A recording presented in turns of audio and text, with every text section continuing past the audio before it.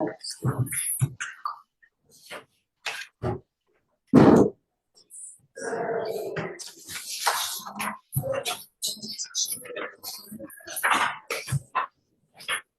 Mr. Strickland, how are you? Good. Good. I'm doing well. Thank you for asking.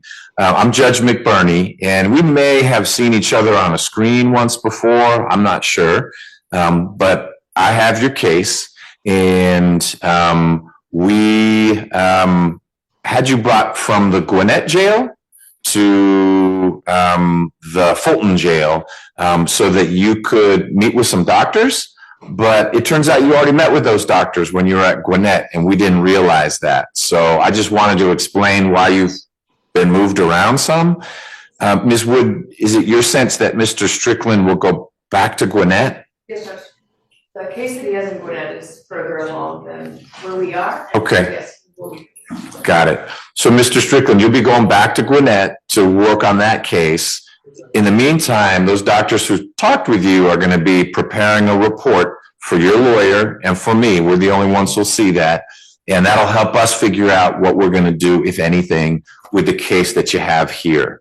And it may be, if we are able to move forward with your case here, that your lawyer in Gwinnett works with Ms. Wood to see, is there a way we can resolve everything together?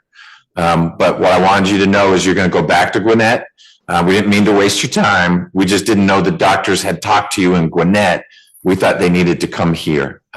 So you go back to Gwinnett. We'll look for that report, and then Ms. Wood will let you know what's happening next, okay? You bet. You bet. So if we set this out 60 days, inquiry, okay. Bryant Murray. Hey, Mr. Murray, how are you? Well, you've heard me. I'm doing all right. I think when you and I last spoke, there was a question about whether you were going to be hiring a lawyer. Is that correct? Am I remembering correctly? No. You had plea and arraignment on the 5th of December. So you were either here in court or you were on a screen. Otherwise, I would have issued a warrant for you. So we wouldn't have skipped this one. But let's not worry about that. The question is whether you're hiring a lawyer. You have another case. Who represents you on your other case? I just got my time. We did that like on the 15th. Yeah. Yeah. And who was it who represented you? I think Ms. Cabrera. Let me look it up. This is Cabrera. Oh, Miss Cabrera. Okay. And She's also, I emailed Ms. Cabrera on this case and showing her that when our office did a conflict on it. So, and I think she was looking into something else, but it should be with conflict. yeah. Okay. I don't know why we didn't resolve both your cases at the same time. That maybe just because they hadn't figured out who's going to represent you. I'm looking at your other case. You did resolve that a few weeks ago. So is there any reason you're aware of, Ms. Rios, why this wouldn't naturally go to Ms. Cabrera, other than people have not handled the paperwork? I don't know. This was placed on the calendar, I think, to figure out if it was conflicted off. And then I looked in our system and showed that there was conflict. We did a conflict earlier last year. And so then I emailed her, letting her know and showing her the conflict. So I'm not sure.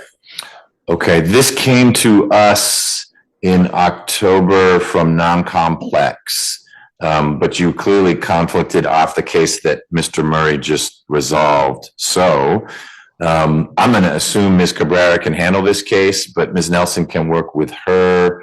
And I want to get Mr. Murray out of here. You don't have to stick around. You still live on Lumbee Drive? Apartment 1023? Yes, sir. He called close for me because I'm still, Okay, 30334. Okay. Ms. Cabrera knows how to reach you, I guess, because you all worked together on that other case. And so I'm going to confirm that she's going to handle this case for you. I'm looking at the charge. It seems pretty resolvable. So we just need to get her plugged in. She's on leave right now. she'll be back sort of in the middle of next week, although she is able to do some things on email. So I'm gonna have my staff reach out to her, say, is there any reason why you can't handle Mr. Murray's other case? And if she says, no, it's appropriate for me to do that, then we'll put this down again to get the case moving along so that you can get it resolved.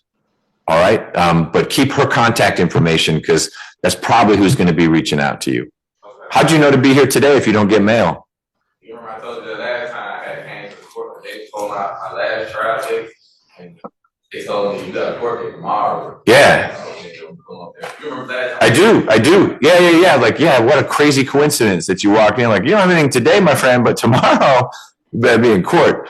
So did you show up in court yesterday? And they said, hey, yeah, come back tomorrow. Yeah. Okay. All right. Hold on. I just got an email in connection with your case.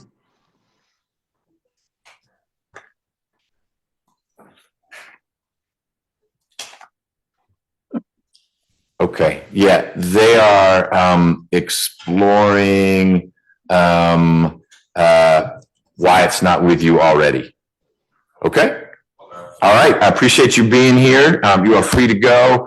And I will not have you come back here till we know for sure who your lawyer is so we can move it along. Thanks. You too.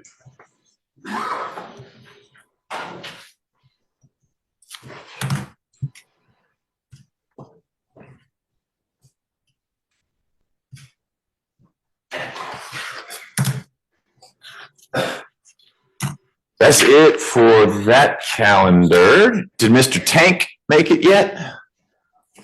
Mr. Tolles, any update on Mr. Tank? Yeah, he was outside. Okay, he's in the building. Okay, great. All right. And how about Dontius Brown? Good morning, sir. And Maddie Brown. Yes, sir, and I apologize. It's all good. Mr. Brown, I've been told your case is probably working out today. Ms. Brown, your lawyer is actually the same lawyer I was talking to this gentleman about. She has a leave and I can't be here today. She tried contacting you, but it sounded like you had already left to be coming to court to say, hey, I can't be here. But you may have been coming anyway because Mr. Brown was coming. But we're not able to. Your lawyer told me it sure looks like your case is resolving. But she's not able to be here today. So we'll need to do that on another day. It'll be during the course of this trial calendar. So in the next couple of weeks, it just won't be today. But I think, Mr. Brown, we are resolving your case. You'll need to speak with Ms. Wood, who just said, I'll talk to you. And that's what we'll do. Okay? Well, thank you so much. You bet. Is there anyone here who did not hear their case called? Hi. Yes, Your Honor, I would like to make an announcement to the court. Sure. I'm attorney Hannah Asgard, and my client. Thank you, sir. You bet. Mr. Phillips. I'm looking. I see Robert Phillips. Yes. But there's a. Yeah, we represent Mr. Phillips, my opposite. Okay, I had a notice when I represented on the previous case. I had a notice for this case.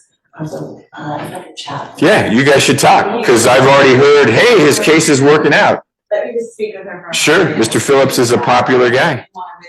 Okay. Anyone else not hear their case called? Okay, then it sounded like we don't have Mr. Stewart yet. Once we do, Mr. Brown will tackle that, assuming we get Ms. Singleton back in here. Ms. Nix, good morning. Mr. Neumeister may be able to go forward with his revocation today. But Ms. Wood was going to try to connect with his mother, who's probably who you'd want to talk to as well. I think that was the main matter of you may have something on the trial calendar as well, but on the inquiry calendar, it was Neumeister. And Ms. Dilligard's eyes got really wide and he said, oh, wait, never mind. That's Ms. Nix. So I know you've been sort of plugged into it. It actually was resolved well before your tenure as well, but it's yours. Yes, and Ms. Clark and I we'll discuss it and we'll work on it. Great. Okay. Anything ready right now, or should I give you all that time you need to plug in with folks? All right, not hearing anything ready right now. I'm gonna go work. And let Deputy Gordon know once something is ready, maybe a couple things, or we get Mr. Stewart here. Oh, he's here, but you gotta go get him. So I gotta get off the bench anyway. So we'll take about 15 minutes, and when I come back, we'll do Mr. Stewart, although we need a prosecutor for Mr. Stewart. Oh yeah, where's Ms. Jones-Connor? It's, oh, you get, okay, 15 minutes, okay? Yeah. Not for Mr. Tank, he's good. Okay. Well, the colloquy with the prosecutor is sufficient in Mr. Tank's case. Okay, good.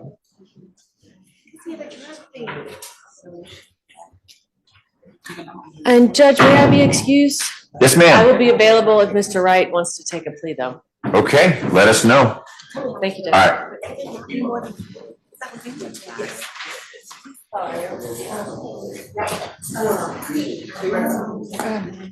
You okay? You okay?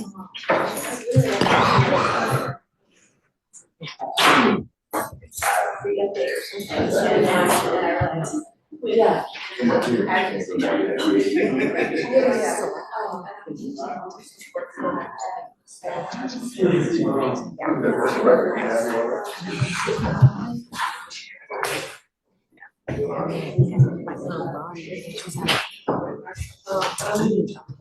He's like 10 convictions.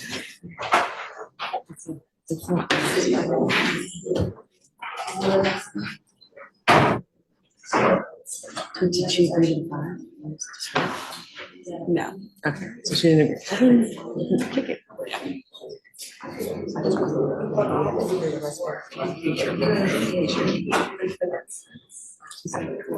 Hi, how are you? Hi, Crystals. Good. All right, so the only thing we were stuck on is the moving, right? Yeah. That's why. Still working on it.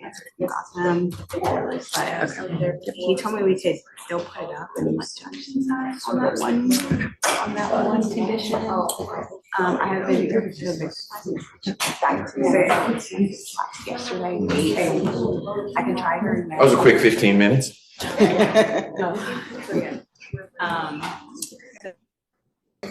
That's what All right, let us refocus. That was more than 15 minutes. These breaks expand. I see Mr. Brown, I see Ms. Hudson, Ms. Singleton, and I know Mr. Stewart is here now. We just need a deputy. And then Mr. Tank will be next. I saw Mr. Tolles, he may be getting his client. Then we'll do Phillips.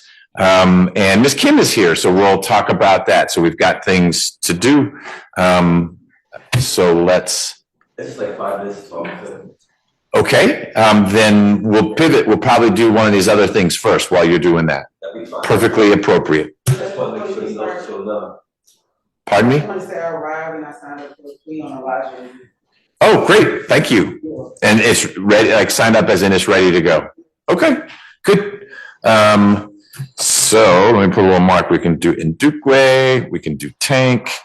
Did Mr. Wilson ever make it? We don't know yet. His client didn't disappear.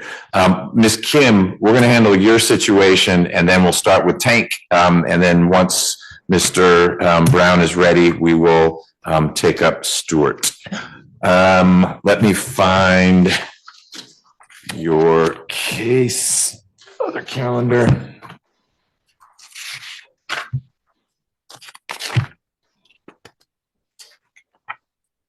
Ms. Harley. Okay, so it was on a trial calendar and she disappeared. She's in custody. I guess we need to figure out what's happening. Why don't you give me a heads up, then we'll bring Ms. Harley out. We can't really do anything till a deputy returns.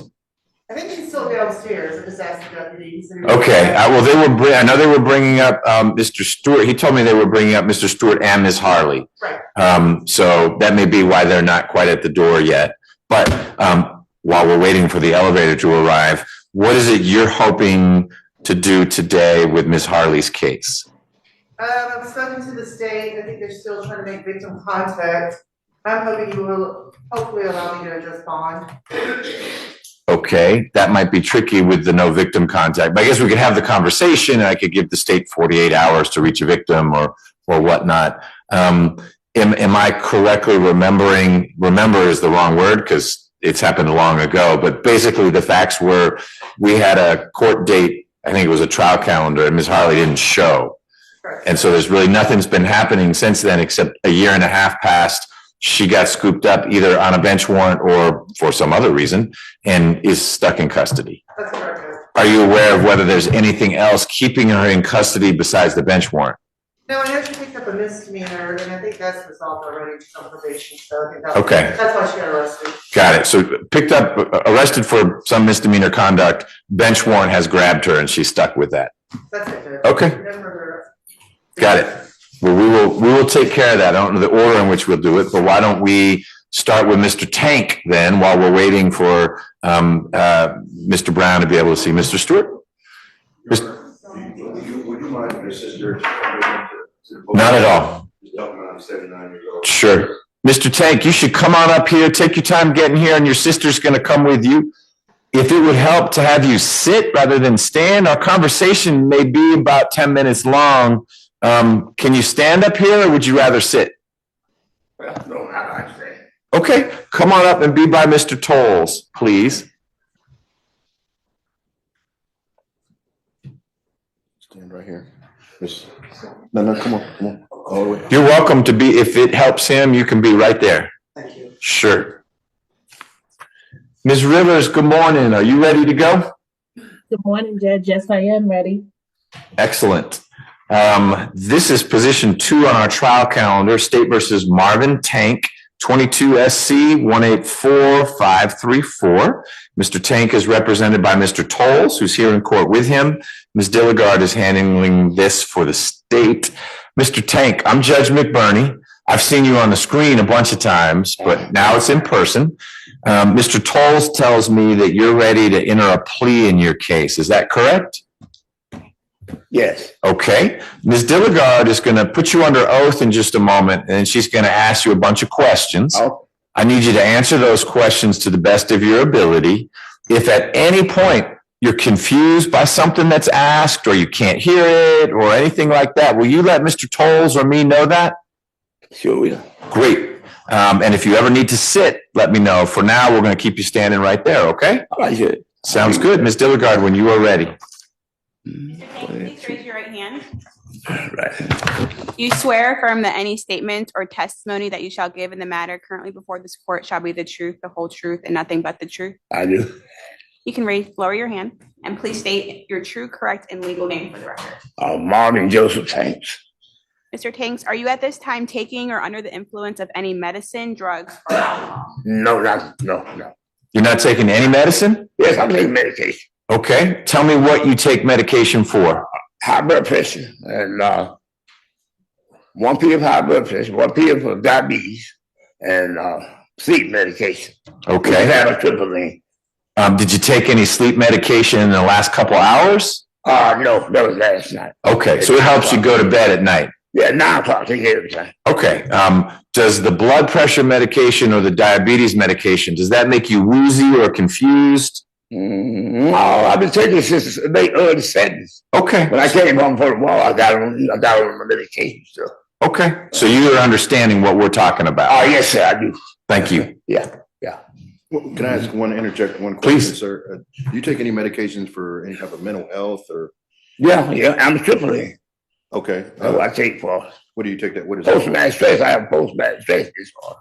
Okay. PTSD. You Yes, take sir. medication for that. Yeah. Did you take that medication? When do you take it? Morning or night? Morning, nighttime. Now, it's everything 9 o'clock at night. 9 o'clock at night. Did you Yes, sir. take it last night? Yeah. Okay. Yeah. Thank you. Thank you, Mr. Tolles.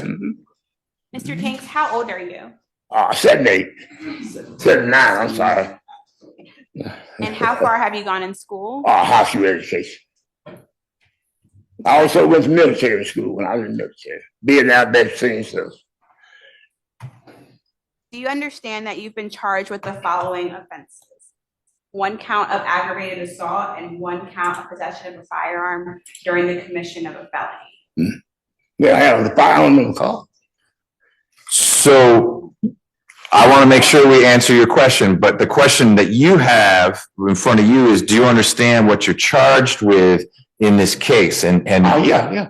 charged with two things. You're charged with supposedly pointing a gun at a Ms. Fanny Smith. That's the aggravated assault. And you're also charged with having a gun when you did that, because of course the claim is you pointed a gun at someone. You understand the two things you're charged I with? understand what you're saying. Yeah. Okay. Now, did you have a question about that?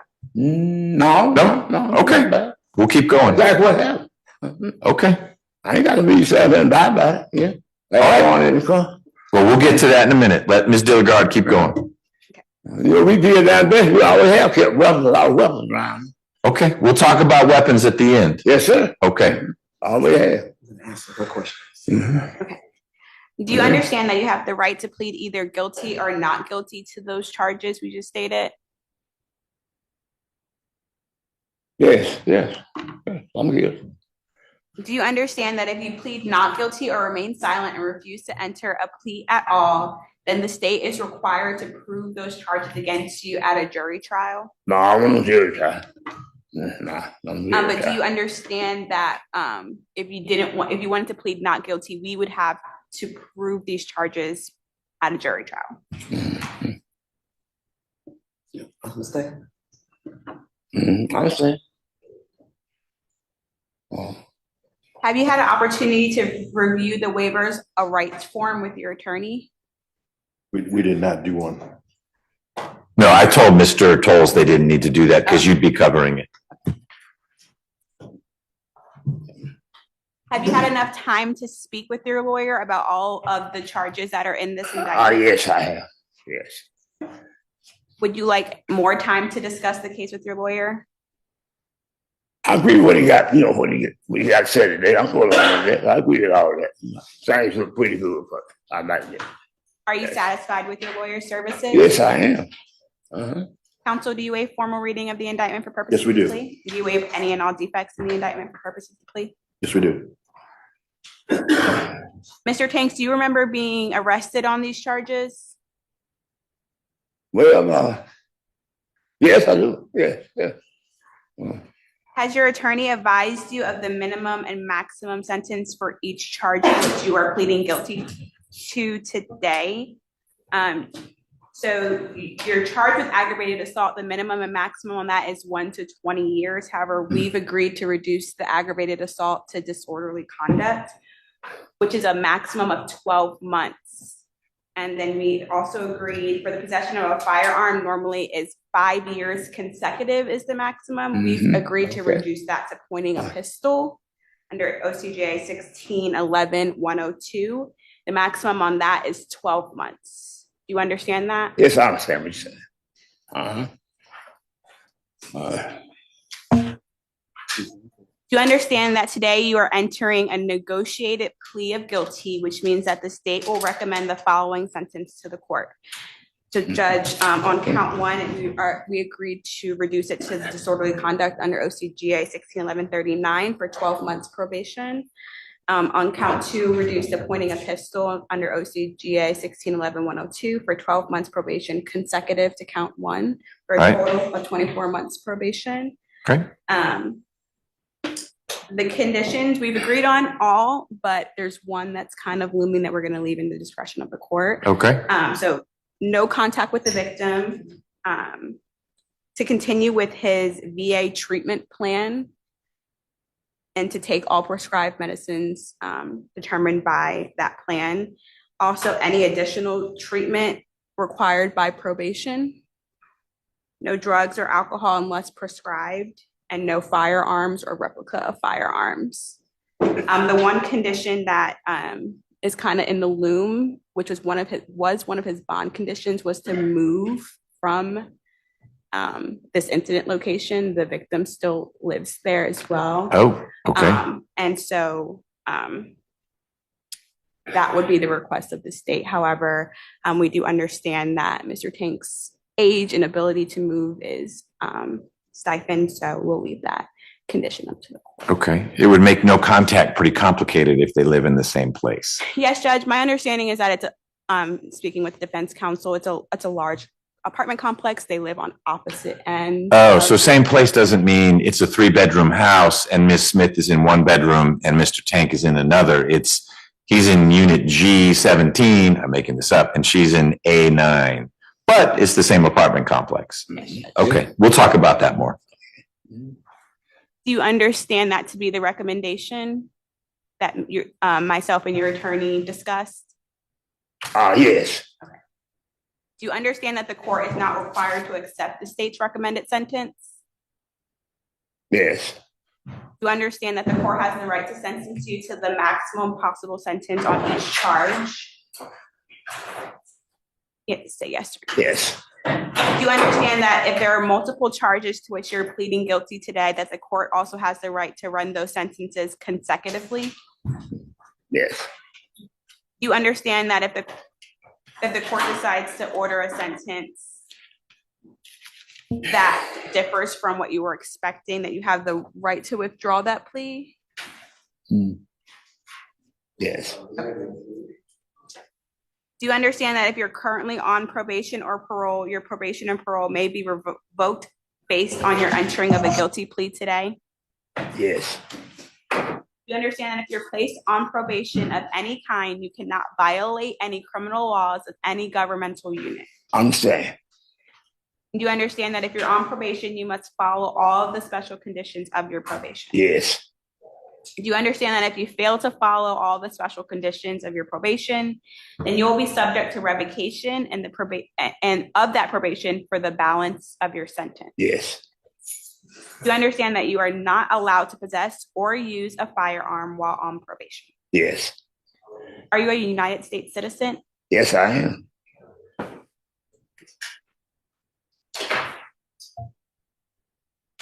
Do you understand that by entering a plea of guilty today, you're waiving any and all defenses, including any mental health defense? Yes. Do you understand that by pleading guilty, you are giving up the following rights: the right to a trial by jury, the right to remain silent, the right to confront witnesses against you, the right to the assistance of counsel, the right to the presumption of innocence, and the right to appeal if convicted of these charges at a trial?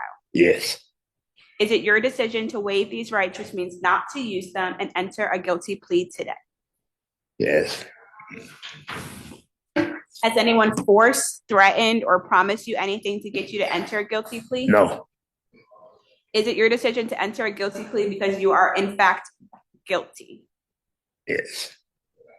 Mr. Tanks, how do you plead to the reduced charge of disorderly conduct and the reduced charge to pointing a pistol in indictment number 22 SC 184534? Yes.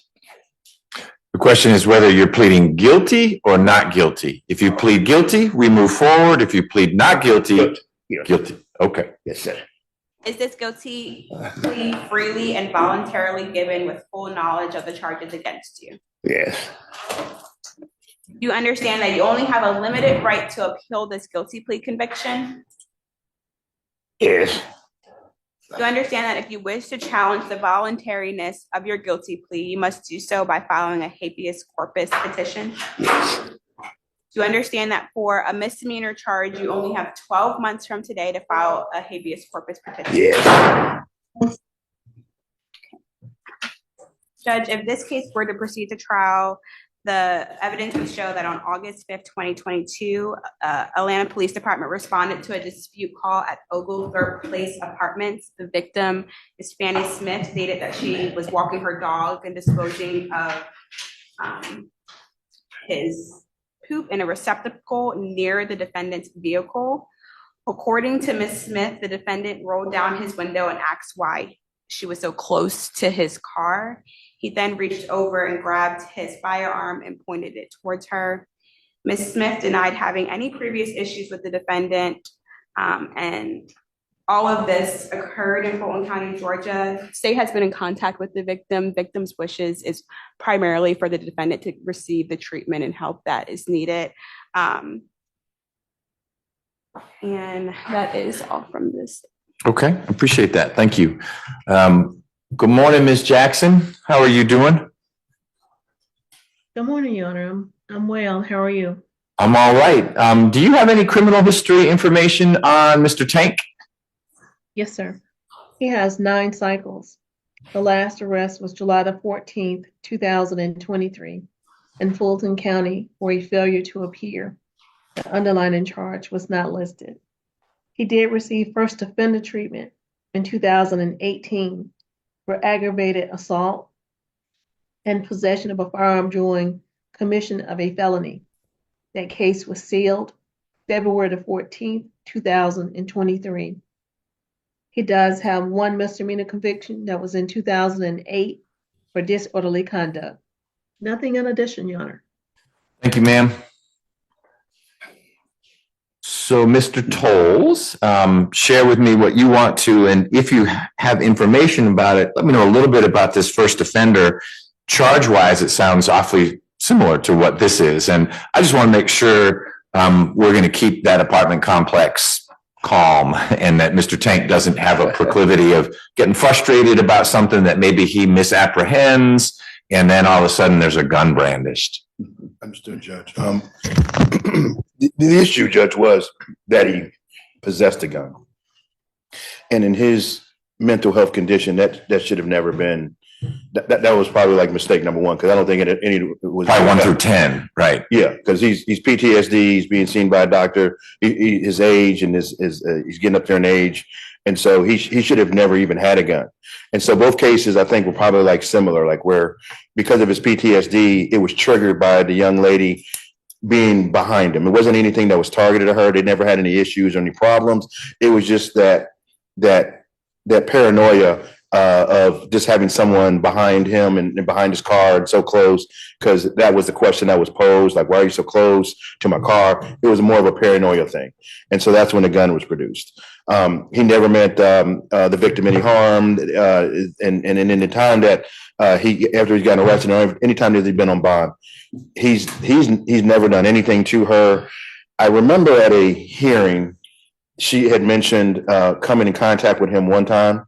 And then upon him seeing, he walked the other way, which is what you're supposed to do. Mm-hmm. And so he's not a harm to anyone, Judge. And now that his family is, and I think when he was with mental health court for a veterans court for a little bit, they went in, they what is the word I'm using? Approved his home. They approved his home. And so for a very long time, even during this case, there was no provision for him to not be in that home. It was just that when he had gotten revoked because he didn't successfully complete the veterans program, largely in part because you could tell he's not the type, he's not going to be able to sit down in front of a circle and things of that nature and talk about drug. It just wasn't the right program for him. So he got revoked. When we were trying to get him his bond reinstated, the victim had come up and had just said something about that. But this is like almost a year and a half into the case, but she did not provide any information that Mr. Tanks ever threatened her or anything. My argument would be that that's why we have the aggravated stalking statutes. Mr. Tanks has lived in his house for 10 years, and so and it's his home. It's everything that he has, and with his age, it was hard for him to move out. And then when his family tried to get him a new place, which that was a lot that contributed to a lot of his incarceration.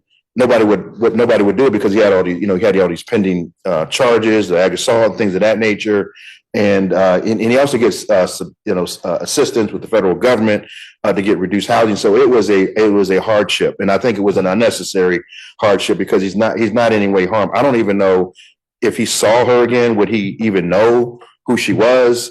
Because I think that question was posed, like, did he recognize you? Did he appear to recognize you? She wasn't sure. And so I'm asking the court, he's been there, Judge. He was on the ankle monitor as well, all this time as well. And all he's done is, he's pretty much on house arrest except for his appointments. All he's done is just go home, go to his doctor's appointments. He's not bothering anybody. Guns isn't an issue. So we're asking the court to follow the recommendation, but allow him to live in his home. It would be a great hardship. And I'm just hoping that you can just see by my client's demeanor that, he's up there, Judge, and the mental health is there. And so, but he's got great family support. His sister always comes to court with him. They make sure that he's doing right. And I think that since the 2.5 years that he's been on bond, he's not had a firearm. He hasn't had any more assault cases. He hasn't had any, anything. And so I just think it would be unnecessary. I thought it was unnecessary at the time. I would still think it would be unnecessary to remove him from his home of 10 years. And so in light of the fact that the state has now prosecuted this as a misdemeanor, and understands that it wasn't any like malicious intent against the victim, that it was more PTSD based, that I'm asking the court to follow the state's recommendation, but allow him to stay in his home. Obviously, a strict no contact order with the victim, and she can be advised that if there's any harassment, intimidation, or anything like that, contact the DA, contact the police. We'll get an aggravated assault warrant. Aggravated stalking warrant for him immediately, and then we can move him to the Fulton County Jail. But that's not going to happen. That's not going to happen. And so another thing that we'd ask for, Judge, and I talked to the state about this earlier, was that we're asking for credit against that sentence for the time he served, because he did do, I want to say, she said 160. I've got the numbers here. I'm going to talk about that with Mr. Tank. And just give him credit for the time that he did serve for the 2 stints that he was in. But Judge, it's been an honor and a privilege working with his family. Mr. Tank served this country. He did a lot of things that a lot of people didn't want to do, and he came back and he's paid an ultimate price. And so I would ask the court to recognize his service and his sacrifice, and allow him to live out his golden years. We've gotten rid of the guns, so I don't think there's, again, any issue. So I would just ask the court to rule as, but allow him to and give him credit for the time he served. Thank you. All right. Thank you. Mr. Tanks, I have a couple questions for you, and then I'm going to see if you have any questions. First, who is here with you?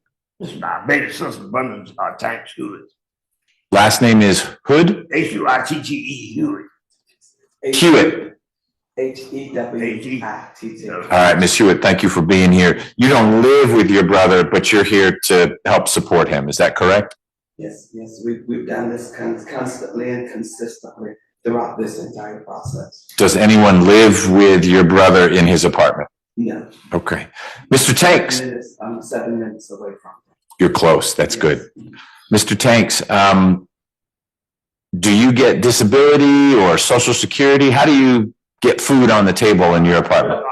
I'm disabled by the government, and I'm retired from the post office and board education. Okay. So you have a pension? Oh, yes, sir. Yes, sir. Okay. Yeah. All right. Disabled, Vietnam best. Got it. And so you served overseas in Vietnam? Yes, I served in Vietnam. Okay. Well, I appreciate your service. 15 years. Do you have a driver's license? Oh, yes, sir. I have a driver's license. Do you drive? Yes. What do you drive? 07 Buick. How often do you drive your 07 Buick? Yeah, yes, sir. How often did you drive it here? No. My sister brought me. Okay.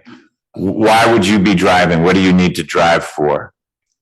Bank. Okay. All that what people mean most of the time. Your basic needs. Yeah. Okay. When did you last have a driving test? I think last year. I got 2045. I got brand new license now.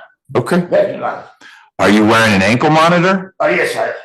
All right, that's going to come off real soon. Yes, sir. I appreciate that. This big 31 anyway. Okay. Because I was in the program. Do you have any guns in your apartment? No, sir. No guns. I've asked what I need to ask. Do you have any questions? No. No? Well, Mr. Tank. That's fine. Okay. I live with that.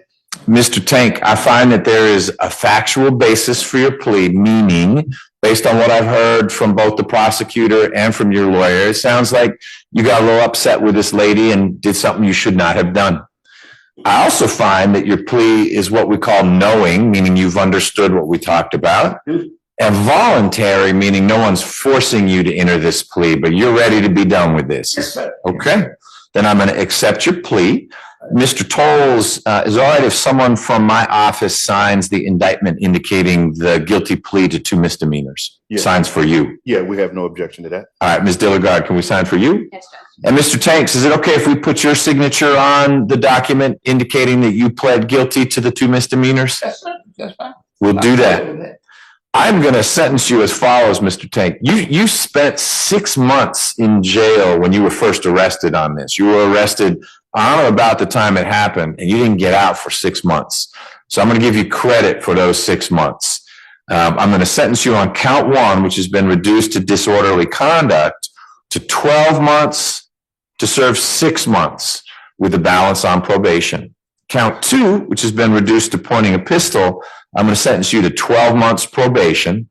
That's going to run consecutive or after your other sentence. So basically, you're going to have 18 months, a year and a half of probation. I am waiving your probation supervision fees. Basically, the government is paying you. We don't need to then move that money to another part of the government. So you'll have no supervision fees. The most important condition of your probation is that you leave Ms. Smith alone. You know where she lives in the apartment complex? I don't even know her. Good. So, but if you see her, just turn around and go the other way, okay? I sure with you. Good. Number 2, I don't know nothing about it. let's keep it that way. Number 2, I want you to keep up your treatment at the VA. Yes, sir, I do that. And any medication that your doctors prescribe, you take that medicine. Yes, sir. If it makes you feel bad, you talk with the doctor and they'll give you different medicine, but you don't decide all by yourself, I don't need this medicine anymore, okay? Yes, sir. Finally, no guns in the household. It sounds like they're none, but don't go get any either now that you're getting this ankle monitor off. If someone finds a firearm in your apartment, to me, that's almost as bad as you bothering Ms. Smith. And there'll be bad consequences for that. Otherwise, you live your life as you've been doing it for 79 years, mostly staying out of trouble, serving our country. And as Mr. Tolles put it, you're in your golden years. You may even be like in your bronze years by now. So I want you to stay safe and take care of yourself, and you leave Ms. Smith alone, okay? Yes, sir. I'll make sure I do that, sir. All right. Now, misdemeanor probation probably will just be something you do over the phone. You might once, with your sister helping you, have to go meet them. They have an office about 2 blocks from here. But they're probably going to reach out to Mr. Tolles to say, how do we get in touch with Mr. Tank? And Mr. Tolles is going to help build that bridge. Do not ignore probation, because if they can't find you or you're not returning their call or doing whatever they need you to do, then they reach out to me and then I get frustrated. Mr. Tanks, all you need to do is call them back. So make sure you follow their directions, okay? And if at any point you're confused by it, you reach out to Mr. Tolles. He can help you navigate. Yes, sir. I'll make sure I remember that. Ms. Dilligard, anything else on behalf of the state? Nothing further from the state. Mr. Tolles, I'm assuming it's a county-funded ankle monitor, which means now it's Second Chance. That is the entity that will be removing that. And so I'm going to rely on you to reach out to Second Chance, the bonding company, and they'll give Mr. Tanks instruction. They probably won't come to him. He'll need to go to one of their offices to get the ankle monitor off. But the ankle monitor's been on for so long, it probably was a different bonding company back when it went on. Your brother's not paying for the ankle monitor, is he? Yes, sir, we did. Oh my gosh, he is. Okay. $305. Well, that's going to end now. That's a lot of money. And I take back what I said about Second Chance. If he's paying for it, it may be a different vendor. I don't know. You'll know he's paying that money. We know it's Telex. Oh, Talatrix. Yeah. So you reach out to Talatrix. If they don't immediately say, here's what we're supposed to do, let Mr. Tolles know, he'll let me know, and I will lean on them, because that should be no longer a stream of income for them or an expense for your brother. Okay? Mr. Tolles, anything else on behalf of Mr. Tanks? Yes, Judge. The 180 days that you did mention, there was an additional, another. There was, because he didn't come to court. So I'm giving him credit for the time I'm going to give him credit for, and he's going to be on probation for 18 months. It wasn't that he didn't come to court. It was because he got revoked. Whatever happened, it may have been the Veterans Court situation. Yes. Be that as it may, that was separate conduct, unrelated to, he was in for 180 days to the day on these charges, unable to make bond. He bonds out, he's in Veterans Court. that ends in a way that's not favorable for your client, but those consequences are due to different conduct and not the conduct that forms the basis for his plea. So I heard you and I see the numbers here.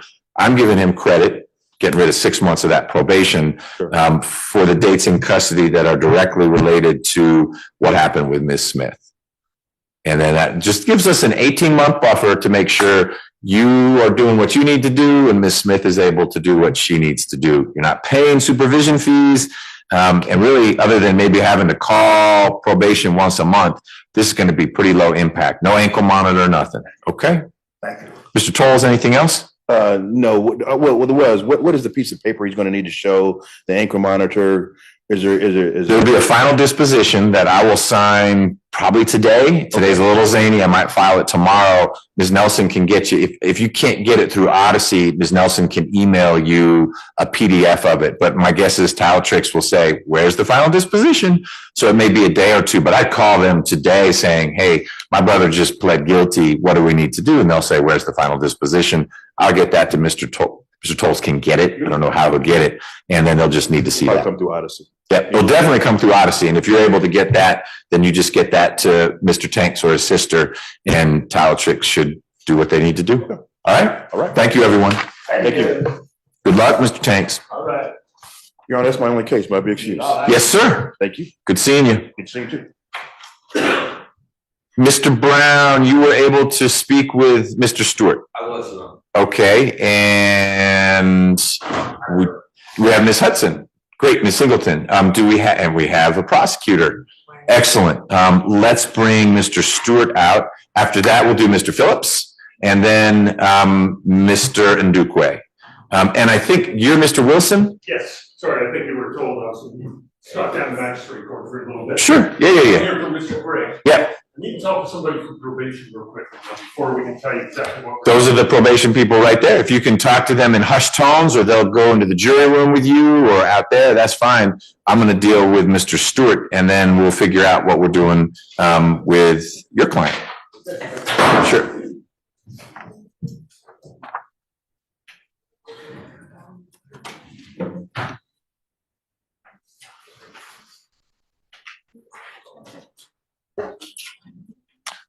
So, Ms. Hudson, I haven't done one of these before. You and Mr. Brown will be standing up here with Mr. Stewart. Is that how, or you're going to give a report and then I hear from I'll hear from everyone. I just want to make sure we sequence it in the way you're familiar.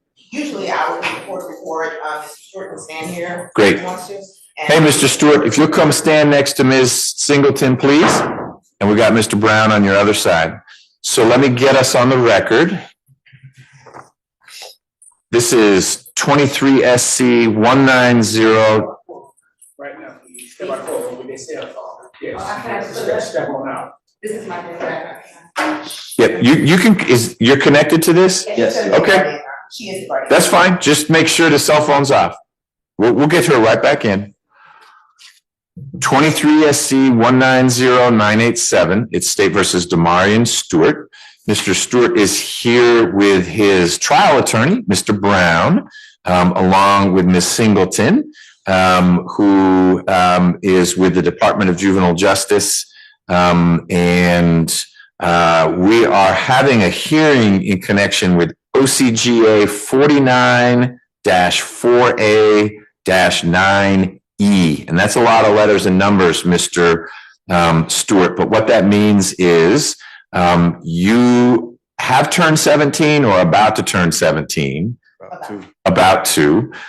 You were sentenced as a juvenile for an adult crime.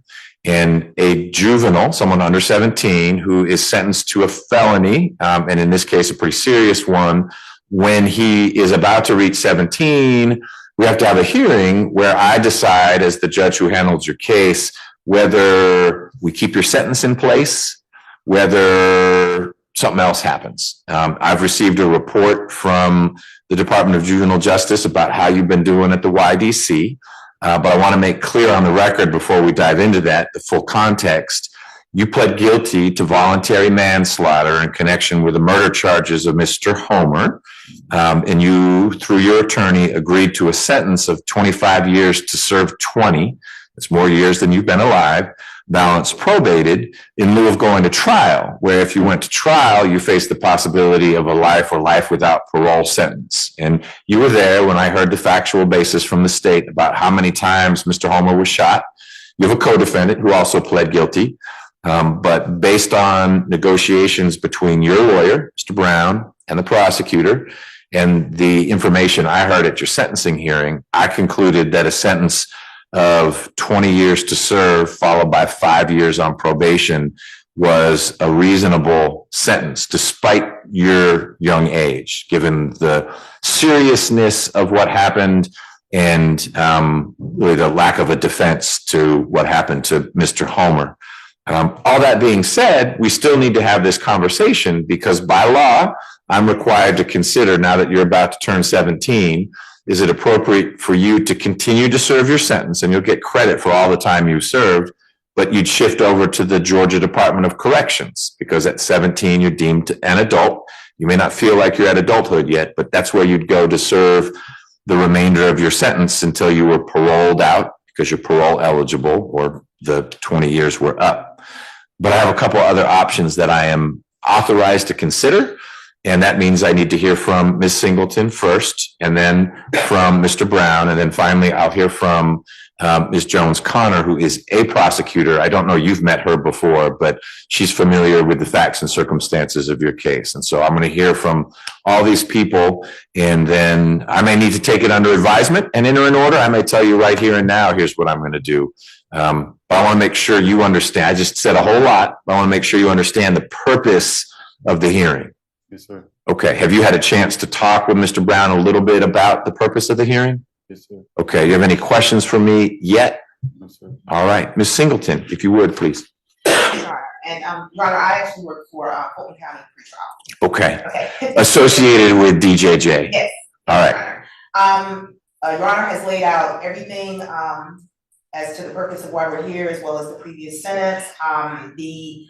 Going into the purpose a little bit more, the options that the court would have, as stated, is to either do nothing and DeMarion would transition over to Department of Corrections, re-sentence DeMarion to a reduced charge, not a reduced charge, I apologize.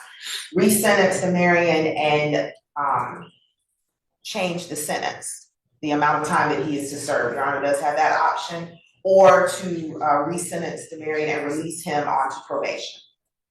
So option 2, as you understand it, and I think I share your understanding, is obviously it wouldn't be an increased sentence, but I might hear these things and say, you know what, I think changing this to 10 years to serve is the right thing to do.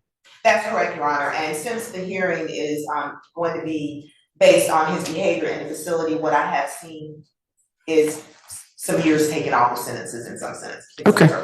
Got it. But yes, Your Honor, and that would be based on the behavior.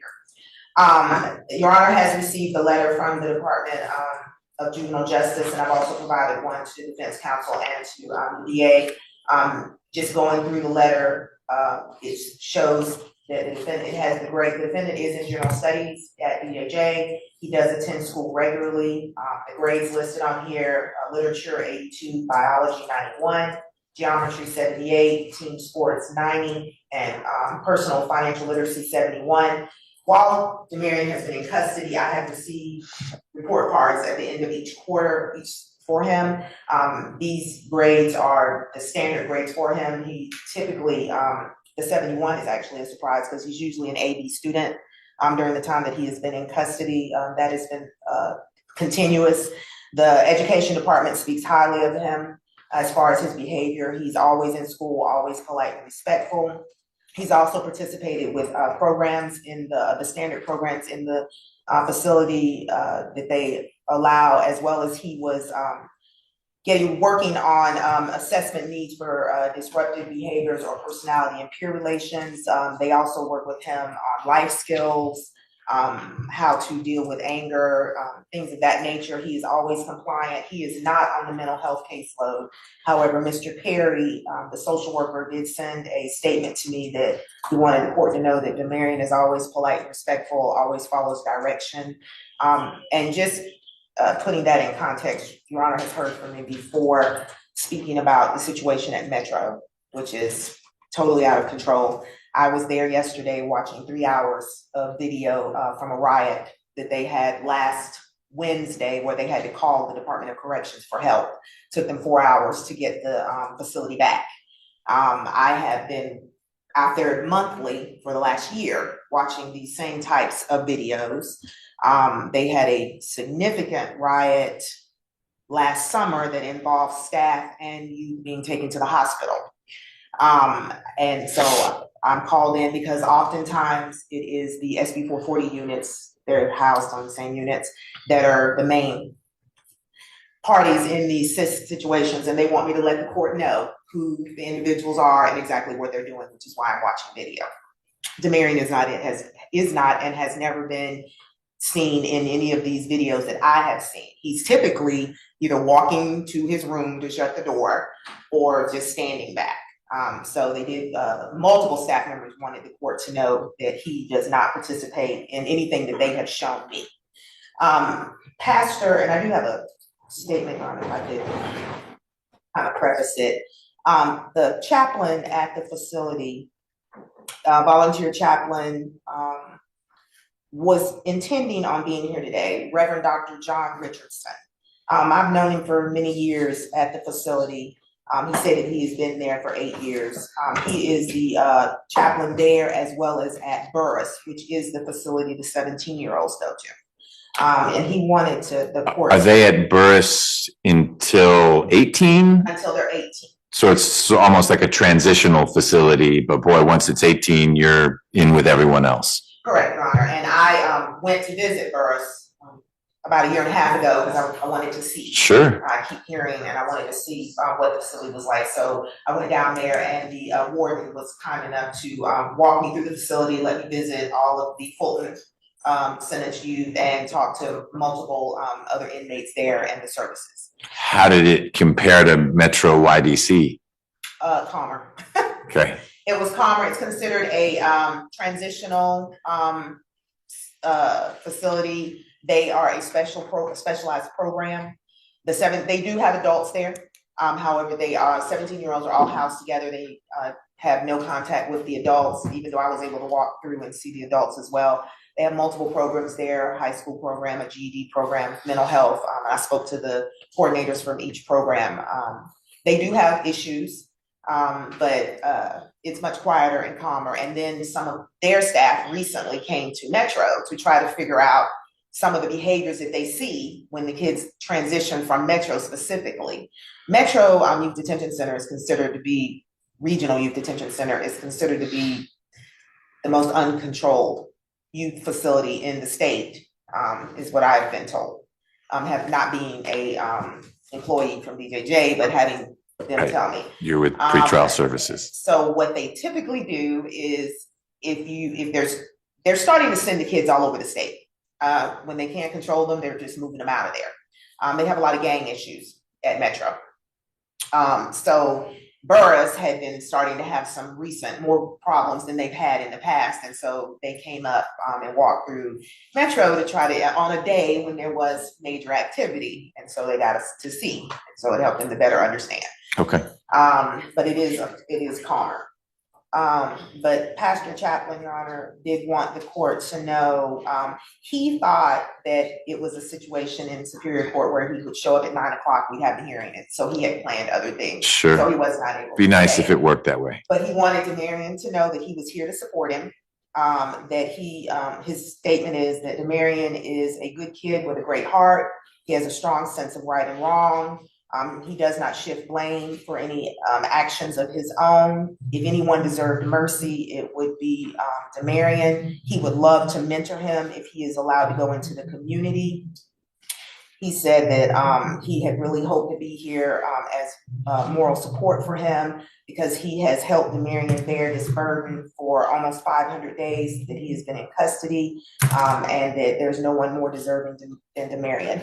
The reason why that was significant to me is that Pastor Chaplain has never asked to come to court or ever shown up to court for anyone in Fulton County Superior Court. He was very saddened to find out that Demarion had taken the plea and he had not been able to come. He did not know that that was going to happen. He had prayed with him previously before the court date, but didn't know that that was the way it was gonna shift. So he had tried very hard to be here today. But he did want the court to know that. Your Honor, I believe that's all the information that I have to present on Demarion's behalf. All right. Mr. Brown, good morning. Good morning, Your Honor. What would you like to add, if anything, to that? First, if I can have she's back in. Okay, good. As Your Honor has well stated, you have a number of options pursuant to OCGA 49-4A-9 subsection E. You can, upon reviewing my client's case, you have the authority to release him, put him on probation, have his sentence reduced, or to transfer him to the Department of Corrections for the remainder of the original sentence. I would ask, before I ask, I would like to note for the court that the report that I received from Ms. Singleton stated that he's remorseful. And I think that's significant because 32 years, I've represented a lot of people who are not remorseful for what they've done. And so I would concur with the pastor who wishes for mercy upon this young man. And I ask that he be released and put on probation. I know the charges are very, very serious. They don't get any more serious. They're pretty serious. Yeah, but that's what I'm asking for. Okay. And in the alternative, if that's not what the court is inclined to do, I ask for the court to do what you mentioned, reduce the sentence to 10 years. That was a hypothetical, but you're seizing upon 10 years. Absolutely. Okay. All right. Got it. And Your Honor, I'm sorry, there was one. If the court, one of the things that I always try to make sure I present is if the court did do a release, I have spoken with the guardian.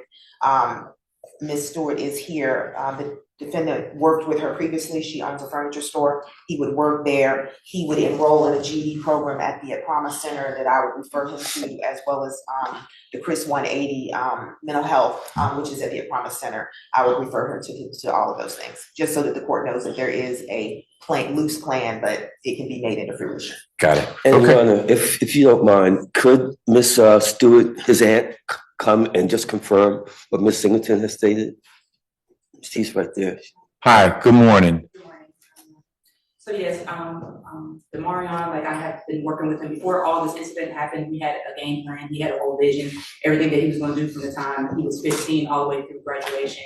And we sat down and went through a lot of stuff. He was employed at my business and he worked a full year before this incident happened. So he would be back with me in my custody, living with me back at working and doing everything he needs to do to get him back on track with his vision and with all the plans that we had set forth to go with him. Got it. He is a good child and despite his circumstance and despite this condition, I just ask that you do have mercy.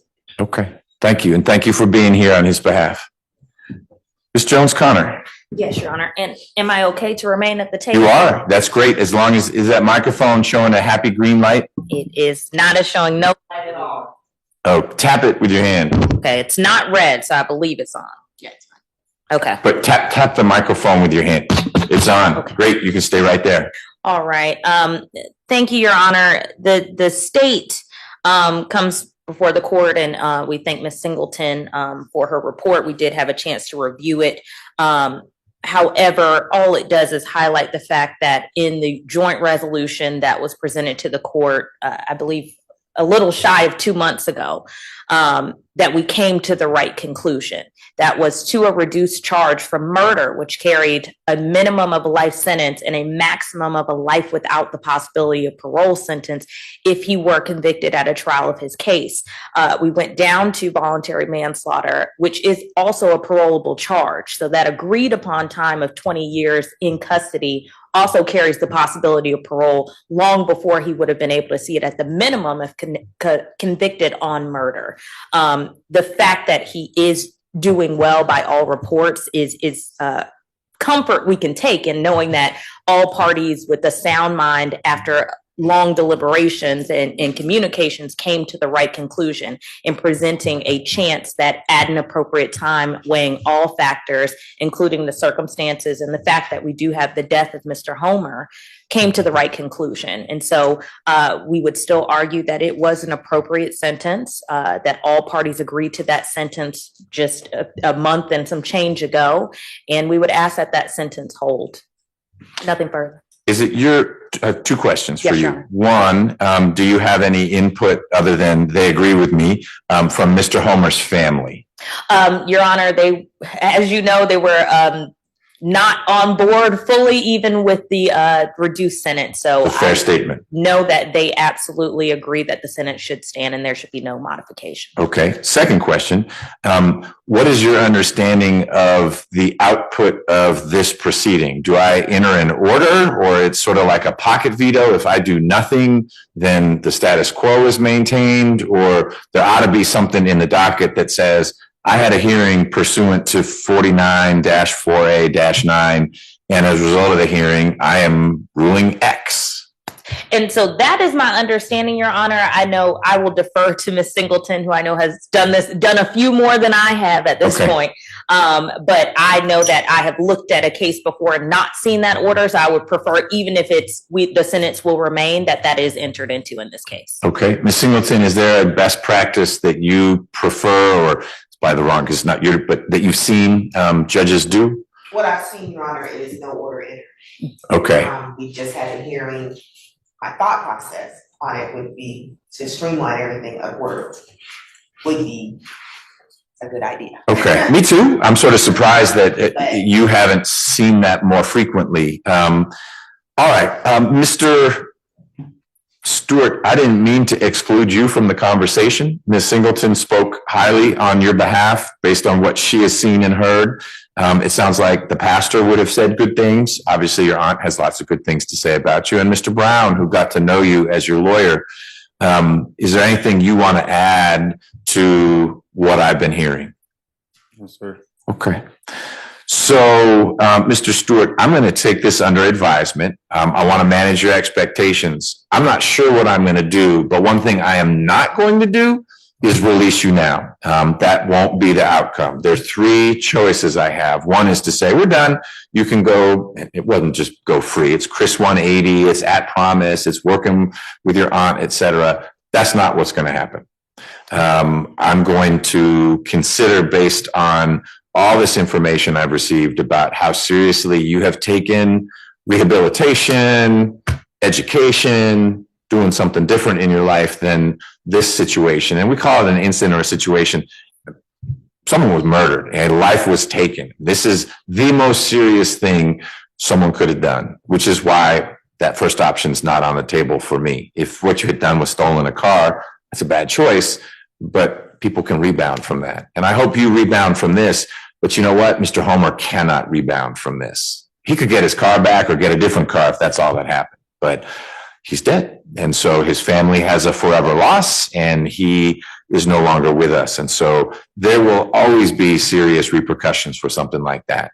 But I need to think seriously about whether the sentence that was imposed remains the right outcome based on this additional information I had. I didn't have 2 more months of you being at RYDC. There are plenty of people who, after they plead guilty, say, well, I'm done having to behave, and now I'm going to revert to the way I normally am. And what I'd hear from Ms. Singleton is you'd stabbed 3 guys and broke someone's nose, and you were getting all 40s in your classes. Or you don't go to class at all, because you don't have to go to class. You're in custody. But that's not what you've been doing. And so I need to think about whether that's something that ought to shape what happens next. I will enter an order. It's not going to be a secret, and I'll do that shortly, and that'll be how we proceed. But I appreciate the input from everyone, to include Ms. Jones-Connor, on behalf of the state, as well as on behalf of Mr. Homer's family. Unrelated question. Mr. Ware, also a juvenile, and so we'll be doing this soon, or he turned 17 before the plea? That's correct, Your Honor. He turned 17, so we will not. So this is the only one we have to do this with. Okay. All right. Thank you for the work you did. I apologize for misidentifying your employer. I'm sure that's happened before. It won't happen with me again. I didn't realize we were coworkers that directly. Yeah. Mr. Brown, thank you for the additional work you've put in here, coming on Mr. Stewart's behalf. Absolutely. Okay. You're welcome. Any questions, Mr. Stewart? No, sir. Okay. Good luck with everything.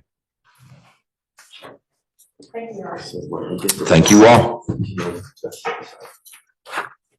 And Ms. Jones-Connor, thank you for parachuting in. Do we have other things you're going to help with today? I do, Your Honor. One was position 3 on the same calendar, Mr. Ricky Pierce.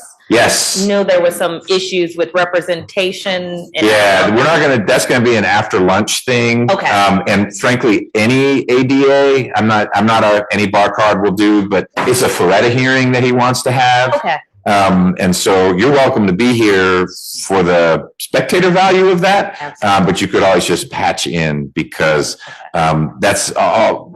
Ideally, we do an arraignment, but he's announced that he isn't under the jurisdiction of this court and you can't have an appointed lawyer. Okay. That's when we'll say for later in the day. Okay, and then the other case was the co-defendant case on the trial calendar, positions 3 through 6. I was hoping I could get a chance to talk to defense counsel. I apologize. I was around this morning. I think they're probably all gone. So Ms. Cabrera is on leave. Okay. But that's the one that Mr. Abate claims he's been communicating with. That is correct. So that would be a stream you want to pick up on. He suggested that was the most productive one. Yes. Ms. Bumpus called in sick, so Ms. Rockwell appeared for her and said, I don't know anything about the case, but we're ready to go. Okay. Mr. Regis was excused. Yes. But he is ready, believe it or not, either Monday, next Monday or the Monday after. He doesn't have a conflict. Okay. I'm going to seize that opportunity. And then Ms. Feely, who was a PD in this courtroom and is now a supervisor elsewhere, she stayed on the case for her client. And her client was actually here for a little while. They spoke, and then Ms. Feely left. She shared with me that Mr. Abate hadn't connected with her. So that would be a productive line to open as well. Absolutely. I know it's a lot of moving parts, but it's so old and these gentlemen are all in custody that it will be my priority. Do you have a sense of how long the Judge Carnesale case is going to go? The projection is to be done and like the jury will have the case and hopefully have a verdict in Tuesday at the latest. Of next week? Yes, of this coming week. Okay. And he's lead or only on that? Lead. Okay. All right. Yes, Your Honor. Thank you for that. I am somewhat familiar with the case, but I've talked about negotiations and all that. So I'll start making some calls. Excellent. Today. Good. Thank you. Thank you. Mr. Wilson. Yes, Mr. Craig just has an announcement. Hey, Mr. Craig. Yeah, why don't you come on up? You're sort of jumping in line, but if it's just an announcement, we'll do that. And then we'll turn to Mr. Phillips's plea next. Your Honor, that concludes my business matters. Yes, sir. As always, good to see you, Mr. Brown. Thanks for your help. Soon. All right, let's see. We don't have to get this on the record, I think, but I want to get to your case on the calendar. There you are. Mr. Craig, position 11. What did you want to say? I'm happy to hear it through Mr. Wilson, but if there's something you want your client to say? Perfectly from you. We're just going to be announcing ready for trial. Okay. And are you available either week? I prefer the second week because I know next week on Monday, I am going to be having a trial in Gwinnett County. So. Is it a felony trial? No, it's actually a magistrate court trial. Okay. So sort of like today. Today, calendar call, being in magistrate court's fine with me. But Mr. Craig's case would take precedence over the magistrate trial. Yes, and I sounds like you already have something coming up on Monday, so I'd be free. If there's a trial coming up on Monday and Tuesday, then okay, I'd be free beyond that. So what I'm going to do is shift Mr. Craig's case over to the trial side. And I am hearing you say your preference is week 2, but the conflict that you have on Monday of week 1, so next Monday, you and I are agreeing, I think, that actually this case would win the conflict. Yes, I'm sure. Your preference would be, since they're both Mondays, hey, let's move Mr. Craig's to that following Monday. And I try to accommodate those things. I will tell you that there is a murder. The only week which I can try it is that second Monday. Okay. And that gentleman is in jail and has been for a long time. And you just heard from Ms. Jones-Connor, the 4 defendant murder where people have been in jail even longer. I couldn't start on Monday because the prosecutor is stuck in trial. So that would probably be the second week as well. Second week is looking pretty congested. Yes. So yes, I'm sure if I talked to the magistrate court, I'm happy to help. If they need to continue that. Yeah. And I'm happy to help you with that conversation. I will stay out of your way, but if you need coverage, I'm happy to have my team reach out to say, Mr. Wilson is popular. He's going to be informed. Yeah, if I need someone to strong arm him, then. That'd be Mr. Foy, but I will help with other things. Okay. Mr. Craig, I want to make sure you understand you are 100% exercising your right, which is to go to trial. I will be emailing Mr. Wilson and other lawyers what the plan is for the next 2 weeks, but it's entirely likely that you will need to be here Monday morning, 9 a.m., ready to roll. And just looking at the charges, it's a case that might take 3-4 days, and you'd obviously need to be here for all of that. Understand? Yes, I understand. You talk about this Monday coming. I am. Okay. Yeah, like 5 days from today, 2 business days. So yeah, Monday the 3rd, whatever it is. But Mr. Wilson will let you know. I don't email you directly. The email will go to the lawyers. And so just make sure you are staying close to Mr. Wilson. My forecast is that it would be this Monday because of what I just shared about these murders that are stacking up for the second week. Okay? Yes, sir. Mr. Wilson, that email will also have in it some basic directions on, hey, I need voir dire by this date and jury charges, et cetera. And we'll roll from there. Ms. Dilligard, if this went to trial, how long do you expect the state's presentation to be? Because I would estimate 3 days. Okay, so it's doable within week 1. It is. Good. Yes. Okay. All right. Mr. Craig, you remain on bond. Those conditions apply. You just want to make sure you're here on Monday if that's what Mr. Wilson says you need to do. Okay. Any questions? No, sir. Anything else, Mr. Wilson? My only question would be the email. Would that probably come out today or tomorrow? My goal would be to get it out today because Monday's not far. And in particular, there are a few lawyers who've got 3 or 4 cases and they'd like to know which one do I spend the weekend working on. You have just one. So I always try to get that out as soon as I can. But we got some pleas to take. And so if it's not, my guess is it may be after business hours today, but it would be today. Okay. Okay. All right. Well, thank you. You bet.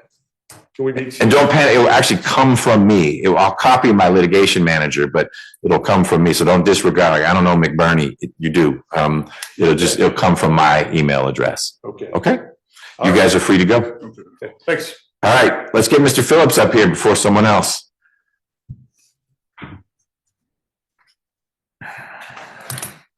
Did you sort out who his lawyer is going to be for the day? Very strange, Judge. So Yeah. Mr. Phillips apparently hired another attorney 2 years ago, never had any contact whatsoever. So hired our office. Okay. And then that was the first time that he had met her. So interesting. Did you hire that lawyer in particular, or it was an office, a firm, and she was part of that firm? Okay. I need you two to switch spots.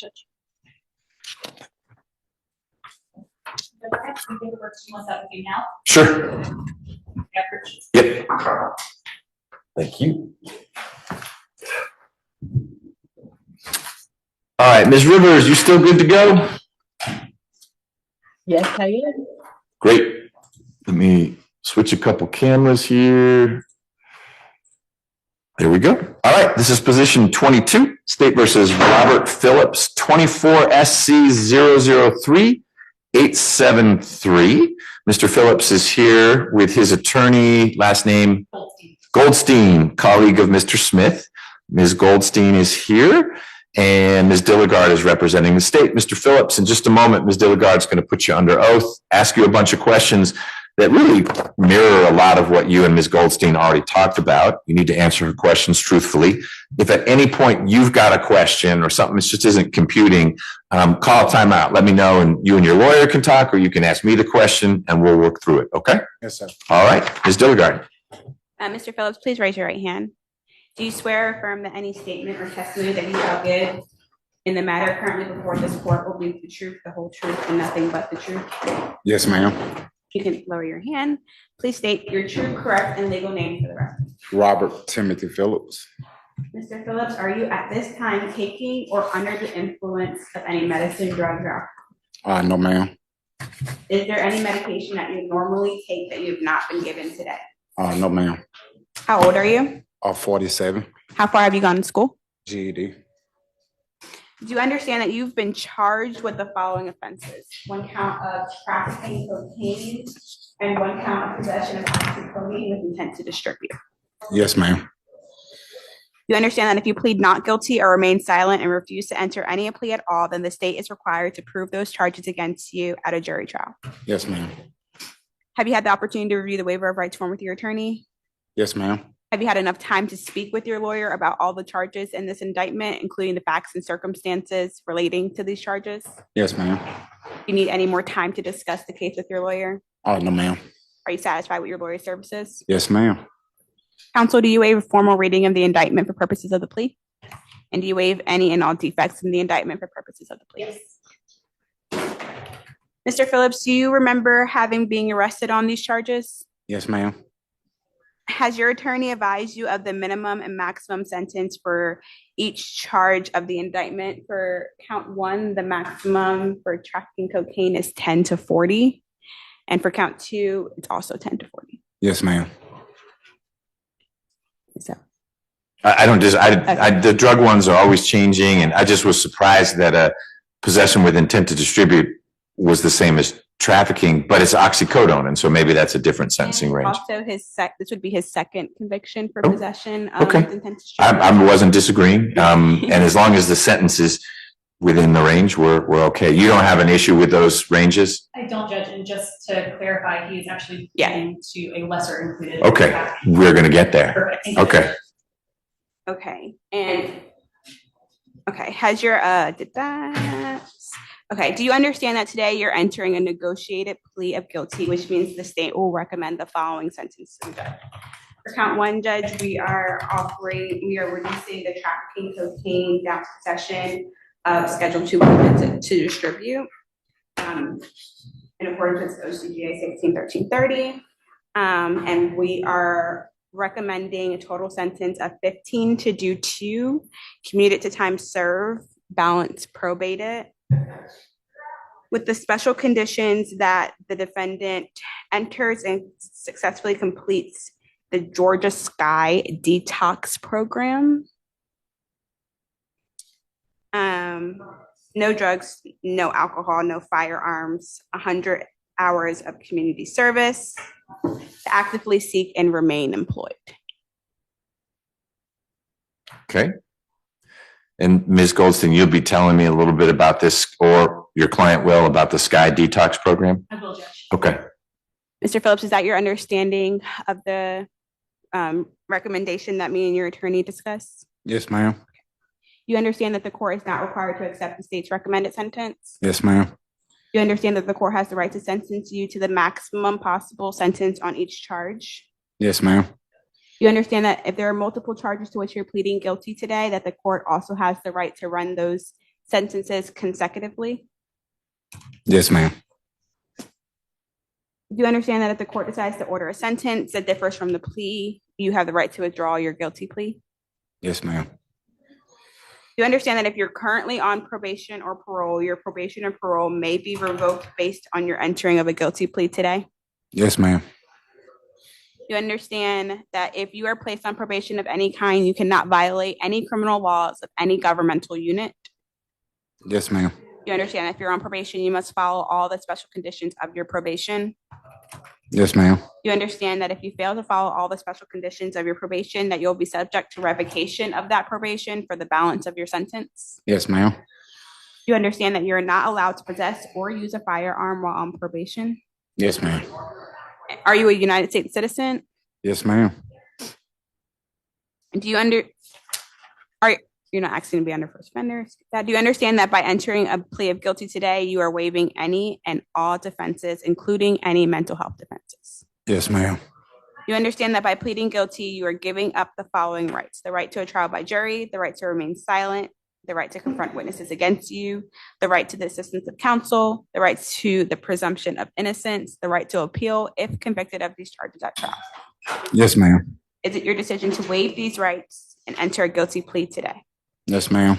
Has anyone forced, threatened, or promised you anything to get you to enter this plea? No, ma'am. Is it your decision to enter a guilty plea because you are in fact guilty? Yes, ma'am. Mr. Phillips, how do you plead to the charges of possession of Schedule 2 with intent to distribute, and possession of oxycodone with intent to distribute, and indictment number 24 SC 003873. Guilty. Is this guilty plea freely and voluntarily given with full knowledge of the charges against you? Yes, ma'am. You understand that you only have a limited right to appeal this guilty plea conviction? Yes, ma'am. You understand that if you wish to challenge the voluntariness of your guilty plea, you must do so by filing a habeas corpus petition. Yes, ma'am. You understand that for a felony charge, you only have 4 years from today to file that petition. Yes, ma'am. Judge, if this case were to proceed to trial, the evidence would show that on January 1st, 2022, officers were traveling on Oldville Cook Road when they noticed a white Jeep Cherokee that appeared to be exceeding the 35-mile-per-hour speed limit. Officers accelerated past the vehicle, was within passing distance, and were able to clock the vehicle between around 55 miles per hour in the 35-mile-per-hour zone. A traffic stop was initiated. Immediately upon walking up to the vehicle, officers could smell marijuana coming from the driver's window. They spoke with the defendant and asked him to step out. They conducted a probable search cause of the vehicle, found a small baggie with black spades on it full of cocaine in the center console. They also found marijuana, MDMA, and oxycodone with some more empty small baggies. They also found around $1,700 of United States currency on his person. The GBI tested the drugs and they were able to confirm 28.01 grams of cocaine. That's an unlucky day. Right. Can't make it up, Judge. Wow. It's like do a retest on that one. Just sneeze and it's going to be less now. And 7.5 grams of oxycodone. All this occurred in Fulton County, Judge, and that is the reason for the reduced charge down to possession with intent. Judge, this defendant spent 4 months on a revocation based off of this case, and then also an additional 9 months, which I'm sure counsel will tell you about, in DOC completing an RSAT program, the RSAT program. As a result of the revocation, that was the basis of this. Yes, Judge. All right, I'm feeling better about that because he served 2 days in jail here. Like that's not a 15 serve 2, but there's a little more traction here. Okay. Yes, Judge. And so my understanding is that the defendant is battling drug addiction, and that this program, which I'm sure counsel will tell you more about, it's very intensive. And my understanding is that's the help that he needs. And so that is why we recommended the sentence that we did, and nothing further from the state at this time. All right. Thank you. Ms. Jackson, good morning. Can you share criminal history on Mr. Phillips, please? He has 34 cycles. The last arrest was November the 5th, 2024, out of Clayton County for trafficking cocaine or illegal drugs, and possession of marijuana with the intent to distribute, and possession of Schedule 1 or 2 controlled substance with the intent to distribute. 3 counts, and possession of Schedule 1 controlled substance, 3 counts. And there were 2 counts of possession and use of drug-related objects, and possession of a firearm during commission of a felony, and possession of a firearm by a convicted felon. There was no disposition for that arrest. He does have prior felony convictions. 1 in 2015 out of Fayette County for possession of cocaine. I apologize for being out of order, Your Honor. There was 1 in 2016 for possession of a firearm by a convicted felon. 1 in 2008 out of Henry County for possession of cocaine with the intent to distribute. 1 in 2003 for possession of controlled substance with the intent to distribute, and possession of marijuana with the intent to distribute. 1 in 2000 for robbery. He does have misdemeanor convictions. 1 in 2010 out of Clayton County for DUI and driving while license suspended or revoked, and possession of marijuana less than an ounce. 1 in 2006 for fleeing or attempting to elude an officer and reckless conduct. And 1 in 2003 for driving while license suspended or revoked. Nothing in addition, Your Honor. Thank you. So, Ms. Goldstein, I'm curious about Sky Detox. I'm also curious about a trafficking arrest 3 months ago. Yes, Judge, we don't represent Mr. Phillips on that case, so I don't know the merits of that case to discuss. Okay. I actually just became aware of it fairly recently. Did you know about it, Ms. Dilligard? Did not, Judge. Did not. So he's got an open trafficking case with a gun out of Clayton County. Okay, keep going. Yes, Judge. I believe that Mr. Phillips' criminal history, it's extensive. And I don't think that we can ignore that, but I do think that it speaks to the addiction that he has struggled with all of his adult life. He is 47 years old, lives with his wife, his fiance, he's present in the courtroom. There are 2 children who are 12 and 15 years old. He is actually this school year, their 12-year-old daughter was identified with some learning disability, so he has been responsible for her schooling. As Ms. Dilligard pointed out, this case led to a probation revocation out of Fayette County. That's the 2015 case? That's correct, Judge. Okay. In which Mr. Phillips served 4 months in custody in Fayette while he was waiting for bed space in RSAT. Then he completed the RSAT program through DOC. Mr. Phillips has shared with me that RSAT was the first time that he has really heard any sort of hope or any sort of hope for help. That program, I don't know if, I'm sure you're familiar with it in Dearborn with drug court. It's not therapeutic as it probably could. It has a punitive component to it that, in my experience, has lessened the therapeutic side. We get a number of people in drug court who went through RSAT. And when I was first starting, well, wait, you did RSAT, you did this curriculum, but it's in a very different setting. I agree with that, Judge. And I think that the message of hope that was presented was the first time that Mr. Phillips had heard that. So he is looking at this as an opportunity to get the help that he needs. As far as the Georgia Sky program goes, it is kind of an umbrella program. It will be administered through Acworth Outpatient Detox. The original detox, the initial detox phase is 15 to 22 days of intensive detox with medical professionals. He has already been accepted. He has an appointment to start that on Monday at 10:30 a.m. They do an evaluation to accept you into that program. I have an acceptance letter the court would like to see. Then at the completion of the detox phase, you reassess, meet with the doctors, and they recommend an ASAM curriculum, if you will. After that, Mr. Phillips' insurance will cover 16 weeks. That's not enough, Judge. And I've spoken with Mr. Phillips and his fiancée at length that they are willing to pay out of pocket for whatever is required to get him the help that he needs. I am happy to answer any questions about the detox program or provide any more information you might need. What language should I put as a special condition of probation that ensures that I've got some leverage over Mr. Phillips if he walks away from it? If I say you must enter into and complete the Sky Detox program, is that sufficient, or do I need to say Acworth, blah, blah, blah?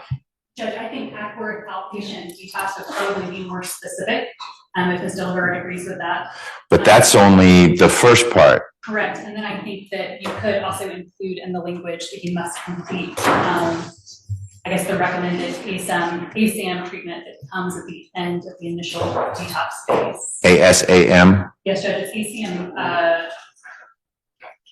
level 2, which is also known as the intensive outpatient program. That's kind of, I think, the more common name for that program. And that's administered through where? It will be wherever Acworth Outpatient Detox then sends him. Okay, not known yet. Sky program. Yes, okay. Exactly. Okay.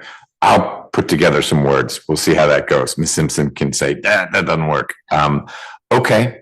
Mr. Phillips, you have insurance, which says to me you work or you were in the military. How do you have insurance?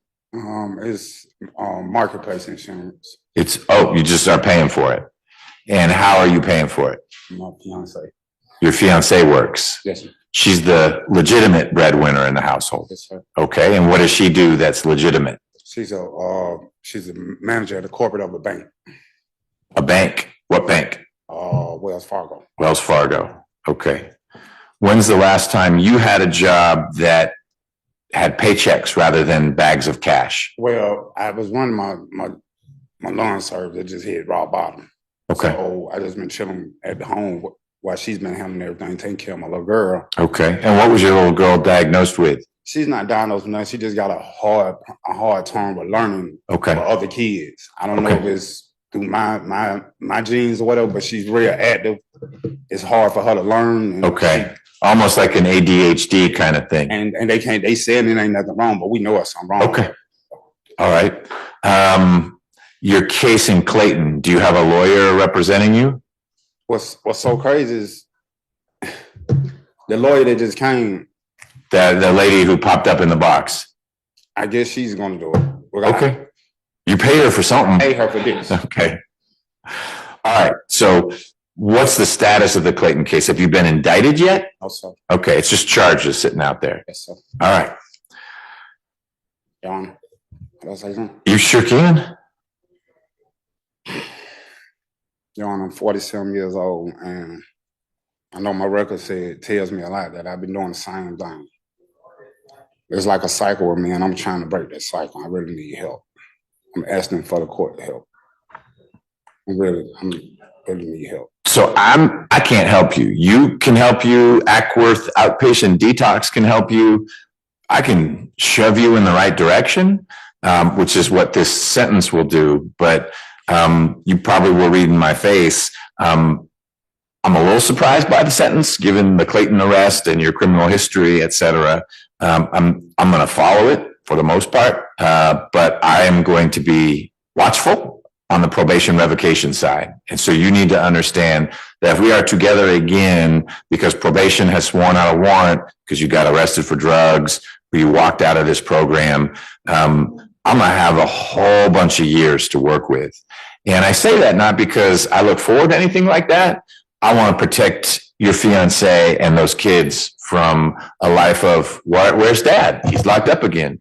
What's this bag of money? Why is there a gun in the car? The line of work you're in is real dangerous. It can result in you being killed by a customer using the wrong substance or whatever. And your kids and your fiance deserve better. I think you want to do better. I believe that. I work with addicts all the time through drug court. You are going into an amazing program.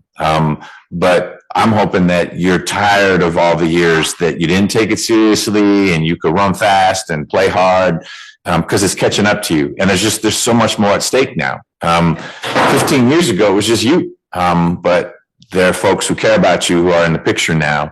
And I make it sound easy. It's not. You need to make different decisions, because otherwise you won't have the capacity to make decisions, because the Department of Corrections will be deciding when you wake up and what you eat and when you go back in your cell, and you're out of your kids' lives and your fiance's life. So I don't know when the wake up call hits, if it's the next arrest, if it was the Clayton arrest, what it was. I'm excited. Excited's the wrong word. I'm optimistic that you going into the situation up in Ackworth is you trying to bend that curve in a different direction. I have one more question. Why Ackworth? Is that you live up there? No, sir. I stay in Henry County, but that's the only outward program it is. That is self my insurance, the marketplace insurance. Okay. But you understand Ackworth and Henry County, they're not. I did the thing. It's like 45 minutes. Okay. So it's good. All right. Because again, I will be looking for something coming from probation saying Phillips walked away from the Ackworth outpatient detox. And I don't want there to be surprises or tears if we're back together. Like, Judge, give me another chance. I haven't worked with you before. This is your chance from me. Others have given you chances cumulatively. There have been a lot of chances. And so we're clear. This is it. I hope it works. Mr. Phillips, I find there's a factual basis for your plea. I also note that it was a long time ago when this happened. This was January of 2022. So we're playing a little bit of catch up. It's generally better when the cause and effect of I get arrested for X and here the consequences are closer in time. That's not your fault. It didn't get indicted till now. Ms. Dilligard has moved it quickly, but it sat around for a couple of years, and here we are. I also find that your plea is knowing and voluntary. Voluntary means no one's forcing you to do this, and knowing means you're going in with eyes wide open. You understand what's going on. Do you agree with that? Yes, sir. I'm sentencing you pursuant to the Probation Options Management Act, which means if you have a minor violation of probation, maybe you miss a reporting date once, you and probation work through that. I don't have to get in the middle. But if it's more serious, you get arrested or you violate any of your special conditions, that comes back to me and I'll handle that. Ms. Goldstein, did you cover the plea of guilty form with your client, Mr. Phillips? I did, Judge. And is this your signature all the way on the last page? Yes. May we affix your signature electronically to the indictment in this case? Ms. Dilligard, can we sign for you?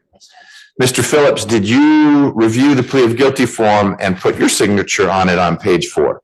Yes, sir. Is it okay if we electronically sign your name to the indictment indicating your guilty plea? Yes, sir.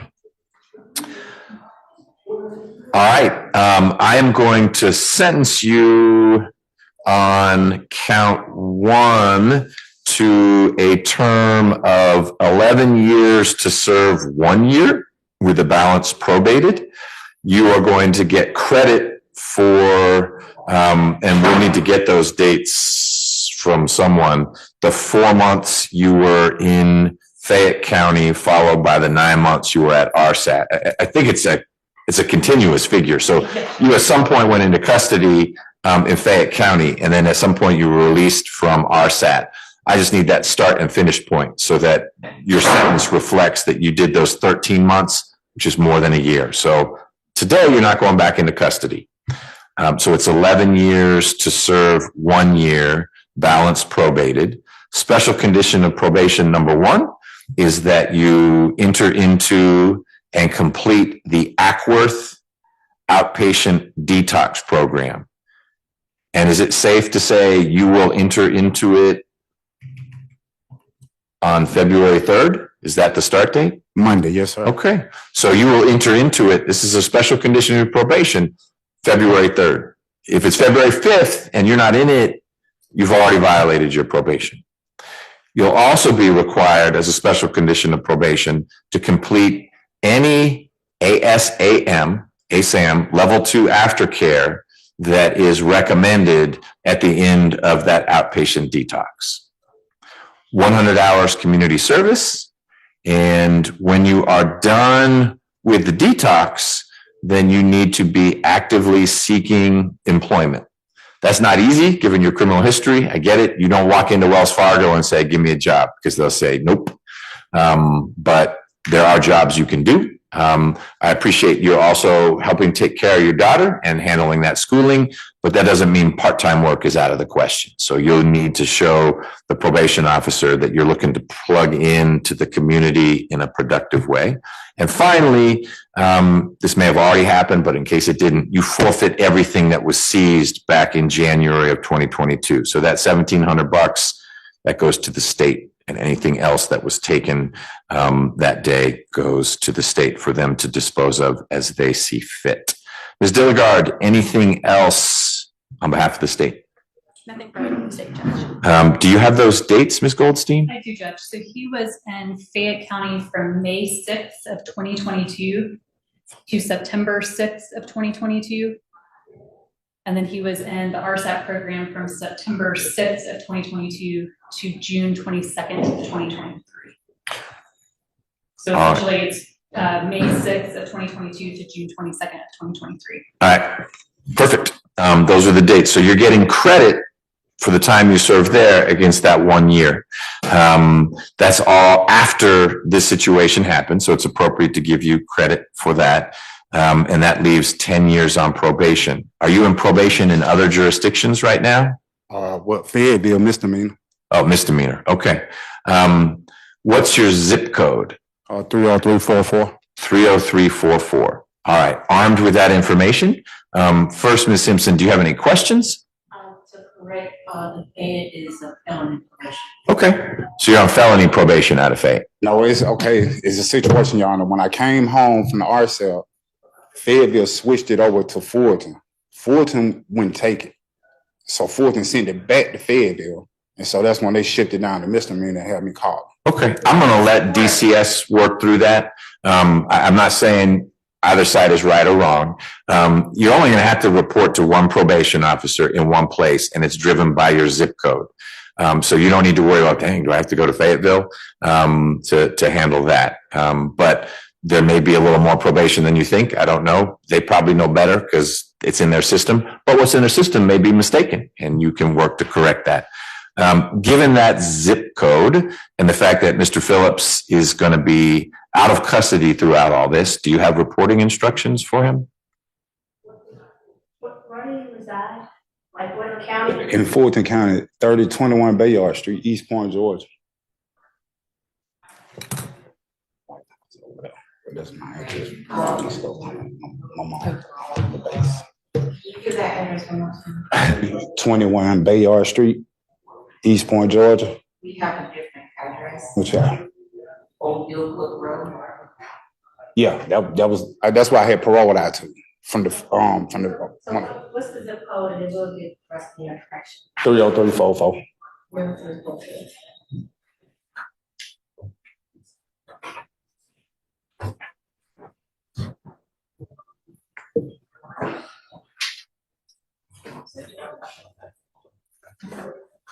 So your reporting date will be in February 12th. That is on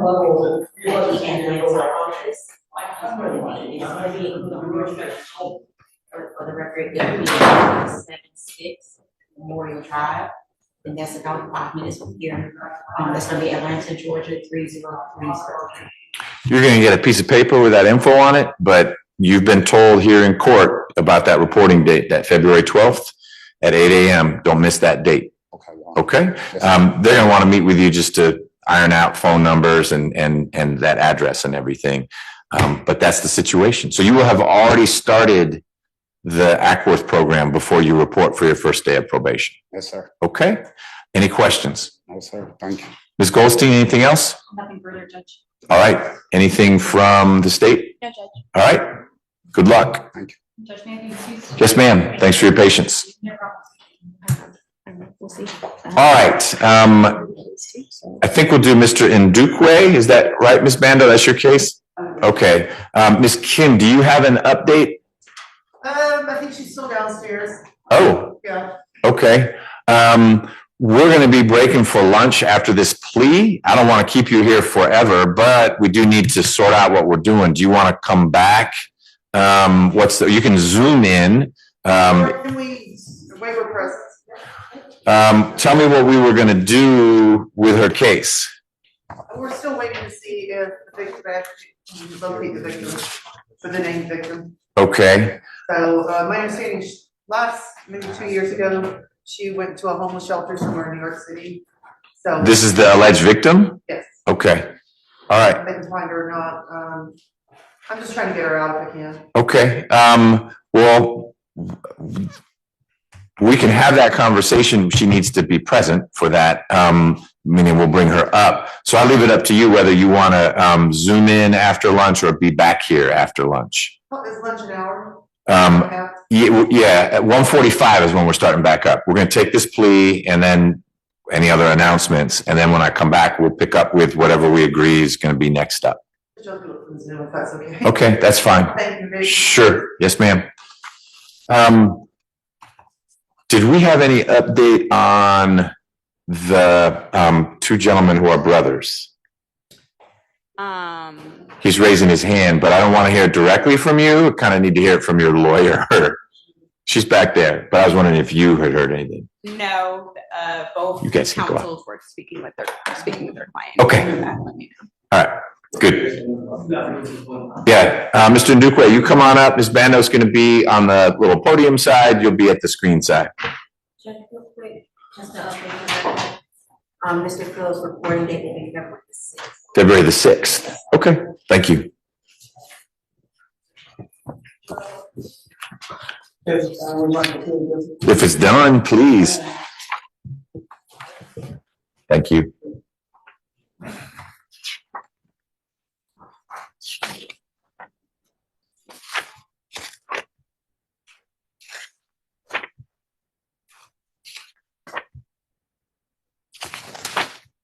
There you are. All right, let's dive into this. This is position 16, State versus Elijah and Ndukwe, 24 SC 003168. Mr. Ndukwe is here in court with his lawyer, Ms. Bando. Ms. Dilligard is handling this for the state. You've had to sit through a few of these now. You're going to get put under oath just like the other gentlemen were, and ask many of the same questions. If at any point, sir, you've got a question or need something explained, will you let your lawyer or me know? Okay, but make sure you answer out loud. I don't worry about the sir part, but the court reporter needs to hear what you say. So if it's yes, no, maybe, use the outside voice, okay? Okay. Great. Ms. Dilligard? Please raise your right hand. Do you swear or affirm that any statement or testimony that you shall give in the matter currently before this court shall be the truth, the whole truth, and nothing but the truth? Yes. You can lower your hand. Yes. You can lower your hand. Oh, okay. Please state your true, correct, and legal name. Elijah and Ndukwe. Are you at this time taking or under the influence of any medicine, drugs, or alcohol? No. Is there any medication that you normally take that you have not taken or been given today? No. How old are you? 23. How far have you gone in school? I'm in my final year. You're in college? Yeah, I'm in college. Yeah, sorry. That's all right. That's often not the answer. Do you understand that you have been charged with the following offenses? It's 1 count of aggravated assault and 1 count of reckless driving. Yes. You understand that you have the right to plead either guilty or not guilty to these charges. Yes. Do you understand that if you plead not guilty or remain silent and refuse to enter any plea at all, then the state is required to prove the charges against you at a jury trial? Yes. Have you had the opportunity to review the waiver of rights form with your attorney? Yes. Have you had enough time to speak with your lawyer about the charges in this indictment, including the facts and circumstances relating to these charges? Yes. Would you like more time to discuss the case with your lawyer? No. Are you satisfied with her services? Yes. Counsel, do you waive formal reading of the indictment for purposes of the plea? Yes. Do you waive any and all defects in the indictment for purposes of the plea? Yes. Do you remember being arrested on these charges? Yes. Has your attorney advised you of the minimum and maximum sentence for each charge? For count 1, the aggravated assault, the minimum is 1, maximum is 21 year, maximum 20 years. For count 2, reckless driving, the minimum is 1 day, the maximum is 12 months. Judge, this aggravated assault will be reduced to disorderly conduct pursuant to OCGA 161139, and the maximum on that case being 12 months. Do you understand that? Yes. Do you understand that you're entering a negotiated plea of guilty, which means that the state will recommend the following sentence? Judge, the count 1 being reduced to disorderly, the total recommended sentence is 24 months probation with 50 hours of community service, no contact with the victim, and to take an anger management course. All right. Is that so 12 months per count consecutive? Yes, Judge. Okay. Is that your understanding of the recommendation? Yes. You understand that the court is not required to accept the state's recommended sentence? Yes. You understand that the court has the right to sentence you to the maximum possible sentence on each charge? Yes. You understand that if there are multiple charges to which you're pleading guilty today, that the court also has the right to run those sentences consecutively? Yes. You understand that if the court decides to order a sentence that differs from the plea you were expecting today, that you have the right to withdraw your plea of guilty? Yes. You understand that if you're currently on probation or parole, your probation or parole may be revoked based on your entering of a guilty plea today? Yes. You understand that if you're placed on probation of any kind, you cannot violate any criminal laws of any governmental unit? Yes. You understand that if you're on probation, you must follow all the special conditions of your probation? Yes.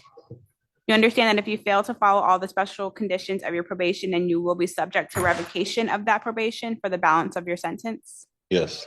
You understand that you're not allowed to possess or use a firearm while on probation. Yes. Are you a United States citizen? Yes.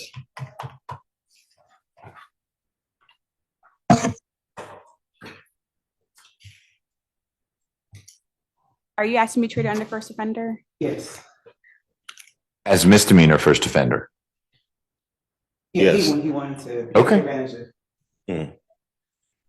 Have you ever pled guilty to any felony in the state of Georgia? No. Any misdemeanor? Misdemeanor? No. Okay.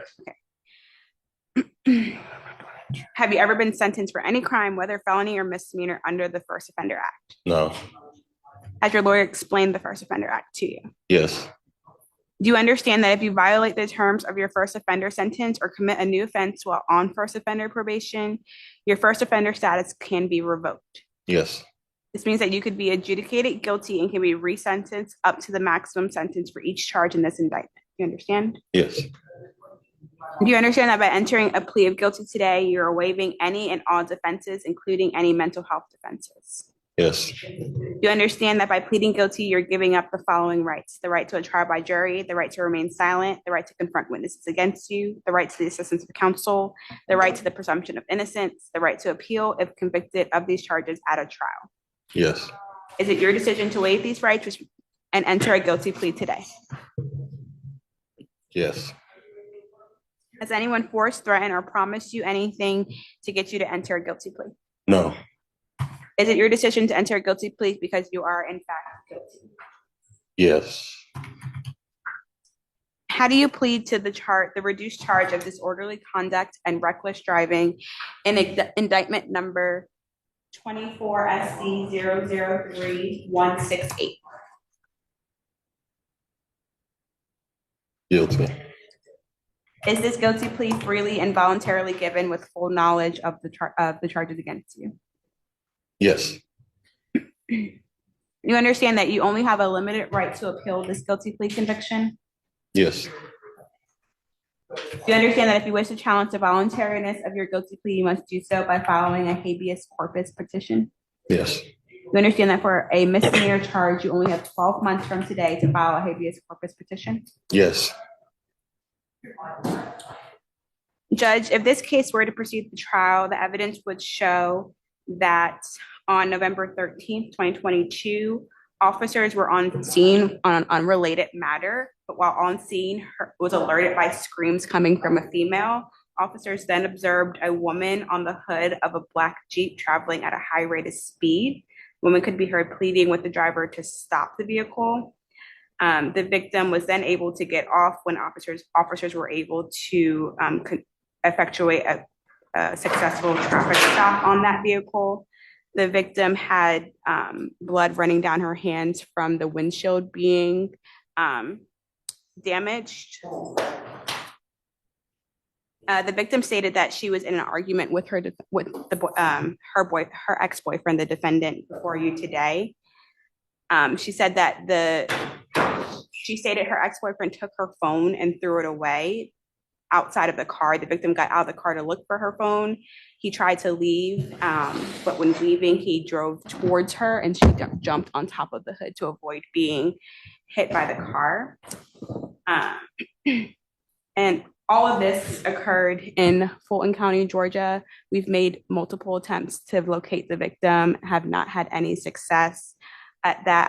I will say on body cam while on scene, the victim stated that she didn't want to press any charges or to proceed. So it's one of the reasons for the reduced charge down to disorderly.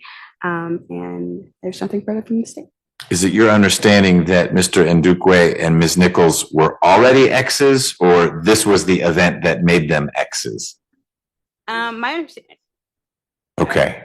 This was the culmination of some set of disagreements and. And a no contact on first appearance. Oh, okay.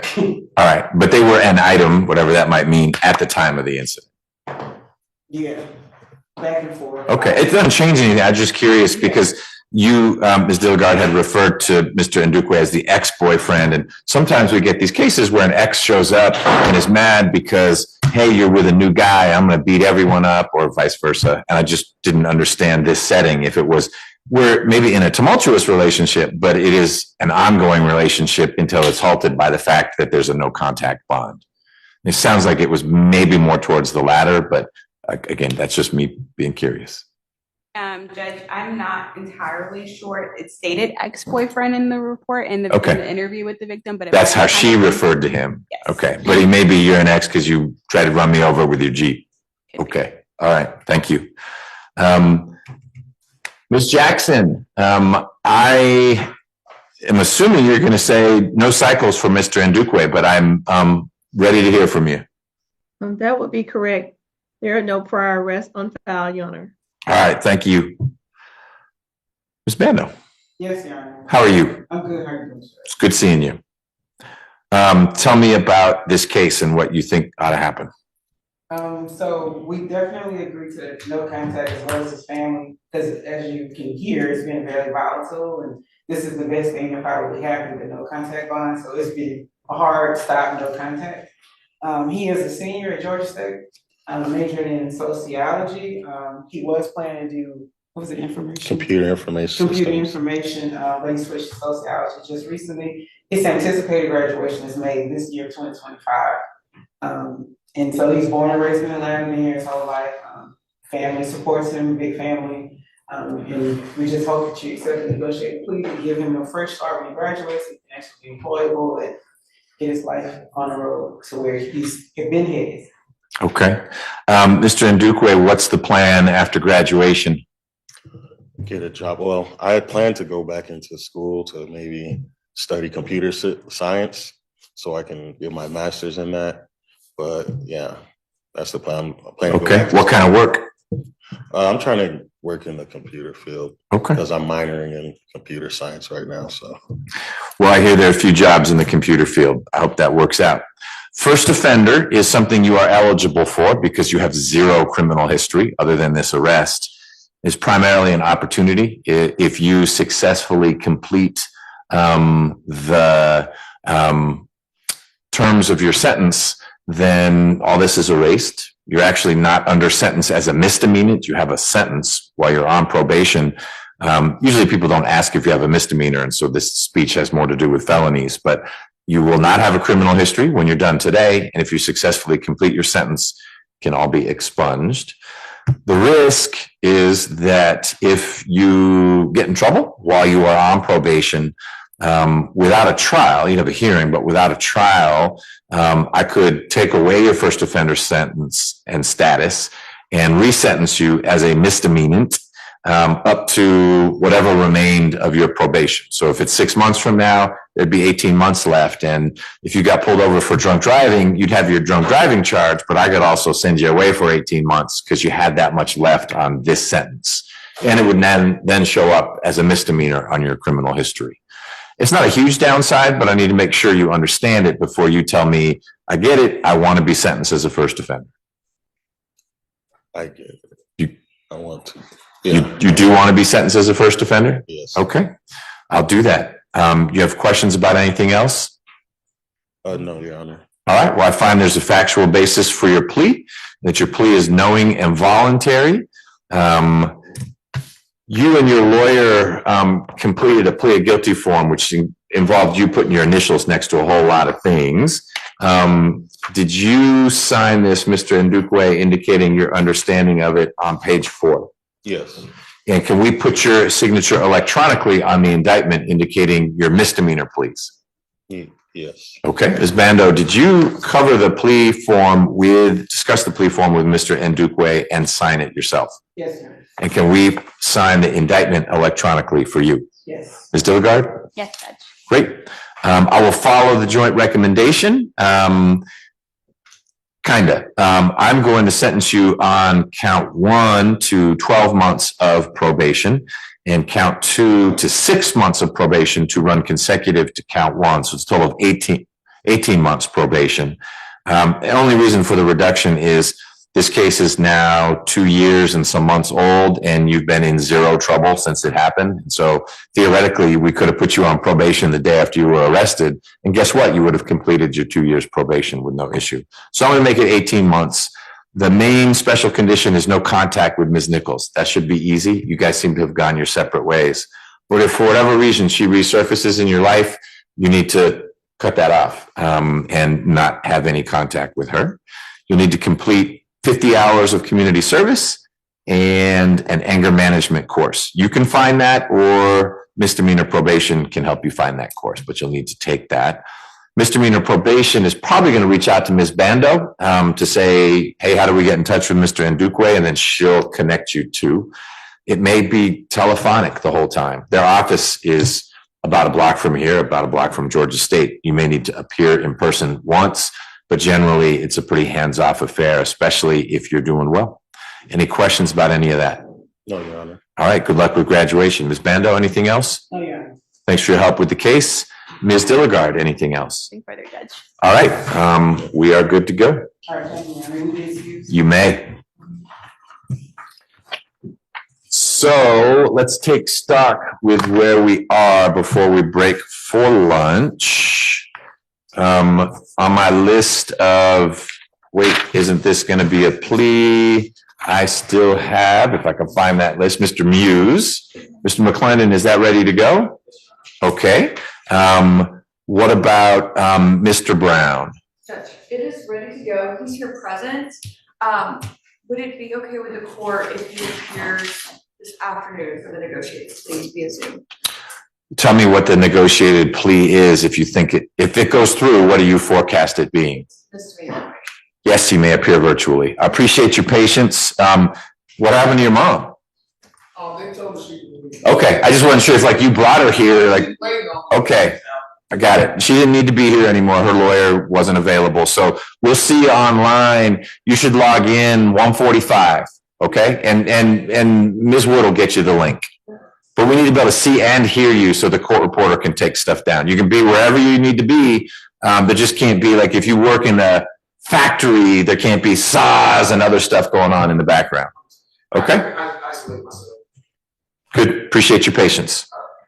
And then Mr. Kimbrough, is he in custody? Yes. Okay, so we'll get to that. So Muse is ready.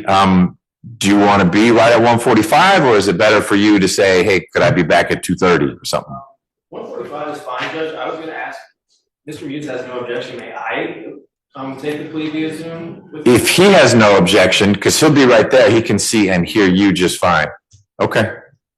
You all right with that? Are you handling it, Ms. Nix, or it's? Yes, sir. Yes, sir. I'm fine. Okay, all right. Log in at 1:45. I don't believe I have the link, but One of the lawyers can send it to you. They all have it.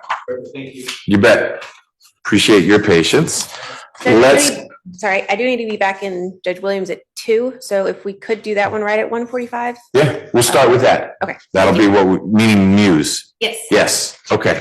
We'll start with that. Let's get an update on the brothers Hammond. Because one of them has been raising his hand throughout all this. Like, hey, wait, I want to tell you what's going on. Like, no, don't tell me. Still talking to Ms. Dilligard, so I just need to get back there and speak with them. Okay. I think we're working it out. So they should take a lunch break. Okay. Mr. Kraft, do you view it the same way? Or Ms. Wood is saying she's thinking Quantavius's case is going to work out. Judge, that would sort of be my announcement as well. I would ask for the same thing if you give us lunch. Okay. I think we should have some. Break bread and see where we are.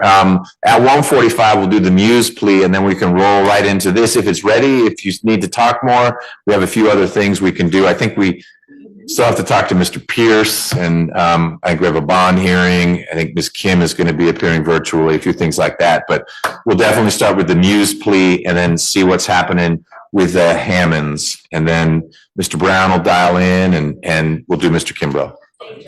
Busy afternoon. Thank you all. Ms. Singleton, you're still hanging around? You just want to know what was going on? Oh, okay. Oh, right. You have one of those pieces. Okay. All right. Great. There's an illicit agreement on the sentence. If not the charges, then I mean, we didn't see our witnessing because there was an agreement. So we should be. All right, Ms. Rivers and Ms. Jackson, if you all could, you're welcome to stay on. I'm going to mute it and shut things down, but we'll kick back in as close to 1:45 as we can, maybe a few minutes before, okay? Okay, Your Honor. Trouble. I don't see Mr. McClendon, but I see Mr. Kraft. We could do, oh, right, he's gonna Zoom. That's why I don't see him. But I do see him. Thank you for reminding me, like, wait, what? There he is. Hello. Hey, you're good. Let me mute that. There's Miss Kim. I think we've got all the folks who are going to be here. Before we bring Mr. Muse out, let me check. It may have hit there.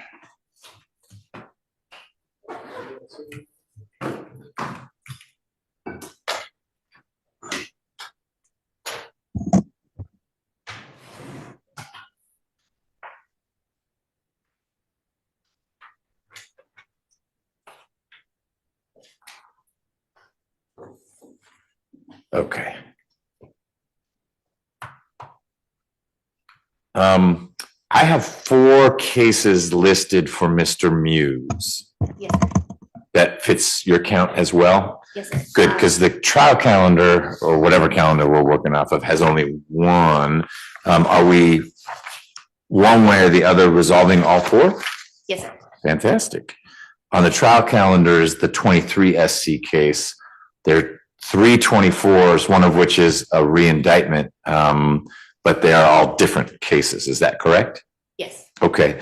And Mr. McClendon, you were retained by Mr. Muse to handle 3 of them, and Ms. Rios has the 4th, but you are prepared to take the plea or whatever we're doing with all 4. Is that correct?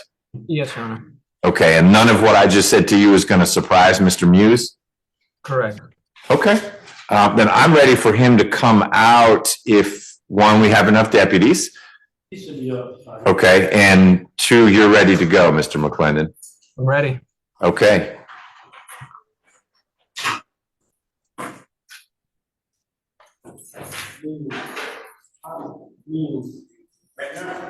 Right now. Okay. Well, before we get on the record, are we taking pleases to all 4 or pleas to some and no process to others, or what's the plan? You're taking felony pleas to 2 of the cases, misdemeanor plea to 1, and I am not crossing. Okay. You can get all that on the record, but that's helpful for me to know what the plan is. Hey, Mr. Muse, if you'll come up to the podium and stand. Whoops, I turned off the wrong camera. You can see your lawyer. He needs to be able to see you. I can see him. Great, there you are. So let's go on the record. Ms. Rivers, are you ready? Yes, I am, Judge. Great. Mr. Muse, you are here in court. Your lawyer, Mr. McClendon, is appearing virtually.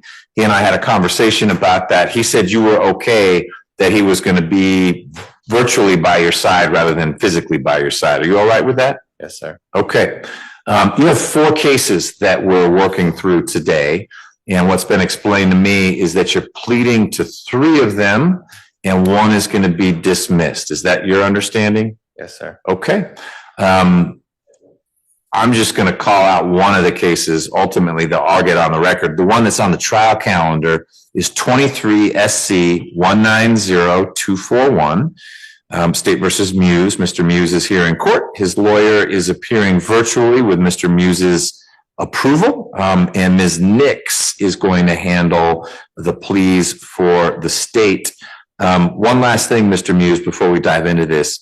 Mr. McClendon filed an entry of appearance on 3 of your cases, but there's one that Ms. Rios, who's seated behind you, is listed as your attorney of record.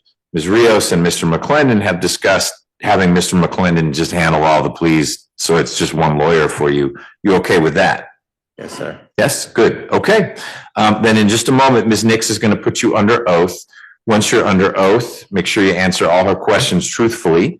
If you have questions at any point, let me know. If it's something you need to speak about in private with Mr. McClendon, we'll figure out how to do that, although that'll be kind of complicated. Hopefully the question will be something you can just ask me and, or you're comfortable asking him with the rest of us hearing, whatever that question is. But I do need you to let me know if like, wait, I'm not following what's going on. Okay? Yes, sir. All right, Ms. Nix. Thank you, Judge. Mr. Muse, please raise your right hand. You swear or affirm that any statements or testimony that you shall give in the matter currently before this court shall be the truth, the whole truth, and nothing but the truth? Yes. You can put your hand down. Please state your true, correct, and legal name. Chamarion Muse. Are you at this time taking or under the influence of any medicine, drugs, or alcohol? No. Is there a medication that you normally take that you have not taken or been given today? No. How old are you? 22. How far have you gone in school? 12th grade. Did you graduate? Is English your native or dominant language? Yes. You understand that you've been charged with the following offenses in 23 SC 190241, 6 counts of aggravated assault, Yes. and in 24 SC 003877-01, carrying a weapon in school safety zone as a not lawful weapons carrier and criminal trespass. Yes. And in 24 SC 004695, possession of a machine gun. Yes. You understand that you have the right to plead either guilty or not guilty to these charges? Yes. You understand that if you plead not guilty or remain silent and refuse to enter any plea at all, then the state is required to prove the charges against you at a jury trial? Yes. Have you had the opportunity to review your rights with your attorney? Yes. Have you had enough time to speak with your attorney about all of the charges in these indictments against you, including the facts and circumstances relating to each charge? Yes. Do you need more time to discuss the cases with your lawyer, Mr. McClendon? No. Are you satisfied with his services? Yes. Mr. McClendon, do you waive a formal reading of the indictments for purposes of the plea? Yes. And do you waive any null defects in the indictments for purposes of the plea? Yes. Mr. Muse, do you remember having been arrested on each of these charges? Yes. Has your attorney advised you of the minimum and maximum sentence for each charge to which you're pleading guilty today? Yes. You understand that today you are entering a negotiated plea of guilty, which means that the state will recommend the following sentence to the court. Yes. Well, wait till she's going to tell you the sentence and then you can say, yep, that's what I understood, or, oop, that's not what I thought was happening. In 23 SC 190241, for each count, each of the 6 counts of aggravated assault, the state recommends a sentence of 5 years to be probated, each to run concurrently with each other, but consecutively with the sentence in 24 SC 003877-01. In 24 SC 004695, the state recommends a sentence of 5 years probated to run concurrently with 23 SC 190241 and consecutive to 24 SC 003877-01. In 24 SC 003877-01, the state recommends, or the state will reduce count 1 to unlawful carrying a weapon under OCGA 16-11-126 and recommend a sentence of 220 days, which should be time served. As to count 2, the state recommends a sentence of 220 days to serve concurrent with count 1.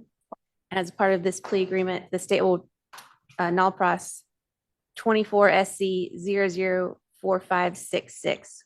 Special conditions of probation are no contact with Stephanie Booth, Timothy Turris, that's Turis, Azucena Flores Mora, Azucena Flores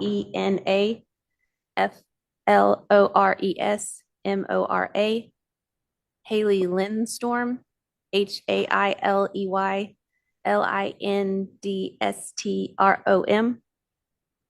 Scott Voigt, and Mildreda Williams. Mildreda is Mildredda. You can possess no firearms or replica firearms. Stay away from all incident locations. Complete 250 hours of community service. Forfeit any seized property and must maintain full-time employment or full-time school.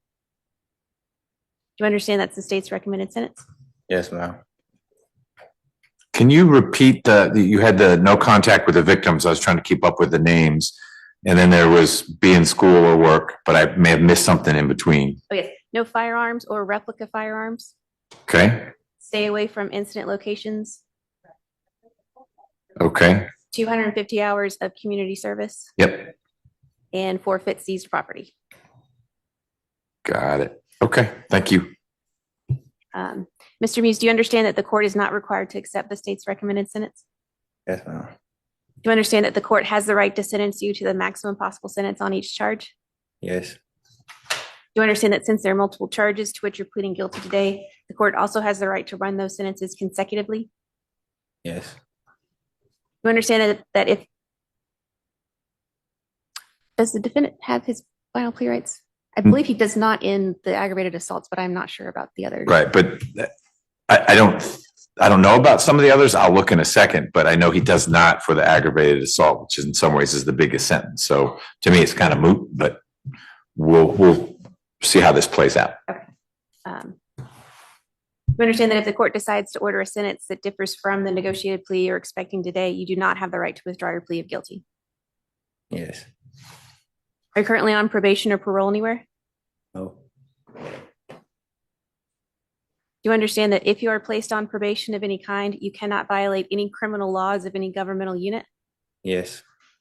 You understand that while you're on probation, you must follow all the special conditions of your probation? Yes. You understand that if you fail to follow all the special conditions of your probation, then you'll be subject to revocation of that probation for the balance of your sentence? Yes. You understand that you are not allowed to possess or use a firearm while on probation? Yes. Are you a United States citizen? Yes. You understand that by pleading guilty to a felony, you may not receive, possess, or transport a firearm? Yes.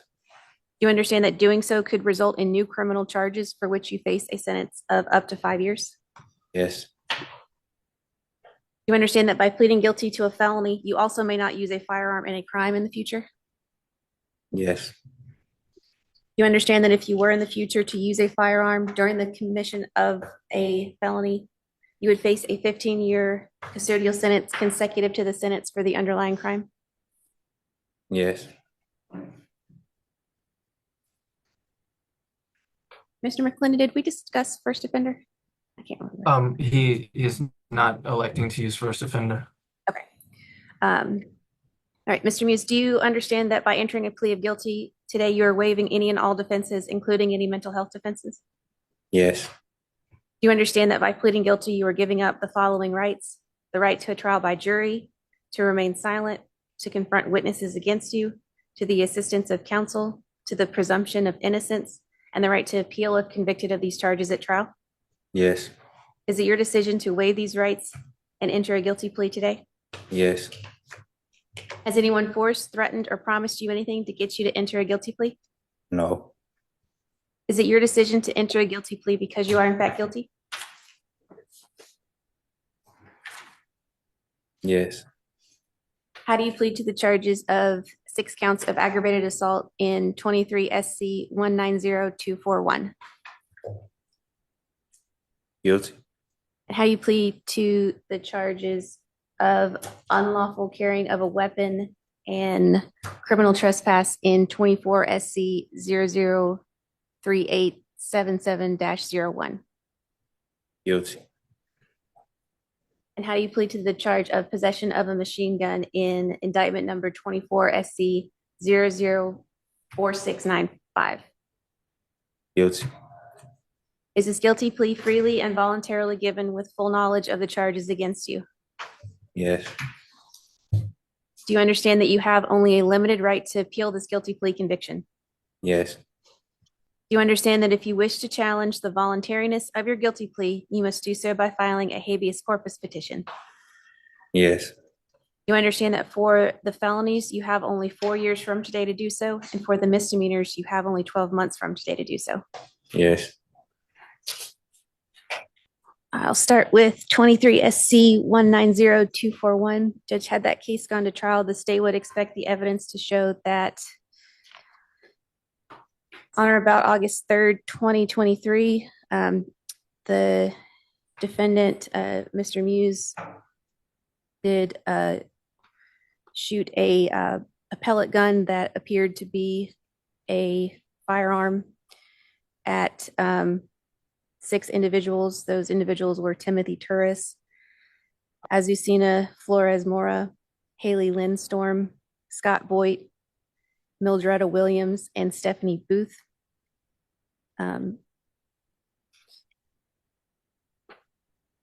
Mr. Muse and his co-defendant were driving around shooting at these individuals. Who was Mr. Key or Mr. Muse, the driver, from what you think the evidence would show? Mr.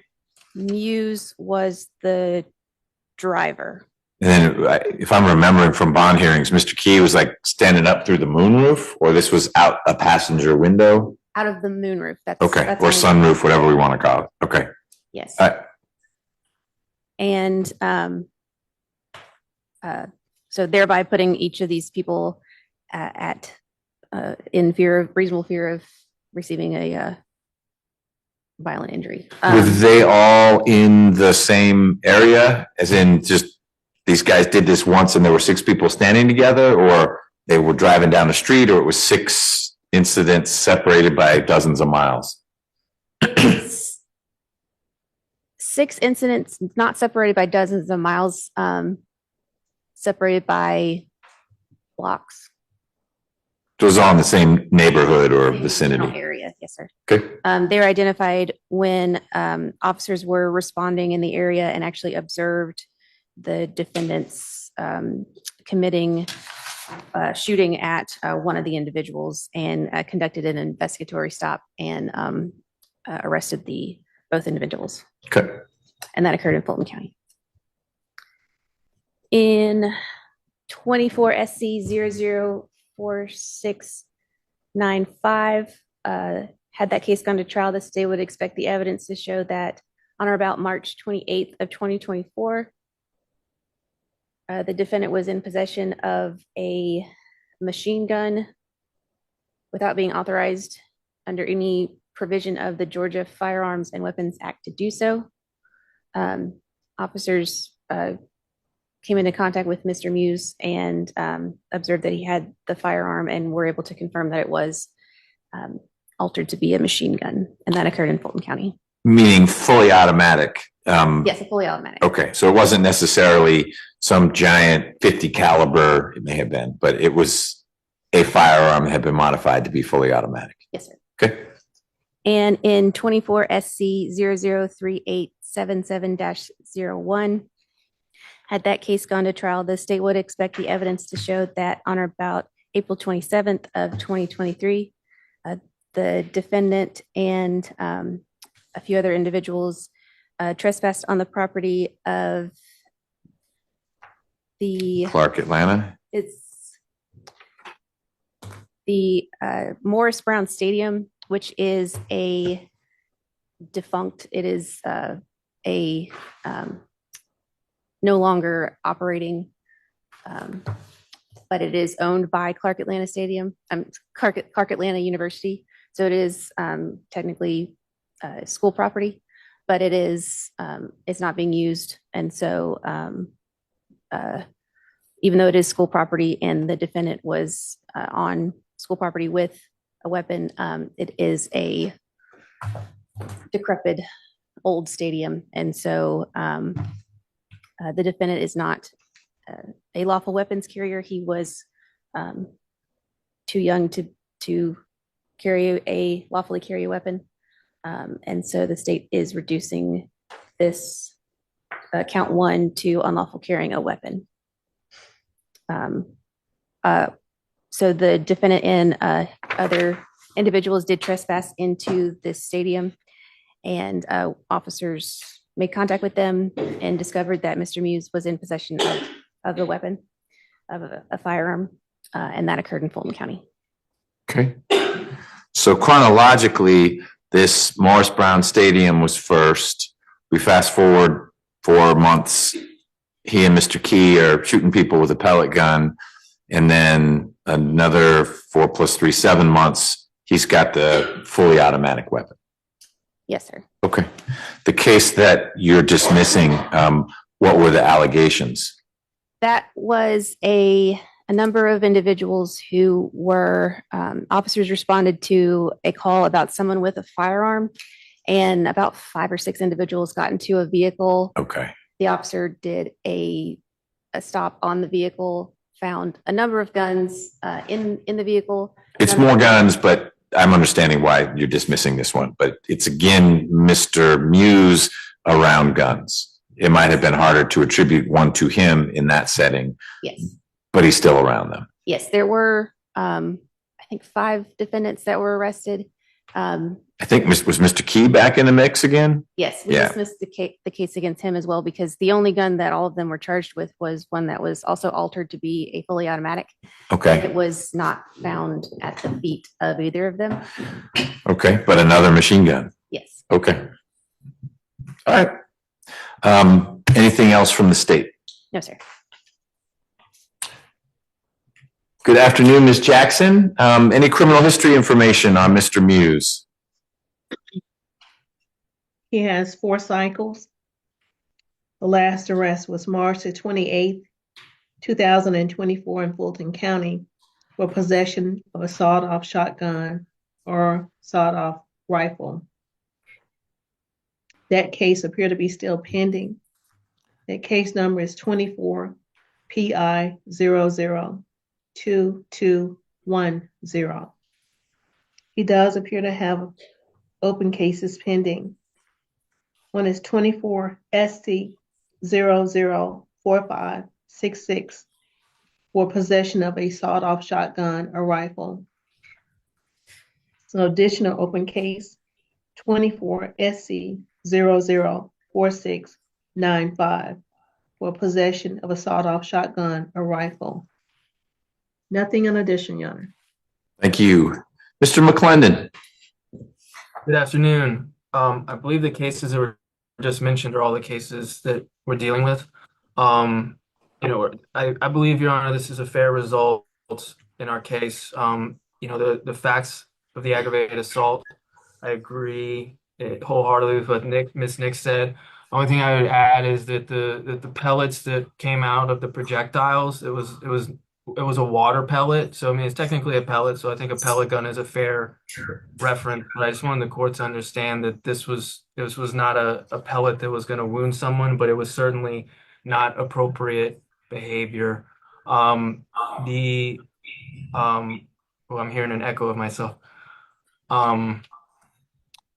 As far as Mr. Muse, I believe that I've seen like a different Mr. Muse since he has been in custody.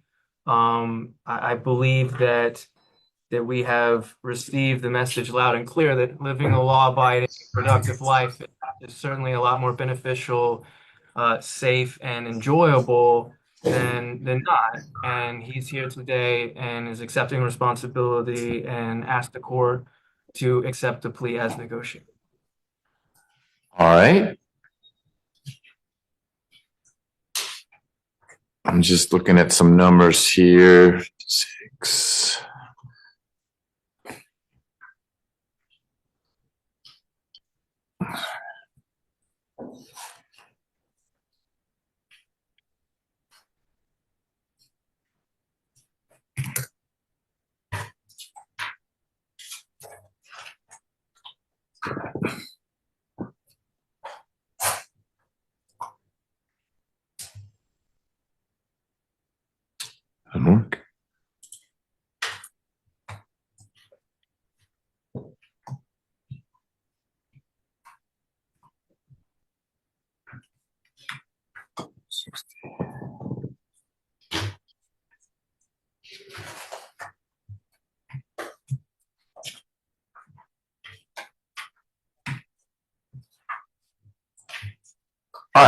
Mr. Muse, anything you want to add? No, sir. Any questions? No, sir. When you get out, where are you going to stay? You don't need to give me like a street address, but like, is it your mom's house or your brother's house or what? My mom's house, Okay, and where does she stay? Clayton County. Clayton County? Is that where you were staying when these things happened, or this will be a new place to stay? No, I wasn't staying with her then, but I'm staying with her. Does she know that you're heading her way? Yes, sir. Okay. Do you have any kids? Got one on the way. One on the way. Boy or girl? Boy, When is he due? next month. Is mom doing okay? Well, we've been going through it right now. I mean, as far as you know, she's healthy. Yeah. Okay. I know you could be more helpful if you weren't where you are right now, but she's healthy. Have you ever worked before? Yes. What kind of work? Construction and warehouse. Where'd you go to high school? Money's Mill. And you went there 9th through however far you got? No, I went to different schools. Okay. The one you were at the very end was what you ever just said, Monday Mill? Yeah, Money's Mill. Monday Mill? Where's that? Clayton County. Were you living with your mom when you were there? Yeah. So you'll be going back to that same place? Yeah. Okay. The mother of your child, where does she stay? And Clayton County. Okay. All right. Well, Mr. Muse, I find there's a factual basis for your pleas. The common theme in all these is you and guns. And I mean, you must see this around you. You saw what happened to Mr. Key. Being around guns, whether they're on you or near you, can lead to unfortunate things happening, not just jail, but people getting shot. The case that kept bringing you back here, which was the one where whether you were driving or Key was, doesn't really matter, shooting the, what do you call the little water pellets? There's some name for them. Splat ball. Splat ball. Shooting a splat ball may have seemed kind of funny, and no one got hurt. It clearly scared those folks. But the bigger risk is whether it's a police officer or a concerned citizen and they see you or Key swinging around what looks like a gun, they may have a real gun that shoots not splat balls. And then all of a sudden you get hit in the head, and then there's the end. So I'm hopeful, especially with a kid coming along, that you're going to figure out a way to roll a little differently.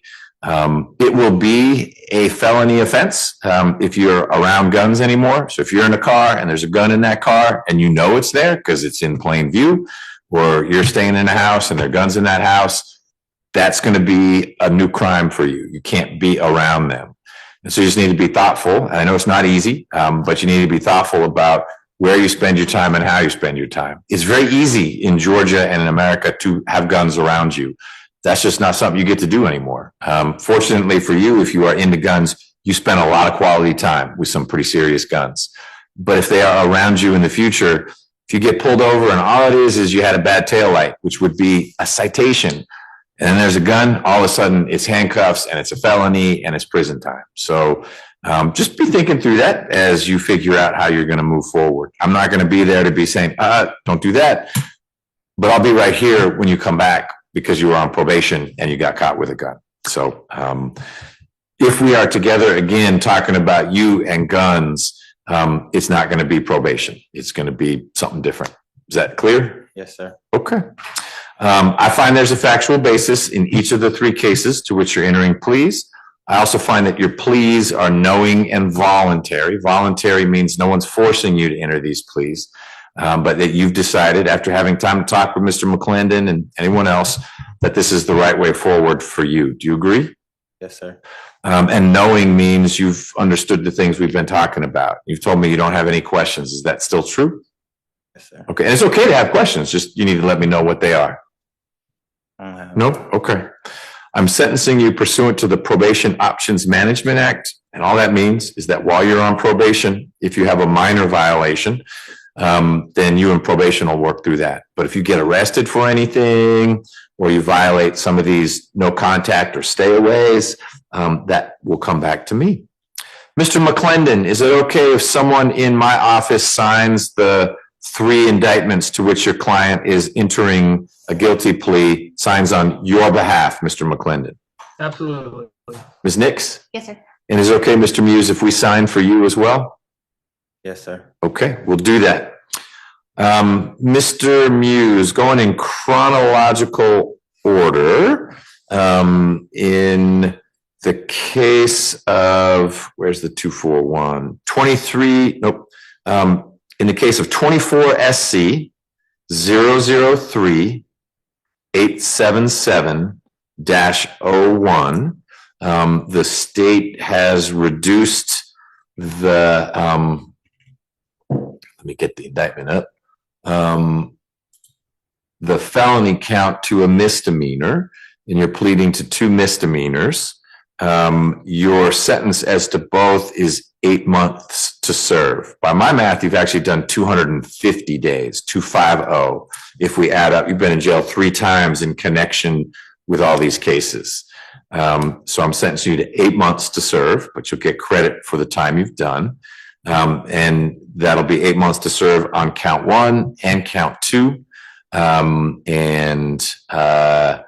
Those, am I misstructuring the case that is 877, or you reduced the felony to a misdemeanor? Is that correct? 3877-01, Yeah. I reduced the felony to a misdemeanor and offered time served. Yep, but it's 2 misdemeanors then? Yes. Okay, so it's 8 months to serve, both counts running concurrently. Your next case chronologically is 23 SC 190241. That's the splat gun case.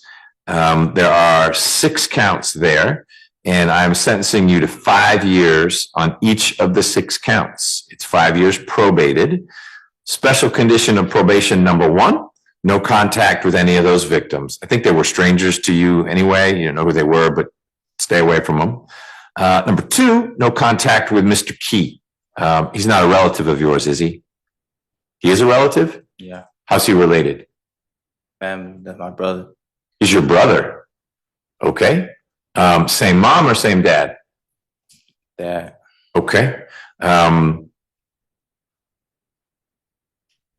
Before all this happened, were there lots of family events where you all would be together, or because it's different moms that was awkward and you didn't see him so much? Be around sometimes, family events. Okay, then I'm not going to say no contact with Mr. Key. Just know that his high roll in life, as his dad liked to put it, could be complicated for you if you're rolling with his high rolling kind of life. And I don't know what his life is like, other than his dad got real upset when I suggested he wasn't a super important music star. So you can stay around Mr. Key. You will need to either be in school or working after you've been out for 2 weeks. You need to either be showing probation that you're trying to get a job or that you've enrolled in school. If you have done neither after the first month, then it is 5 hours of community service for every week that you aren't working or are in school. I'll just keep running every week. You will forfeit all the things that were seized from you in all the cases, so don't try to get that stuff back. In the final case chronologically, which is 24 SC 004695, there's just 1 count. That's 5 years probated. Your special condition number 1 is 250 hours of community service. That's different from the +5 every week. That's just over the course of your probation, you need to knock those out. But that number will actually grow for the weeks you aren't in school or working, again, after 1 month. And you'll forfeit the property that was seized. That would be the gun that was seized in that case. The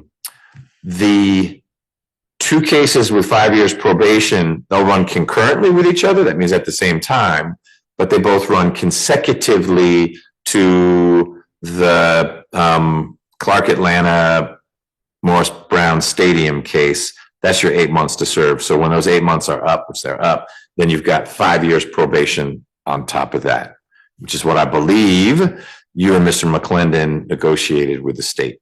Ms. Niles, do you have anything you want to add or questions about what I just said? I meant to say Ms. Nix. Oh, no, sir. Okay. Mr. McClendon, anything else? No, Your Honor. Okay. What's the zip code of your mom's house? 30238. 30238? Okay. Do you not need to type that, or you already know he's going to be in Clayton County? Okay. You just have memorized all the Clayton zip codes? I used to work in Clayton. All right, so you knew. All right, I was like, she didn't type anything in. Mr. Muse, we're going to get a couple more things on the record from Ms. Simpson, who's with probation. She's going to give you some reporting instructions, and then she may come back to talk to you just to get the specifics of your mom's address. We don't need to get that on the record. But the important part is she's going to be telling you, and she'll give you a piece of paper to that effect. Here's when you got to show up for probation. You don't want to miss that date, because if you miss it, you're starting out poorly, and they're going to just send me a warrant saying the guy didn't even show up to report for probation. Okay? Yes, sir. All right, Ms. Simpson? So, Mr. Muse, you're going to report the Clayton County office, which is under reporting instructions. It is the Morrow office, and that is going to be 1331 Citizens Parkway, Suite 201 in Morrow, Georgia. And your reporting date is February 6th at 8 a.m. Any questions about that? No, sir. Okay, well, Mr. Muse, we'll see what happens. I'll be here, and we can talk again if things don't go well, but I hope it's a little different for you. You've been busy the last few months. Okay? All right.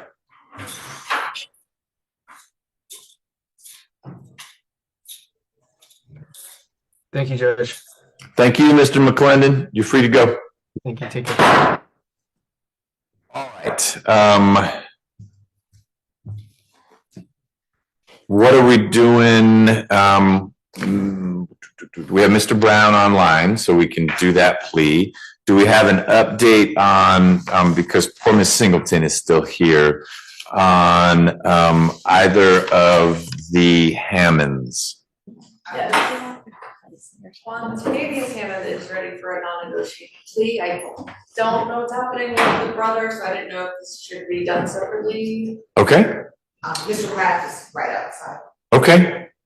Let's see what he has to say. Do you know what he's going to say? I think it's negotiated. Okay, so one negotiated, one non-negotiated. Interesting. Same set of facts where we could do the plea together, or we're not sure? Okay, we'll see what Mr. Kraft says. It's not two separate incidents? No. Okay.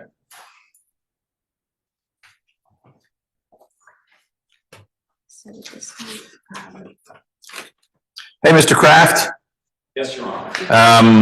I just got an update from Ms. Wood that her client, Quantavious Hammond, is ready for a plea. But if we can do them together because you have the same announcement, then I thought we should do that, unless you think there's a reason why the plea should be taken separately. I don't believe there's any reason they should be taken separately. It's just that Quavius has a lot of questions and I've been going over. Okay, I'm not rushing anyone. So if you want more time to work with him, I can take Mr. Brown's plea.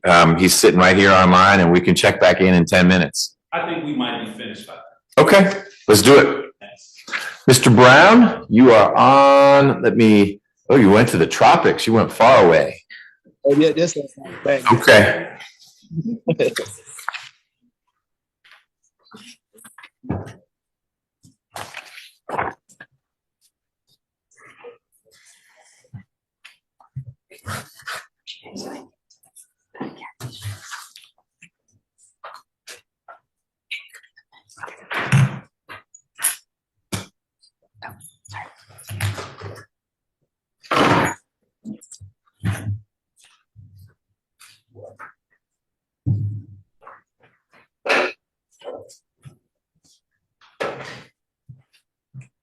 Let me know, Ms. Dilligard, when you are ready.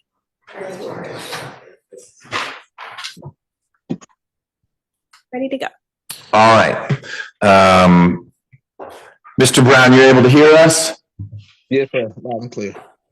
Okay, this is 24 SC 003210, State versus Brown. Mr. Brown is appearing virtually. His lawyer, Ms. Wood, is here in court, as is the prosecutor, Ms. Dilligard.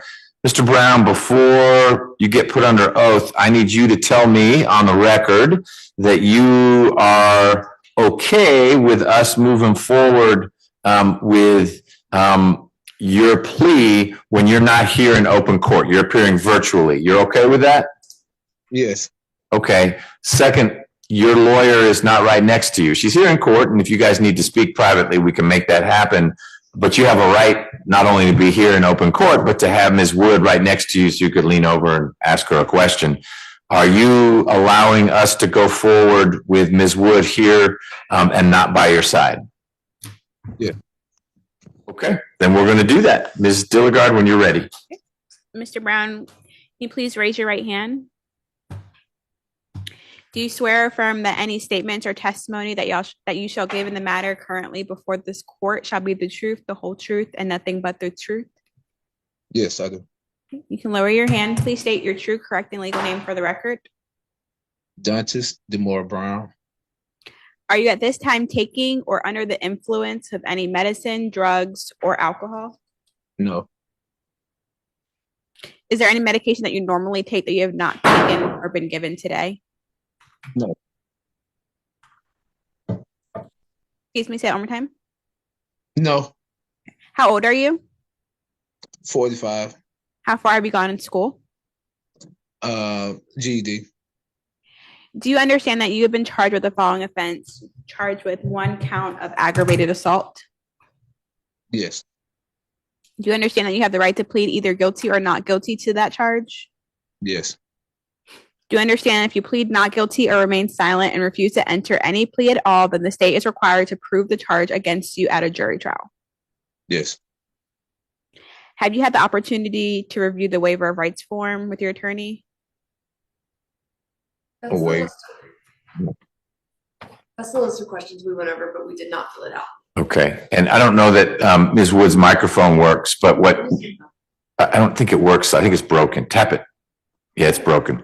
There was a form that Ms. Wood covered with you, I think when you were here. Do you remember that form?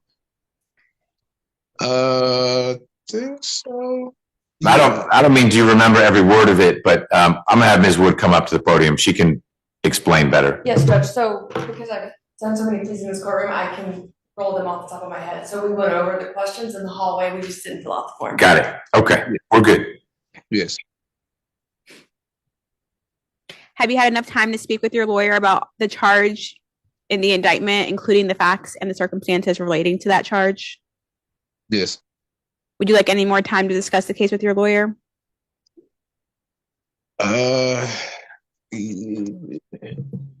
Kinda, yes. Well, no. So I think part of the confusion, Judge, is because while what we've gone over so far is about what he's actually charged with, it's not what he's pleading to. And also, I do want to remind you, Mr. Brown, that I get to speak at the end, so don't worry, okay? I'm going to say all the things we talked about. Okay. Right, and I want to also preserve this for you, Mr. Brown. Before I say, here's what I'm going to do, I'll be sure to ask you again. All right, we've covered everything. Anything you need to talk to Ms. Wood about? And you can, oh, no, I'm good now, or no, there's still something I'm not clear about. I'd like to speak with her privately, okay? Okay, thank you. All right. Are you satisfied with your lawyer's services? Yes, I am very much. Counsel, do you waive formal reading of the indictment for purposes of the plea? So waived. And do you waive any and all defects in the indictment for purposes of the plea? We do. Mr. Brown, do you remember being arrested for this charge? Unfortunately, yes. Has your attorney advised you of the minimum and maximum sentence for this charge for aggravated assault? The range is 1 to 20. Judge, we've agreed to reduce to disorderly pursuant to 161139, the maximum on that charge being 12 months. Do you understand that? Yes, talking to me? Yes. Yep. Oh, yes.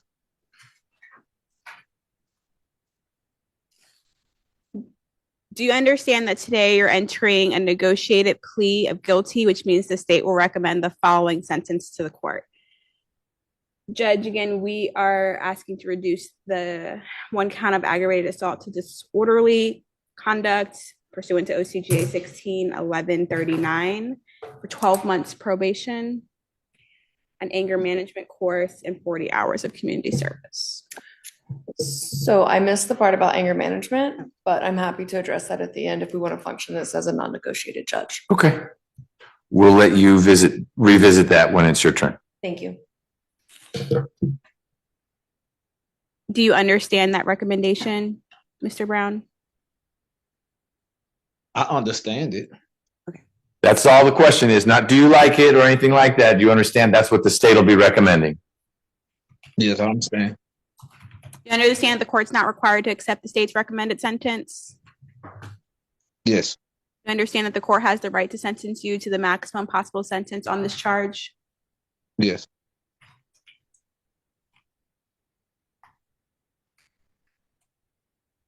Do you understand that if the court decides to order a sentence that differs from the negotiated plea you're expecting today, that you have the right to withdraw your plea of guilty? Yes. Then one thing, what you mean withdraw my plea of guilty? I haven't pleaded guilty to anything. We'll explain. So you may, in a little bit, that's the point of this whole conversation. And all that Ms. Dilligard is letting you know is that if things don't go the way you were expecting, you will have the ability to say, wait, nope, I'd rather go to trial. Okay, I understand. I just want to make sure I'm understanding her verbiage correctly. You need to, and so I appreciate you flagging it when you're confused. Do you understand that if you're currently on probation or parole, your probation or parole may be revoked based on your entering of a guilty plea today? Yes.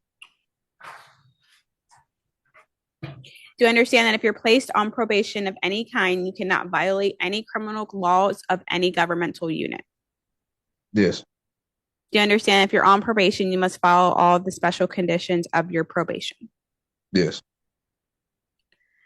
Do you understand if you fail to follow all the special conditions of your probation, then you'll be subject to revocation of that probation for the balance of your sentence? Yes. You understand that you are not allowed to possess or use a firearm while on probation? Yes. Are you a United States citizen? Yes.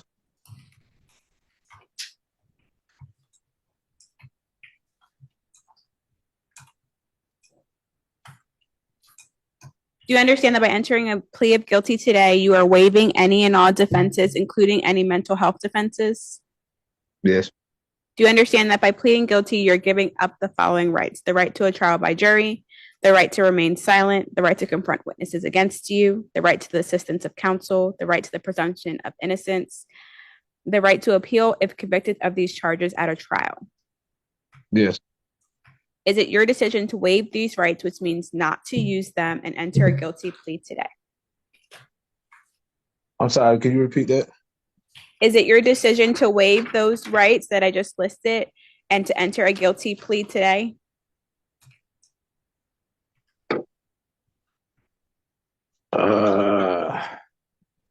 Yes. Has anyone forced, threatened, or promised you anything to get you to enter a guilty plea?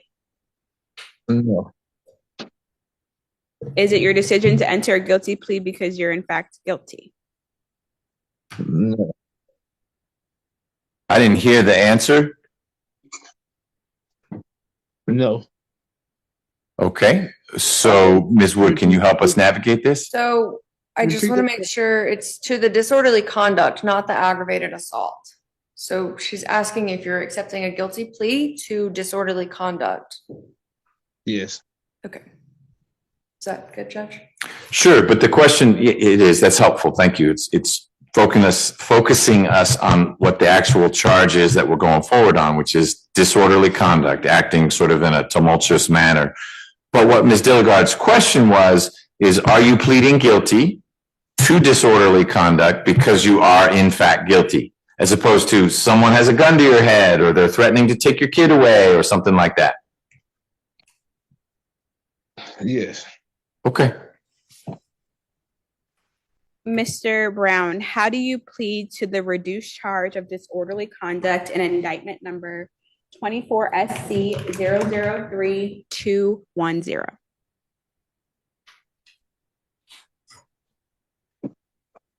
Guilty. Is this guilty plea freely and voluntarily given with full knowledge of the charge against you?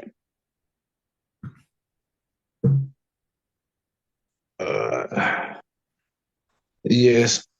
I really need more time to speak to my attorney. Hey, can you come back down here? I don't know where you are. Yes, I can. All right. How long does it take you to get down here? 30 minutes. Okay. That's probably smarter, just so folks aren't back and forth on the phone. I had to take a break at 3 anyway.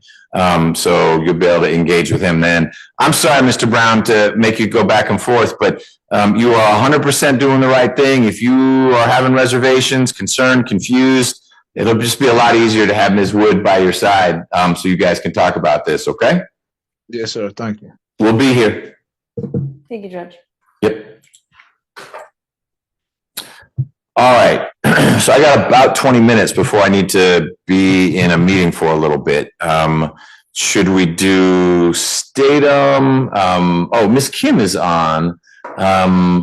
What about that? That should be quick, Judge. Okay. Can we bring Miss Statham out? Is she up?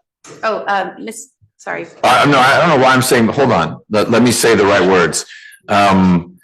Ms. Harley. Yes. Ms. Statham is the plea, and we'll do that also, but Ms. Harley, I don't understand I think we're just talking about bond.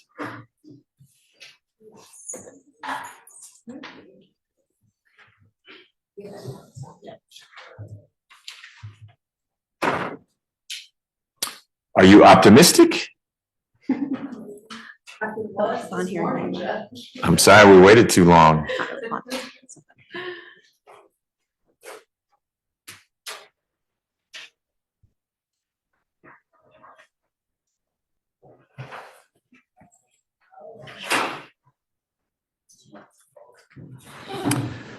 Hello, Miss Harley. How you doing? If you come right to where that microphone is, keep walking towards me and turn. That's great.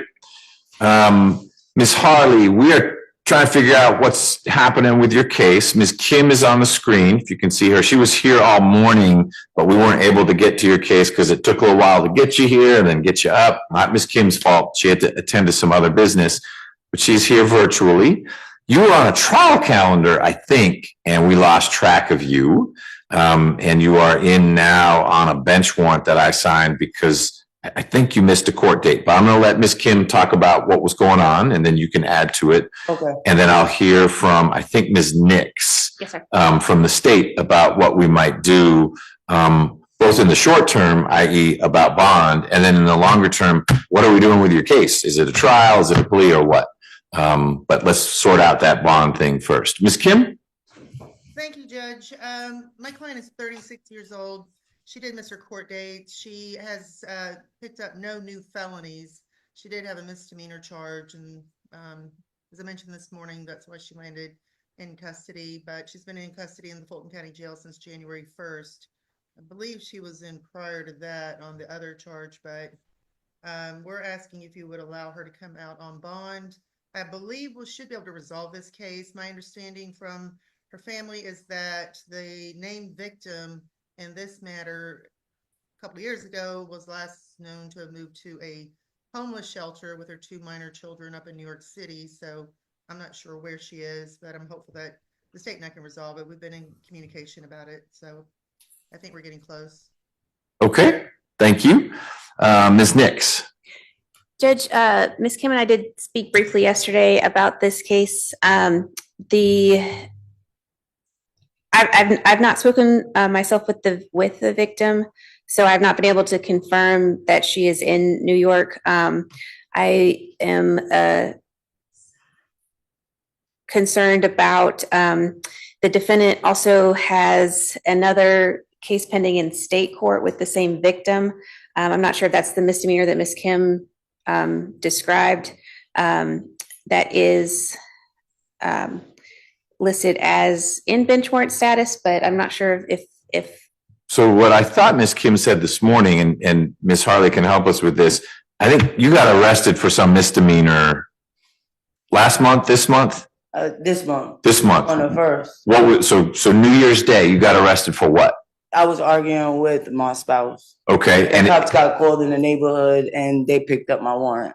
okay, is your spouse Ms. Burrows? No, that's the one that I caught this year. Sure. She's in New York. Okay, She's in so this is what Ms. Kim is saying. Yeah. And so Ms. Nix, you're saying this would have to be an old misdemeanor case then, the state court case? This is probably the first time I got locked up dealing with Miss Burrows. Okay. Yeah. But the most recent situation was you and your spouse got into an argument. We handled that already. Okay, and you've already been to court and dealt with it? We good. We good with that. What does "we good" mean? Like you pled guilty? Well, I pled it got guilty. dismissed? I pled guilty. They gave me probation and anger management. Okay. And they basically I could go back home to her. Like we worked it out. Got it. Yeah. But you just haven't been able to start that because this warrant's holding you. Right. Okay. Got it. Judge, I just looked it up on Fulton County's website. Both the misdemeanors are all disposed of and closed.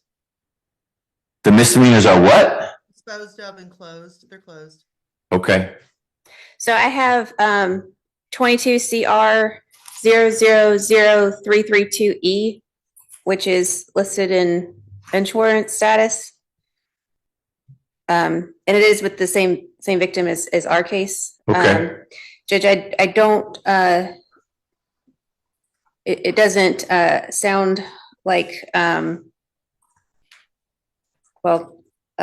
let's just say I'm not jumping up and down about recalling the bench warrant. I just wanted to make Your Honor aware that there are 2 cases pending with the same victim. Got it. When you say 2, there's this one, the 23 SC, as well as the 22 CR. Yes, sir. Okay, those are the 2. And the case that is before you today, the aggravated stalking, the fact that the victim is in New York is she's not our only witness to this incident.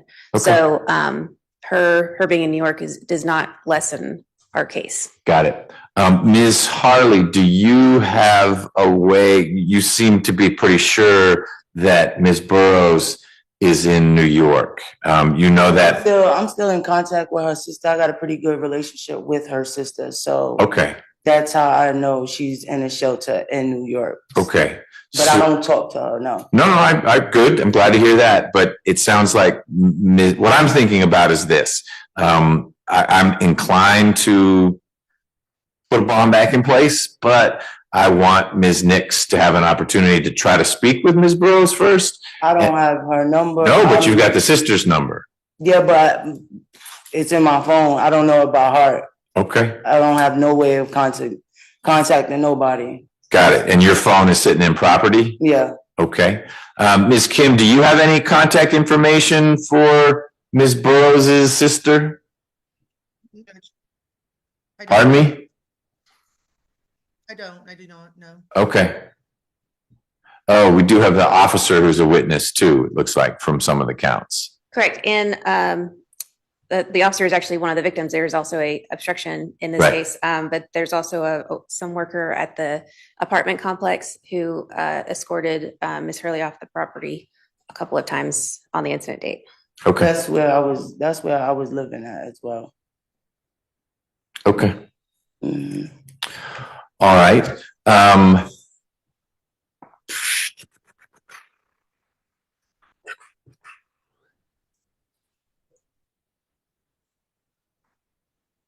So what were you going to do, Ms. Nix, in an effort to try to reach Ms. Burrows? We have already, I have already requested a victim locate, and I followed up yesterday with the investigator in my new unit about that. I've not heard from that person. I've not actually met that person in person, so I'm not sure if they thought, I don't know who this is. So I'm going to go once I get out of court to go and follow up in person with the investigator, and I will keep working on this.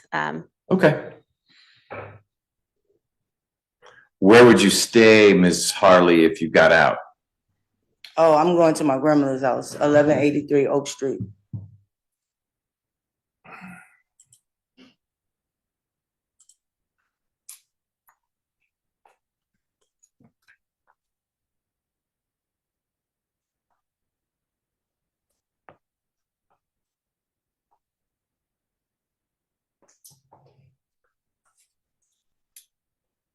Okay, that's the address we've got in the system. So here's my proposal. I'm gonna give Ms. Nix's research team a little bit of time to try to track down Ms. Burrows.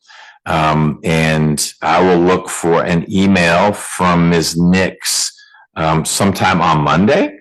That email should go to Ms. Kim as well, letting us know we found her. She is in New York, so we're a little less concerned about the bench warrant because that's far away. We found her, and here are 10 reasons why Ms. Burrows is concerned about Ms. Harley being out, or we didn't find her. And then I'll react accordingly.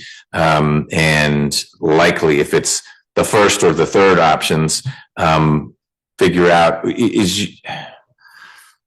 your request, Ms. Kim, is to reinstate the bond that was there before? If possible, Judge, she's been in custody, so obviously she's not working and has limited means to be able to post another bond. Okay. You know, it does say on the bond, in big, all caps, bold, victim relocated to New York. So, and that bond was. Yeah, excuse me, she went to New York when I had got locked up the first time. Yeah. For this case, she went to New York from then. Yeah. So I'm saying that Judge Borski, when she signed this bond, put in big letters, victim relocated to New York. Yes, sir. And that was what, 2023? So. No, 2022. So things could have changed. Things could have changed. Yep.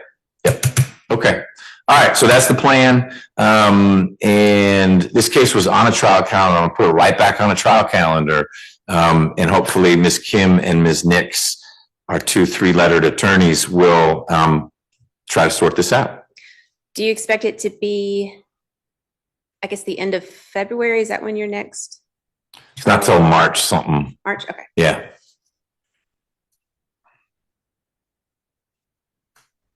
Yes, sir. All right, Ms. Harley, any questions? No, so I gotta stay in here until Monday. Okay. And then by then I may hear something tomorrow from Ms. Nix, but Ms. Nix is going to send your lawyer and me an email saying, here's what we found Ms. Burrows. We couldn't find her. Okay. If they can't find her, that's not your problem. Okay. And so I will likely reinstate this bond. I'll modify the conditions a little bit. But the bond that you got is what the state recommended back 2 years ago. Yeah. Almost 3 years ago. And so it seems to me we ought to put that bond back. The wrinkle was you missed court. So don't miss court anymore. Yeah. But we've got a good address for you in the system, so you'll know, and Ms. Kim will know when you need to be back in court. Okay? Okay. Anything else, Ms. Kim? Hold on 1 second. Oh, my probation. Oh. My probation. Okay, so you can't go anywhere anyway. No. I Got gotta it. go to Clayton County after this. Okay. I could still reinstate your bond, but Ms. Simpson is providing the helpful notification that you would then go to Clayton and have to deal with that. I have to, after this, I have to go to Clayton. Okay. All right. Good to know. Thank you.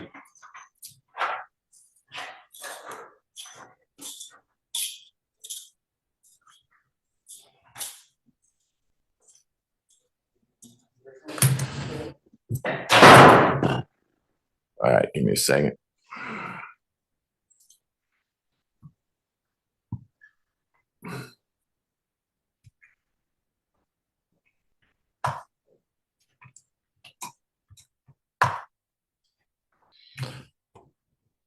All right. I got about 5 minutes before I have to go to this meeting. Is there something quick we can do, or should we map out what remains? Okay. Let's start with the trial calendar. Going up with those guys, with him. So Mr. Craig, the magistrate judge has thrown down and said, I'm not continuing his case. We're more important. Okay. we'll see. But I also understand the subpoena situation.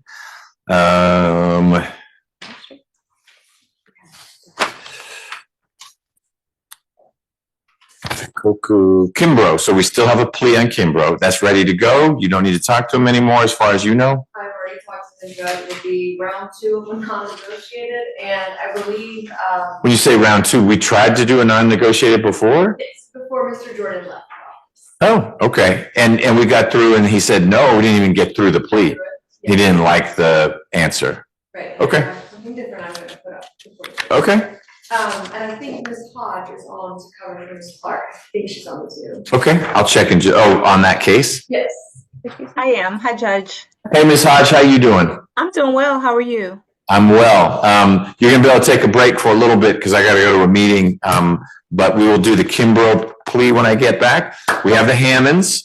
And I know Mr. Kraft was wanting more time to speak with his client, and he can have even more time because they're not back in here yet. The goal would be to take those pleas together, if we can. And I think that's it for the trial calendar, which then gets us back to the inquiry calendar and Mr. Pierce. Newmeister, is he doing okay and we'd still be able to do it, or he's been here too long? He's okay, and I think we can get through it. Okay. And then we have a plea with Mr. Statham, but maybe it's 2 cases? It's 2 cases for the plea. Okay. All right. You guys can talk through the order in which we're going to do that. Pierce will be last. Pierce may be another day. I may bring Pierce back. Were you going to be here? You weren't going to be here tomorrow. I don't want to make you show up when you don't have to. I can actually be tomorrow so I can prep for this. Yeah. Okay. We'll figure that one out. Okay. We'll figure that out. All right. I will be back in a little bit and you guys can decide the order in which we're going to do things. Okay. So I'll tell you what feels that. Why don't you bring him to the door? I have time to tell him we're not going to get to it today, but we will bring him back. Pierce? Because I don't want him to not be told.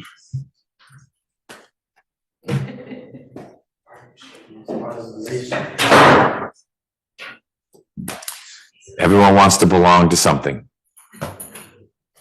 What's the deal?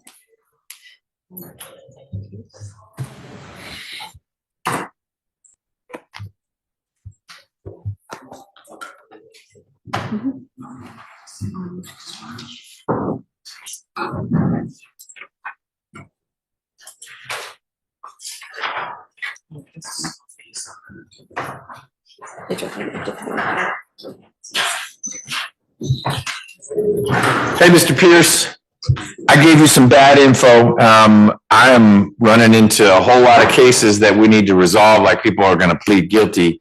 So you and I are still going to have that conversation about you representing yourself and your rights and jurisdiction. Promise you that. We might not fit it in today. And so I didn't want you to be surprised if these gentlemen take you back downstairs. It's not because I'm ignoring you in any way. I will get you back here soon so we can have that very same conversation. You can have all your papers with you. You'll get to be front and center and we'll talk about all that, okay? Is there a way I can give you a copy of my American National Standing right quick? If it's a copy you don't need anymore, you can leave it with the deputy and he'll get it to me, okay? I got a copy for the DA, the court clerk, and you. Fantastic. If you leave that with me, I'll make sure it gets to all those people. Okay. All right. I also filed, my executive letter. I got it certified mail. And I also filed a pro se ex parte with prohibition. So this is my case, but it's in the mail right now. Okay. We'll be looking for it. Okay. Thank you.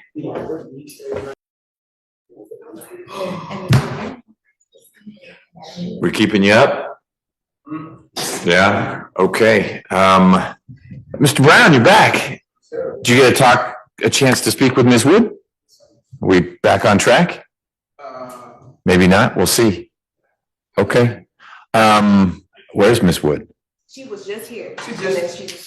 Okay. My thought would be, since we got halfway through Mr. Brown, we finished Mr. Brown. What do we know about your client, Mr. Kraft? Your Honor, we are gonna go forward with a non-negotiated. Okay, so 2 non-negotiated pleas. Any reason why we couldn't have your client take his plea at the same time with his brother? I don't think so. I think the only thing we need to make sure of is that Miss Singleton is on the Zoom, because I think she had to go back to her office. Okay, she has this day job that's getting in the way of this. So let me see. I don't know if she is the Samsung, but we're going to finish Mr. Brown anyway, and that may give Miss Singleton a chance to get to her office. Ms. Wood, Mr. Brown, I think is back on track. That's what he was saying. Did you get a chance to speak with him? I did, Judge. I don't think this is gonna be a plea, right? Okay, yes. Okay. So, on a different track, Mr. Brown, this is the trial calendar. So if you are not resolving your case now, which is fine, then I'll probably see you on Monday or the following Monday for trial of your case. You're charged with actual felony, the aggravated assault. You and your mother, I think it was a pole allegedly, and something else, whacking Sterling Ridley. So that's what we'll do if we're not resolving your case today, is have that trial. So we'll bring in a jury, they'll hear the evidence, but you'll need to be here for all of that. It's not a, hey, I'll be back in a little while.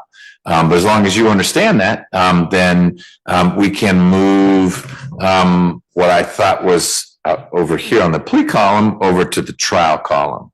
You understand that's what will happen if you step back from the plea. Okay.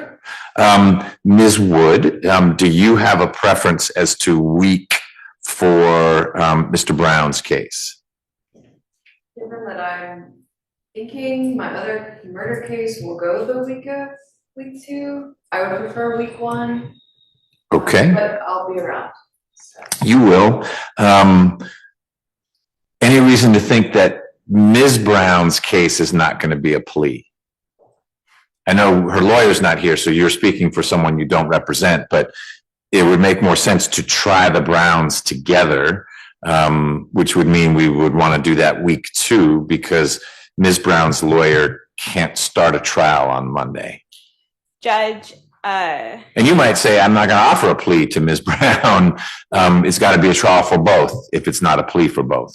So Ms. Cabrera and her client have been working on getting a piece of crucial mitigating evidence that for me to consider. And so she's still working on that. And I think it would be mitigating evidence in both cases. And so it may change the resolution that was offered today, but I just haven't received that yet. I understand she's been on leave. And sure. So I believe it's going to be a resolution if I receive that mitigating evidence. Okay. And so I can't really give a very clear answer, and I apologize, but I do believe that it's forthcoming after my conversations with her. Okay. Even last night. Is it something that Ms. Cabrera has to get, or is something that Ms. Brown or Mr. Brown could be getting? Ms. Brown is, I think, my understanding of the email that I got today was that she was going down to police headquarters to try and retrieve it herself. Okay. Brown. Okay. And so I've also asked if he had that information, and I don't believe he had it in his possession, but they were working on getting it. What is it? The police have someone's cell phone, and there's something on the cell phone, or what are they going to have? It's so they presented some information that our victim may have been an aggressor in the issue, and that they've had issues with the victim in the past. And Okay. I had to call 911. Got it. I've asked my investigator to seek those calls and incident numbers. They weren't able to find anything, so they're trying to Got it. retrieve those reports. Okay. That makes more sense. Okay. Ms. Wood, do you need Mr. Brown to stick around? Sure.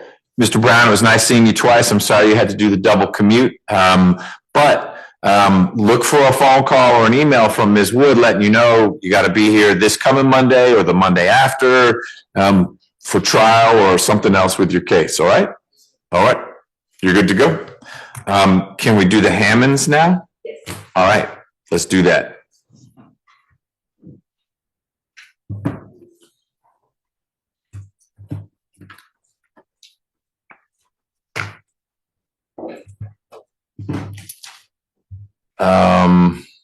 Miss Singleton's not on yet. As long as she gets on during the course of this, are we okay? Or does she need to be on from the get-go? I don't I don't think she needs to be on yet. Judge. Good. Then let's get started while we got everyone here and see what we can do. Judge, where do you want us? Let Deputy Gordon array you all. Just follow his direction as to where people are going to be standing other than Ms. Dilligard.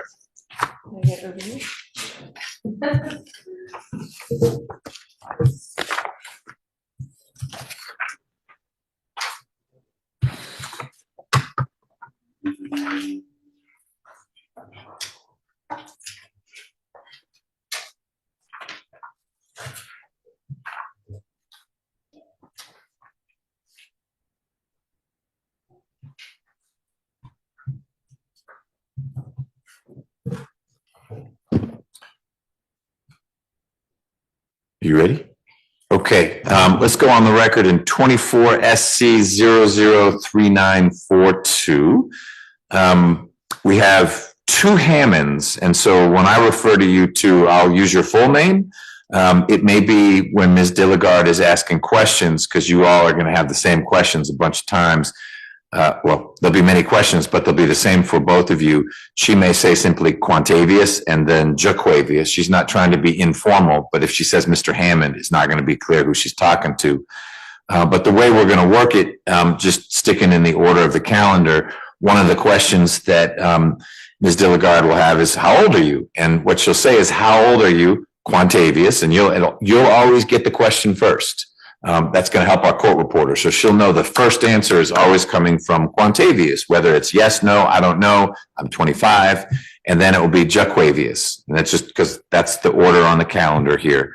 And there'll come a point where we're working with you individually. So it'll be Ms. Wood and Quantavious Hammond and Mr. Kraft and Jaquavious Hammond. But for a whole bunch of it, you have the very same questions. And so Ms. Dilligard will simply ask that question once, and then each of you will answer whatever your answer is. Make sure you answer out loud. You're welcome to nod your head, shake your head, but you also need to verbalize it and not but yes, no, maybe, whatever it is, so the court reporter can take that down. Quantavious, does that work for you? Yes, sir. Jaquavious, does that work for you? Yes, sir. Great. Then Ms. Dilligard is going to put you under oath. You'll start answering questions. If at any time you're not following what's going on, stop us so that either your lawyers or I can explain what's going on. Will you do that? Quantavious. Sir. Jaquavious. Yes, sir. We're ready. Okay, can you both raise your right hand? Do you swear or affirm that any statements or testimony that you should give in the matter currently before this court shall be the truth, the whole truth, and nothing but the truth? Quantavious? Yes, ma'am. Jaquavious? Yes, sir. Quantavious, you can both put your arms down. Quantavious, can you please state your true and correct legal name? Quantavious Hammond. Jaquavious? Jaquavious Hammond. Are you at this time taking or under the influence of any medicine, drugs, or alcohol? Quantavious? No, ma'am. Jaquavious? No, ma'am. Is there a medication that you normally take that you have not taken or been given today? Quantavious? Jaquavious? No, ma'am. How far have you gone in school, Quantavious? 11th grade. Jaquavious? I'm currently in 11th grade. Quantavious, you're not in school anymore, or you are in 11th grade right now? I'm not in school no more. I enrolled in the GED program. Okay, so you're in a GED program. You went through 11th grade. But Jaquavious, you are in 11th grade right now. Yes, sir. Where are you in high school? I actually go to South Atlanta, but they got me placed in an alternative school due to the situation. Okay, thank you. Do you understand that you have been charged with the following offenses? Charged with armed robbery, 1 count of hijacking a motor vehicle in the first degree, 1 count of aggravated assault, and 1 count of possession of a firearm during commission of a felony. Quantavious? Yes, ma'am. Jaquavious? Yes, ma'am. Do you understand that you have the right to plead either guilty or not guilty to these charges? Quantavious? Jaquavious? Yes, ma'am. You understand that if you plead not guilty or remain silent and refuse to enter any plea at all, then the state is required to prove the charges against you at a jury trial. Quantavious? Jaquavious? Yes, ma'am.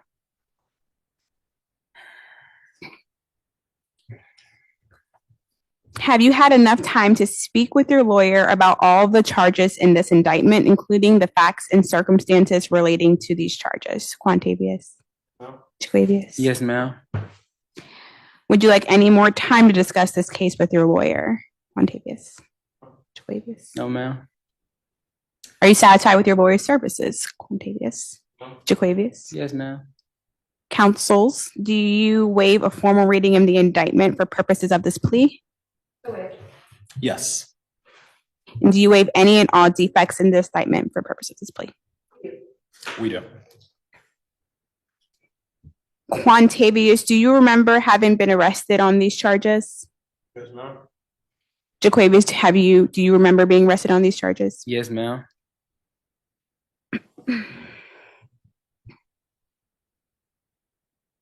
Has your attorney advised you of the minimum and maximum sentence for each charge to which you are pleading guilty to? So for armed robbery, Judge, the state's recommendation is going to be reducing that to robbery Okay. under OCGA 16840, the minimum being 1 year, the maximum being 20 years.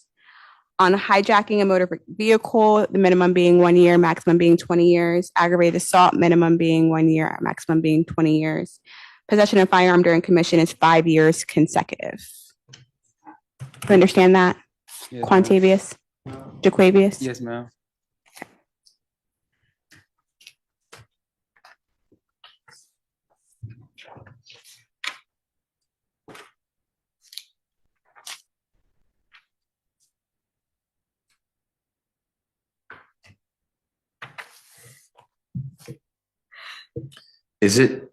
It's, I think, is it 10 to 20? yeah, hijacking a motor vehicle is 10 to 20. Okay, I just looked at that. So for hijacking a motor vehicle in the first degree, the minimum is 10 years, the maximum being 20 years. Do you understand that, Quantavius and Jaquavius? Yes, ma'am.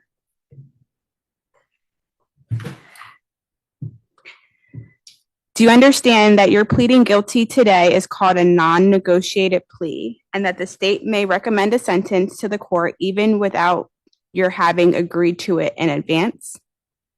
Quantavius? Jaquavius? Yes, ma'am.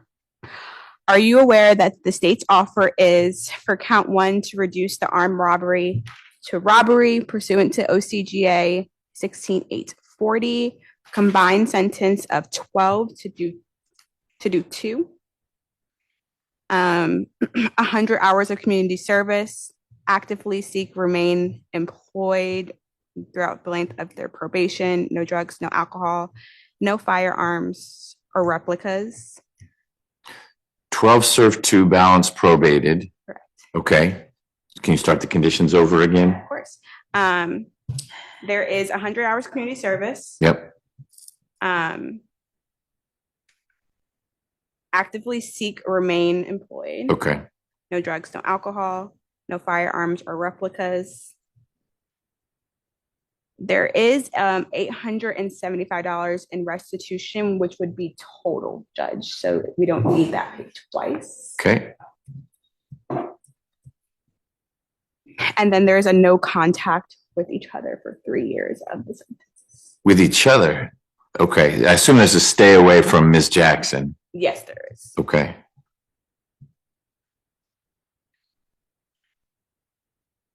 Okay. All right. Thank you. Are you aware that's the state's offer?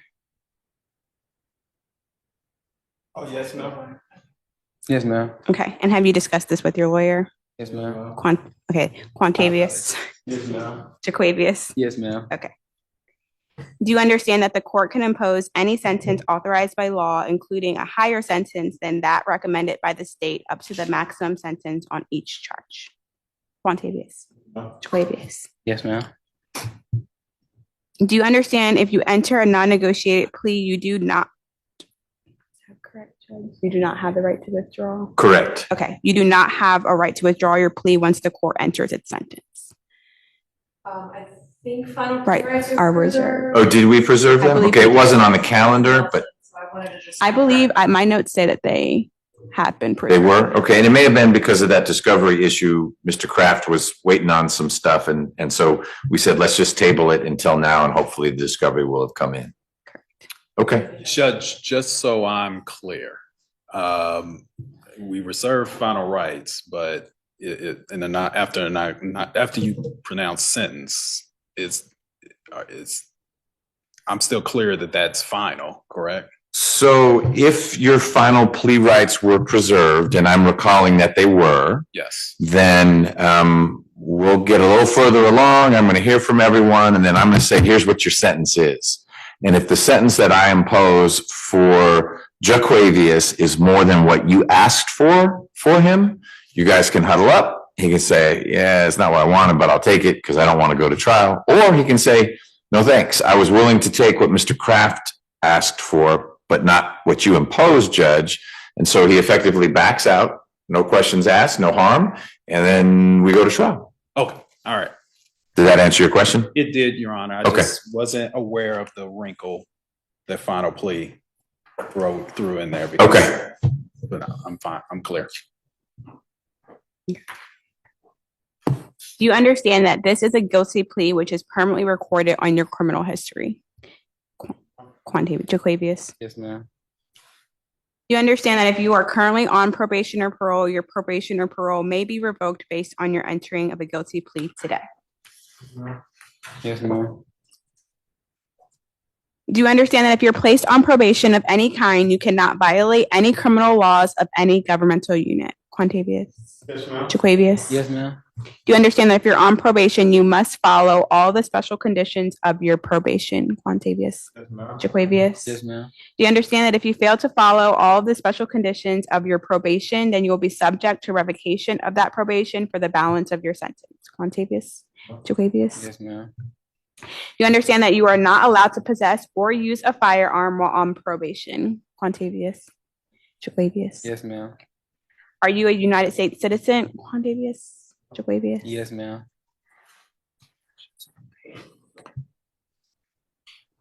Do you understand that by entering a plea of guilty today, you are waiving any and all defenses, including any mental health defenses? Quantavius. Jaquavius. Yes, ma'am. Do you understand that by pleading guilty, you are giving up the following rights: the right to a trial by jury, the right to remain silent, the right to confront witnesses against you, the right to the assistance of counsel, the right to the presumption of innocence, the right to appeal if convicted of these charges at a trial? Quantavius. Jaquavius. Yes, ma'am. Is it your decision to waive these rights and enter a guilty? Excuse me, I'm not hearing Quantavius. He has to speak up. Okay, if we could bend the microphone towards the middle, there we go. Okay, we're good. Just belt it out like you're outdoors. Okay. Is it your decision to waive these rights and enter a guilty plea today? Quantavius. Yes, ma'am. Jaquavius. Yes, ma'am. Has anyone forced, threatened, or promised you anything to get you to enter a guilty plea? Quantavius. No, ma'am. Jaquavius. No, ma'am. Is it your decision to enter a guilty plea because you are in fact guilty? Quantavius.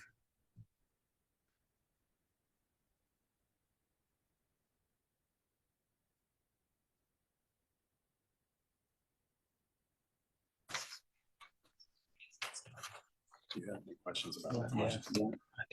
There's either pleading guilty or not. Yes. Okay.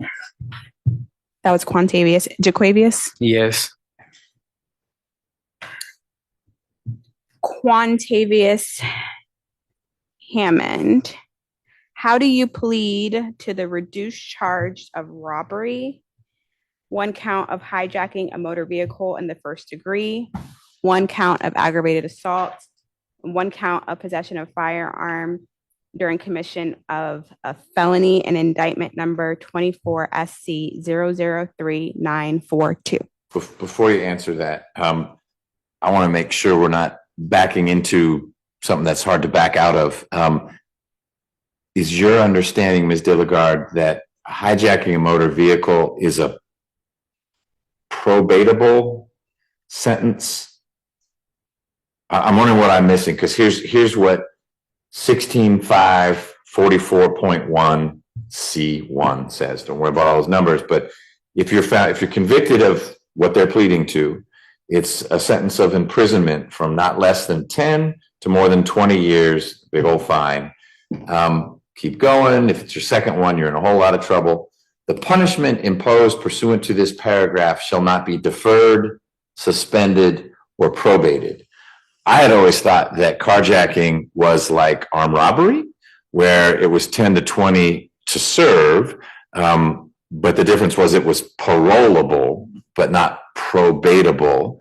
But then there's always the 1710 6.1E, but that applies to serious violent felonies, which is armed robbery and not carjacking, hijacking a motor vehicle. And so I don't want to impose an illegal sentence, although the only one who would be in a position to fuss about it would be the state. But really, I don't want to impose an illegal sentence. So I'll take the lawyers in whatever order, because I know the recommendation isn't 10 years to serve. It's 12 to serve 2. I don't know that that's a legal sentence.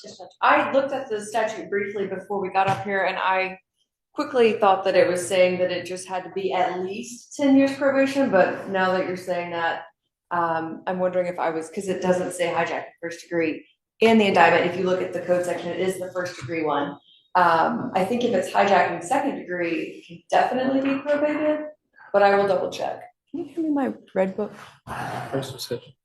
It's definitely first. Yes, first. Yeah, it's charged as first degree. It's B1, and that would fit the allegations because it's carjacking with a weapon, as opposed to second degree is just when it's a slider. A slider would be a B2, and this, at least as it's charged, is not a slider case.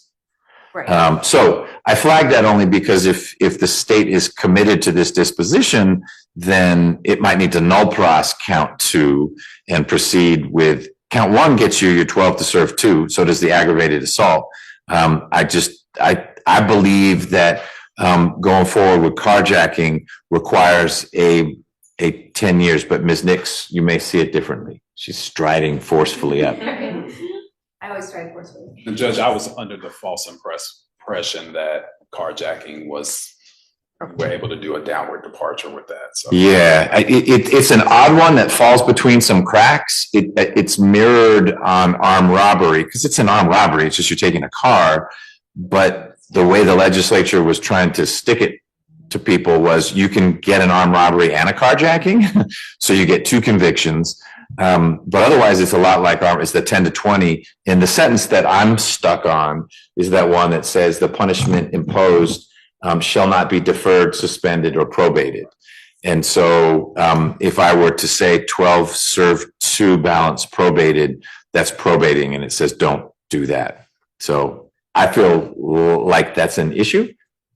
So way we'd be able to amend it to second degree without the complication. You can amend it. If you want to reduce it to second degree, you can do that in the same way you're reducing armed robbery to robbery, and that would fix it. The difference would be that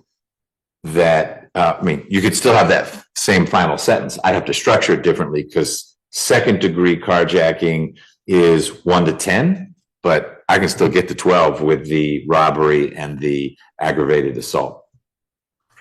So I don't mean to throw that wrench in there, but the clerk's office might throw the wrench in there if this is anything along the lines of what we're going forward with. Yes, Judge.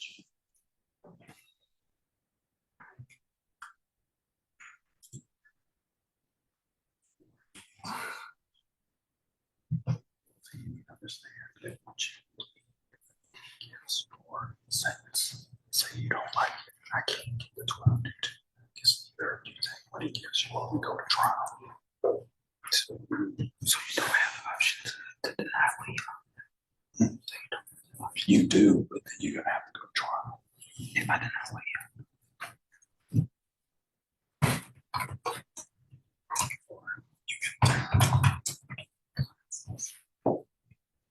So either you're gonna offer something or I can take a legal offer.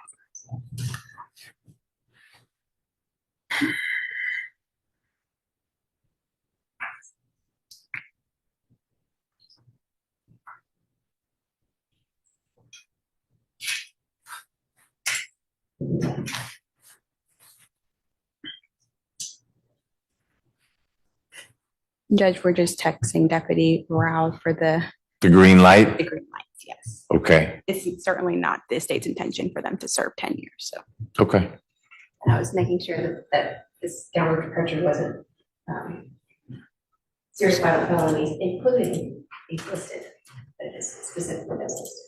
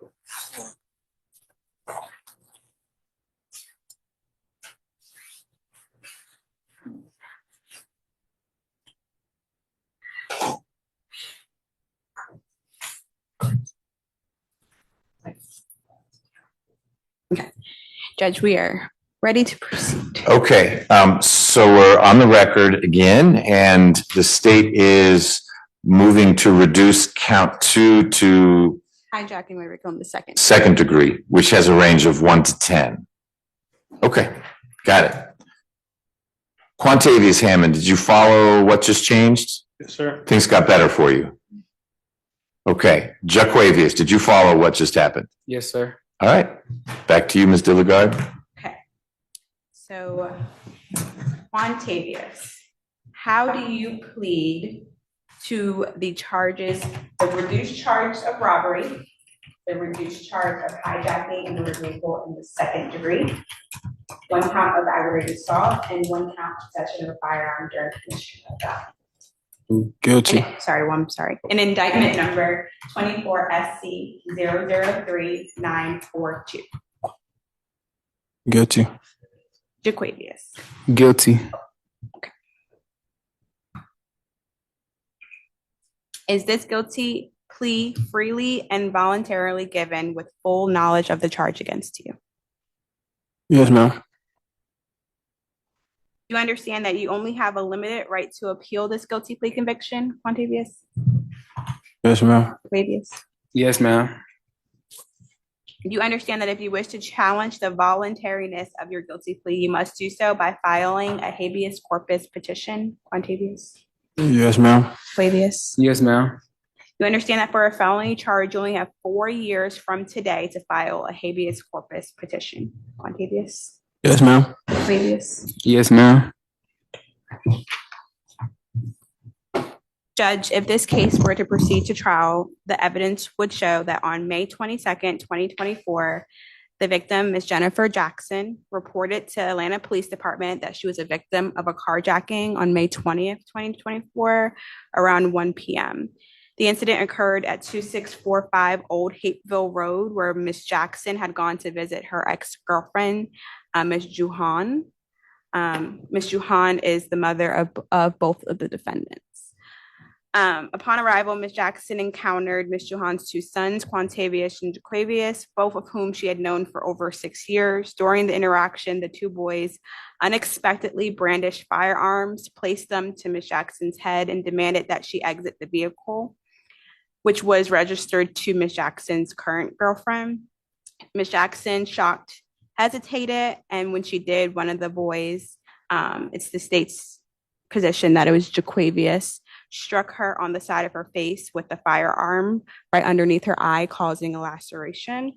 Boys then stole the vehicle, which also contained Ms. Jackson's iPhone 15.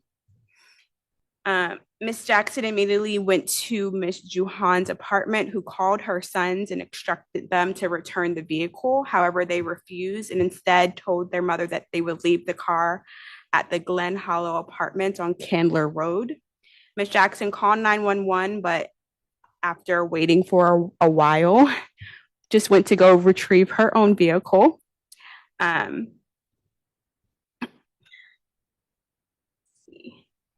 So she was able to recover her vehicle at 4 p.m. that day, but her iPhone was not there. Following the report, investigators reviewed body cam footage. They interviewed a witness who also confirmed seeing the two males there. The witness did not got camera footage of them there. She did not catch footage of the actual incident, but she did witness the entire incident.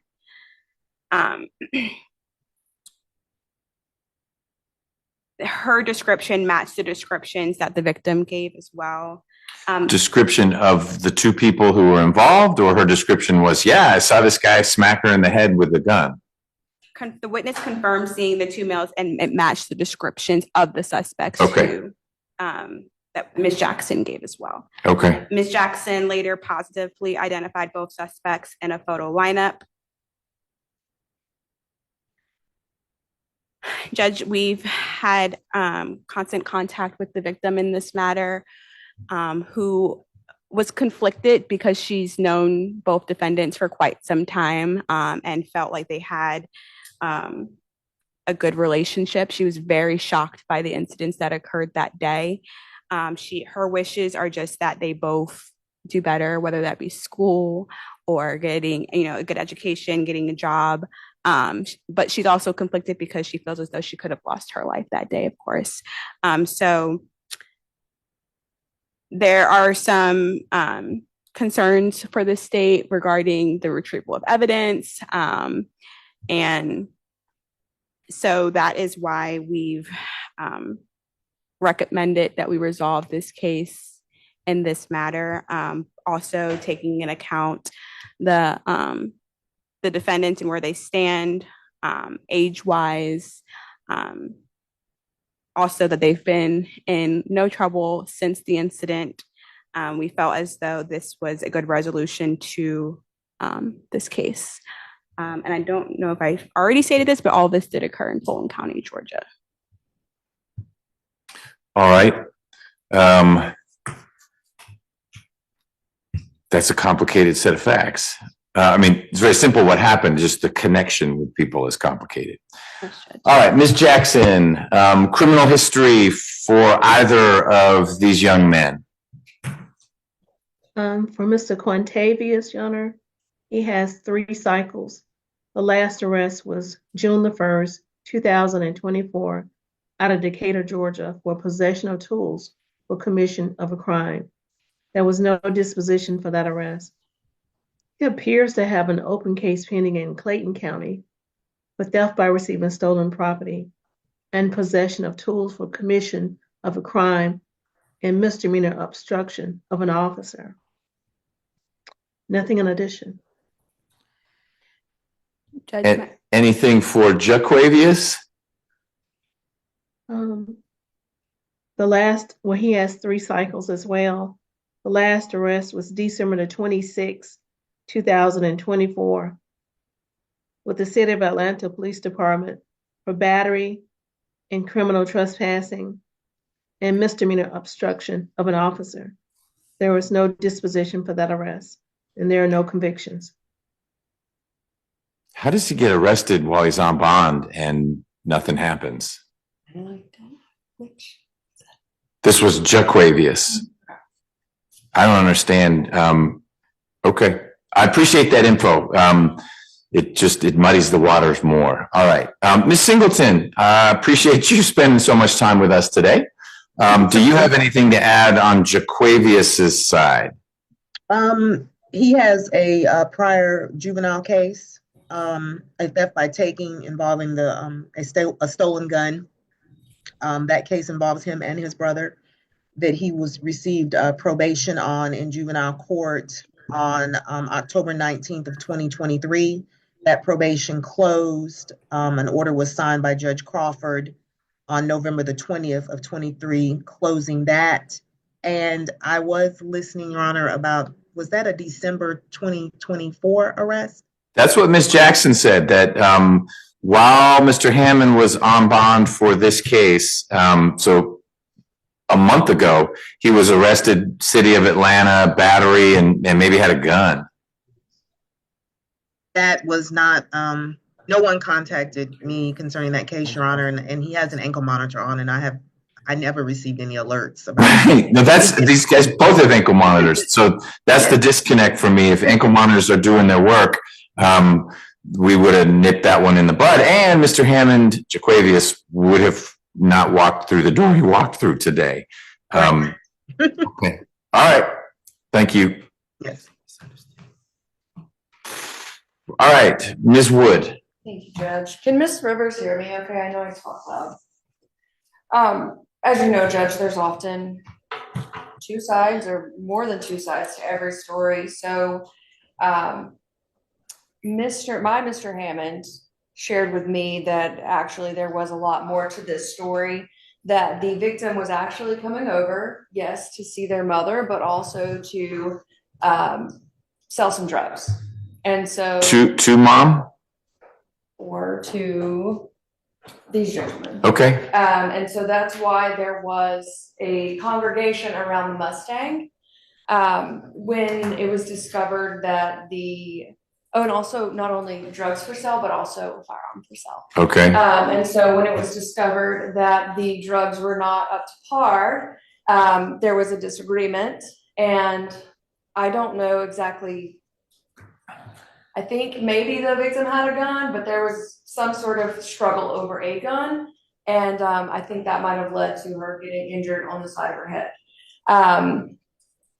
The report was made 2 days later. As you heard from the state, she didn't wait around for law enforcement. She took an Uber to the vehicle, and she found the vehicle because she talked to mom, and mom was able to tell her where the vehicle was. At the Glen Cove Apartments. Yes. Right. So while it is a very serious case, Judge, it's not stranger danger carjacking. My Mr. Hammond Quantavius served 63 days in custody. Judge, he's 19 years old. He currently lives with his father. He has one child, a 5-month-old daughter. He does have an 11th grade education. He's currently working on his GED. So our request of the court is to consider a sentence of 12 years probation to serve 63 days.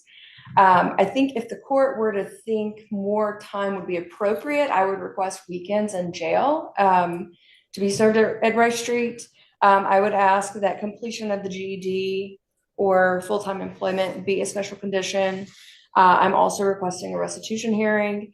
And finally, I don't think a 3-year stay away from these brothers is appropriate. I think having them on probation is going to be, enough incentive for them to stay away from criminal activity, Judge. Lastly, Mr. Quantavius Hammond is asking to be treated as a first offender. All right. Mr. Kraft. Yes, Your Honor. I will start by informing the court that Jaquavius also wishes to be treated as a first offender. I don't have a lot to add to what Ms. Wood has stated before, because I believe Jaquavius and Quantavius' story has been the same in terms of how and why they were meeting up with Miss Jackson, the alleged victim in this case. I will tell you, Judge, that in speaking with Jaquavius over the past couple months, he's expressed to me his fear of going to prison, not just losing his liberty, but in terms of how it would affect him in terms going forward and remaining a law-abiding citizen. I think he'd be the first to admit that he's had some issues staying, on the right side of the law, but I believe he is maturing. I think you've heard from at least Miss Singleton. I don't know about that incident in December. This is probably the first time I've heard of it, and I think it's the first time Miss Singleton heard about it. But he had pretty much had stayed out of trouble while awaiting this court date.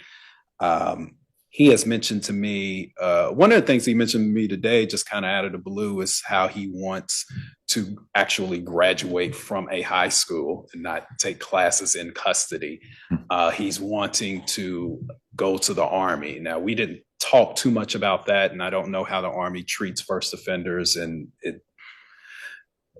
it's been a while since I've researched that issue or asked anybody about it, but he has concrete plans for his future. And he is hoping that the court recognizes that he has intention to rehabilitate himself, and that he just wants a chance to do so. He understands the seriousness of this case. Whatever caused the incident, or whatever the level of culpability here for Jaquavius, he admits that it was whatever they did, split-second stupid decision. They tried to rectify that pretty quickly thereafter, but I don't think I need to remind the court that we are still talking about a teenager here who wasn't making the best decisions at that time, just due to his age. Your Honor, I'm asking the court to consider, and Jaquavius has asked me Jaquavius has told me he's willing to do up to 20 years probation. And while I think that is a significant amount of probation, I think that's a very long time. I am going to ask the court for some amount of probation that it thinks is necessary in order to avoid prison time, Your Honor. He has spent around a little bit more than 2 months in custody. If the court settles on time to serve, I would ask the court to consider a report date for him 2 weeks out from today on February 13th of this year. But I would also ask the court to consider other alternatives, such as weekend jail for any number that the court thinks is appropriate. What needs to happen between now and the report date? Judge, he's only expressed to me that he wishes to spend some time with his family. And if I could, just to clarify that, we were in the middle of negotiations on the 12 to serve 2 sentence. And that was one of the things he requested, is that if he was going to go to prison for 2 years, he wanted to spend just the last 2 weeks before he turned himself in. Okay.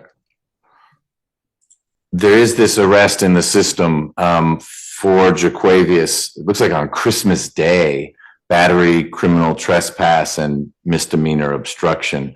I can't get anything more about it. No paperwork. It's listed as a magistrate pre-filed case.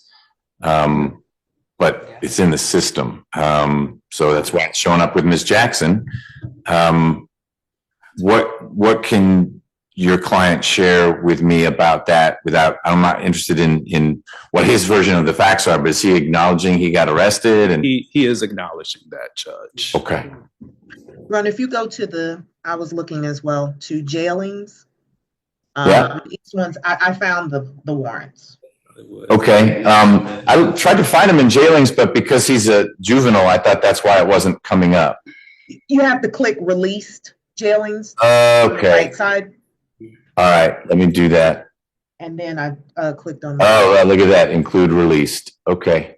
And Your Honor, the only other tidbit of information I'll share, it does appear that the alleged victim was his significant other, somebody that he knows. Okay. Here it is.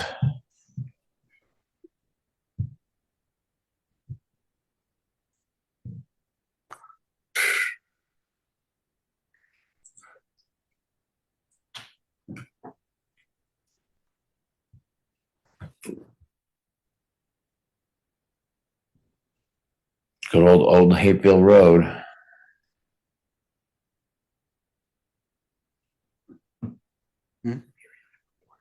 I don't know exactly what he's reading. Whatever Ms. Singleton told him to read.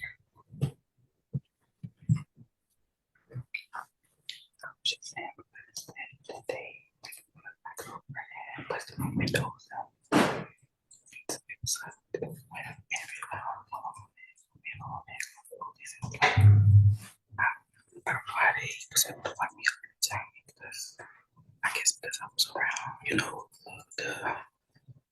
the situation over there, what was going on. Yeah, when they asked me what happened or whatever, I want to talk to somebody, I want to talk to them. Because like at the end of the day, just Nobody knows she did.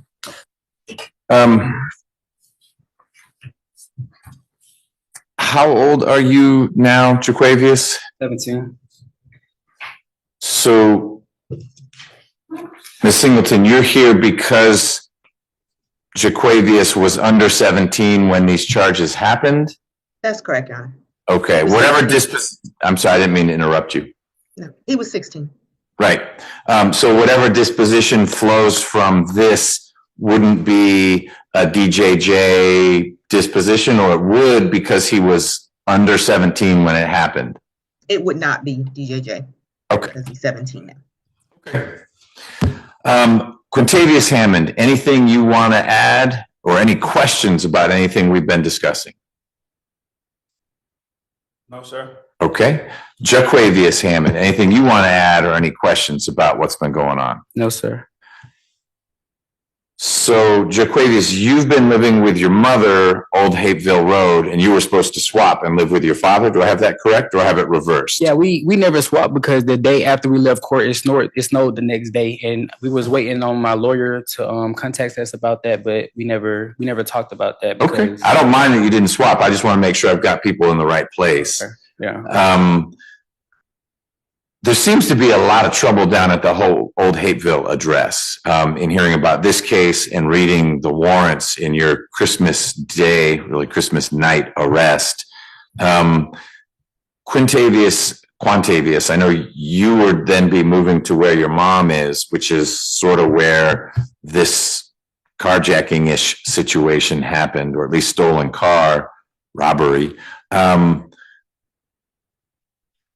Is that something you're real insistent on wanting to do, or would it make more sense to get both of you out of the Old Hapeville environment? I don't know where your dad lives. I mean, it's in the system here somewhere, but I'm wondering if your dad's living situation is less problematic than your mom's living situation in that apartment complex. Sounds like your ex-girlfriend, Jaquavius, lives in the same apartment complex. You throw rocks at her place, she throws rocks at your place. We've got Ms. Jackson coming down there to sell dope and have guns. And I'm just wondering if your father is in a completely different place, if that's the right home when the dust settles. But you would know that better.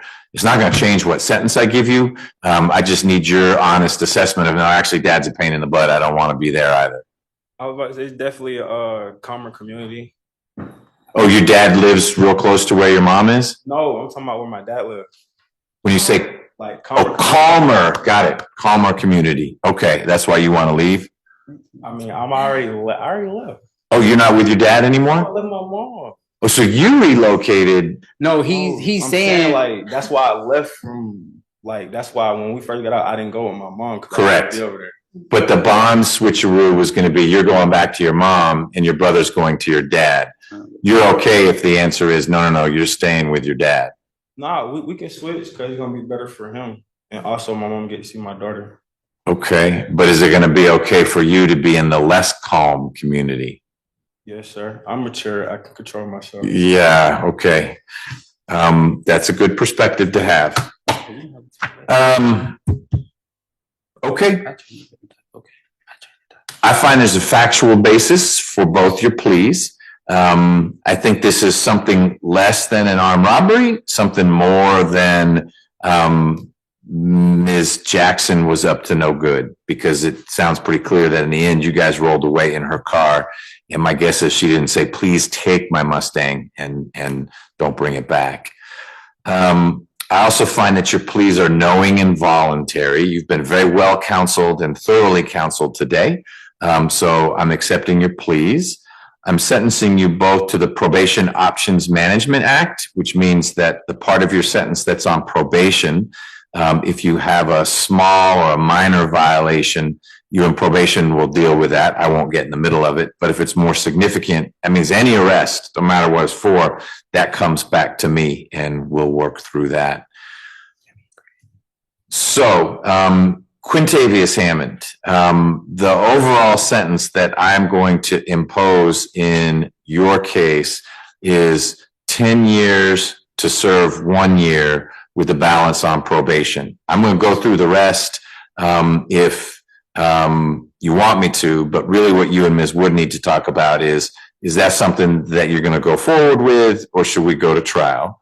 And you all need to have the same conversation because it's going to be the same sentence.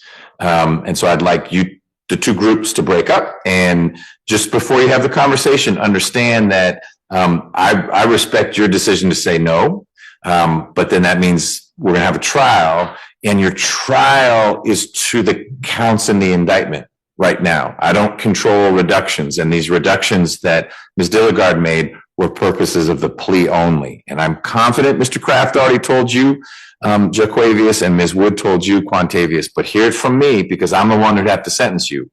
If you go to trial and a jury finds you guilty of either armed robbery or the carjacking as it's charged, which is carjacking with a weapon. In other words, if they believe Ms. Jackson, then I have to sentence you to at least 10 years to serve. At least 10 years to serve. And the armed robbery years are not parolable.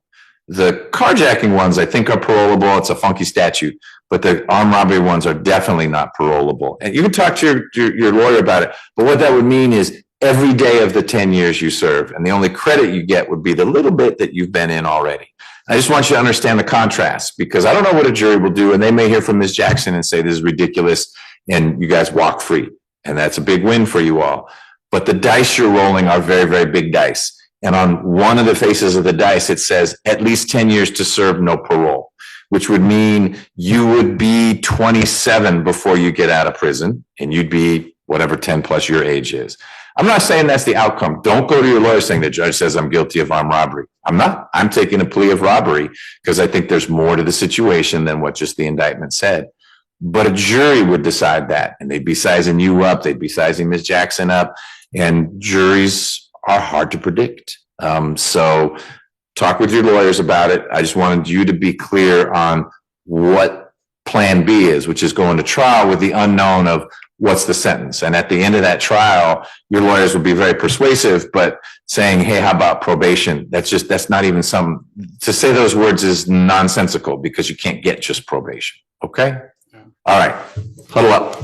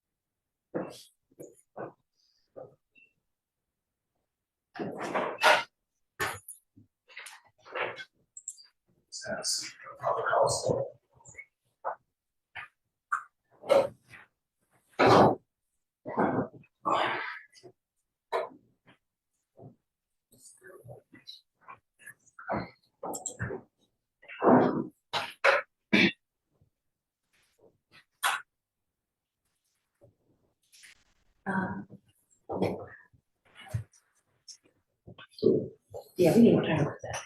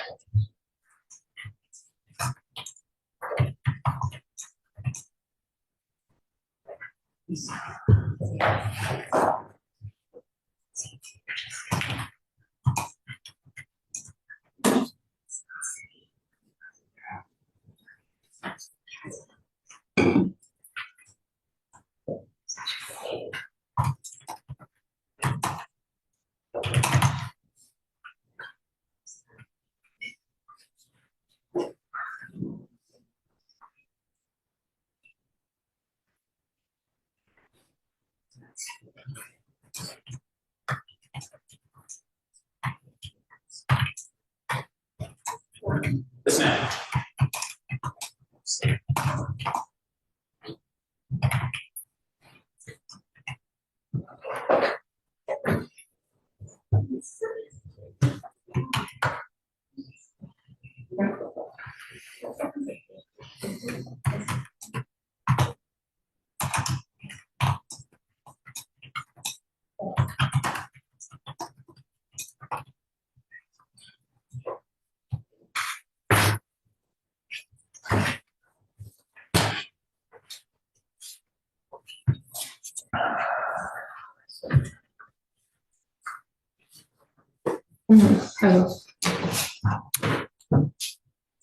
All right, back on the record in the Hammonds case. Ms. Wood, have you and Quantavious Hammond had an opportunity to discuss his options? He did, Judge. And what does he want to do? He will accept the sentence of the court. All right. I'll add the rest of it in just a second, but let's figure out what's happening with Jaquavious Hammond. Mr. Kraft, have you and your client Jaquavious Hammond had an opportunity to discuss the situation? Yes, Your Honor. And what is your client's election? He is going to accept the sentence. Okay. Let me finish talking about what the sentences look like, and then we can talk about first offender and reporting dates. So the ultimate sentence that I will impose for Quantavious Hammond as to count one, which has been reduced to robbery, is 10 years to serve 1 year with the balance on probation, credit for time served. Count two, which has been reduced to second degree hijacking of a motor vehicle. It's the same sentence. Count three is the same sentence. And count four will be, it has to be 5 years consecutive. Oh, you know what? I don't have a mandatory 10 anymore. So let me restate that. Sorry, Ms. Nelson. Counts 1 through 3 are all 5 years to serve 1 year with the balance probated. Count 4 is 5 years probated consecutive to count 1. So the total sentence is the same. We don't have to have that suspended sentence hanging out there. It's 10 to serve 1, balance probated, credit for time served. Special condition of your probation will be to get a GED. If you knock that out before you get out, that's not a condition of probation anymore. I will not require you to have no contact with each other when you get out. You will need to stay away from Jennifer Jackson. By the time you get out, you're going to be even older, and I suspect a whole lot wiser. So I'm not going to say don't live with your mom or your dad. You're going to live where you live, Quantavious Hammond, when you get out. But it will be a condition of your probation that you actively seek employment. So if you're a month in and you're just sort of goofing around, et cetera, I'm going to, after 4 weeks of unemployment, you're going to have 5 hours of community service for every week you're not working.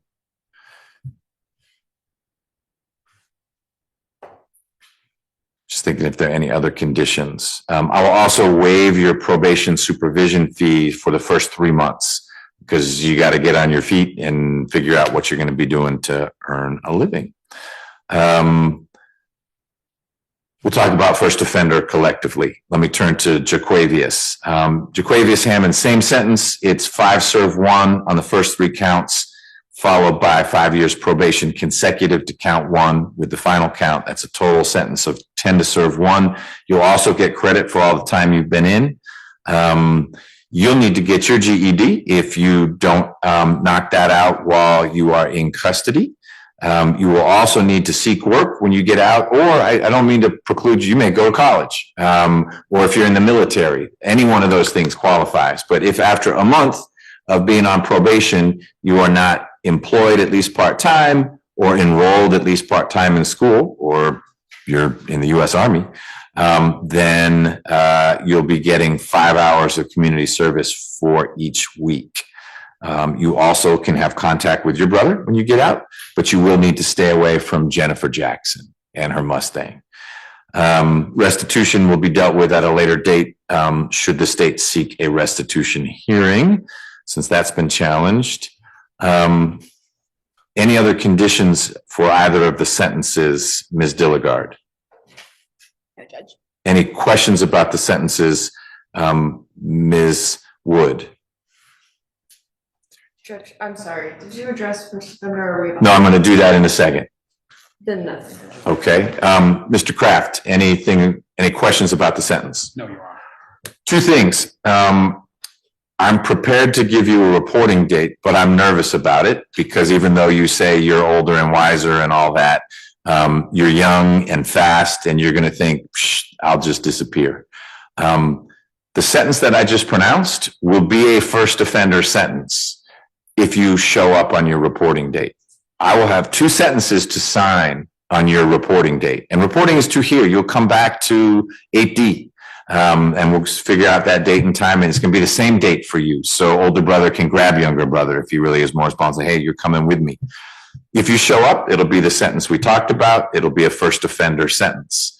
If you don't show up, then it is going to be 10 years to serve 5 years, and it will not be a first offender case. And I will sign that sentence that day that you're not here. And so eventually you're going to get pulled over, you're going to get a speeding ticket, this or that, and there'll be this warrant, and it will be for a 5-year custodial sentence followed by 5 years on probation, and it's not first offender. So you're going to make the decision, come here or don't come here.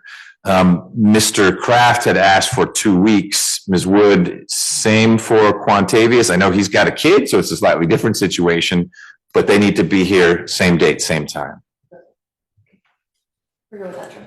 So what I'm going to say then is Friday the 14th, because I'll be here. So that's Valentine's Day. Not the best way to celebrate it, but it's Valentine's Day. That is 2 weeks and a day from today. Does that not work? No, hold on, Judge. Well, we're going to make it the 13th.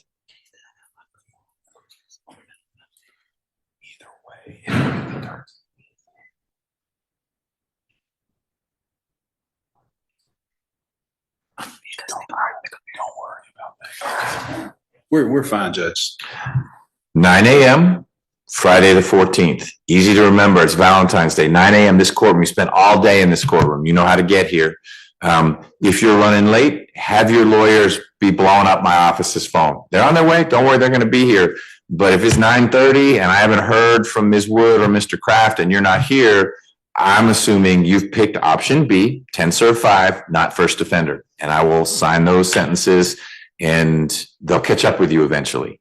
So if something changes and you know you can't make it at 9 a.m. on the 14th, tell your lawyer so they can tell me. And if the doctor sends me pictures that you're in the hospital on, being taken care of, we'll move the date. But if it's just, hey, I'd like another day to use my PlayStation, play a lot between now and then, and be here 9 a.m. on the 14th. First offender is something you both qualify for. It's a benefit in that if you successfully complete your sentence, you can get it wiped off. That helps with work and school and other things you might want to do with your life.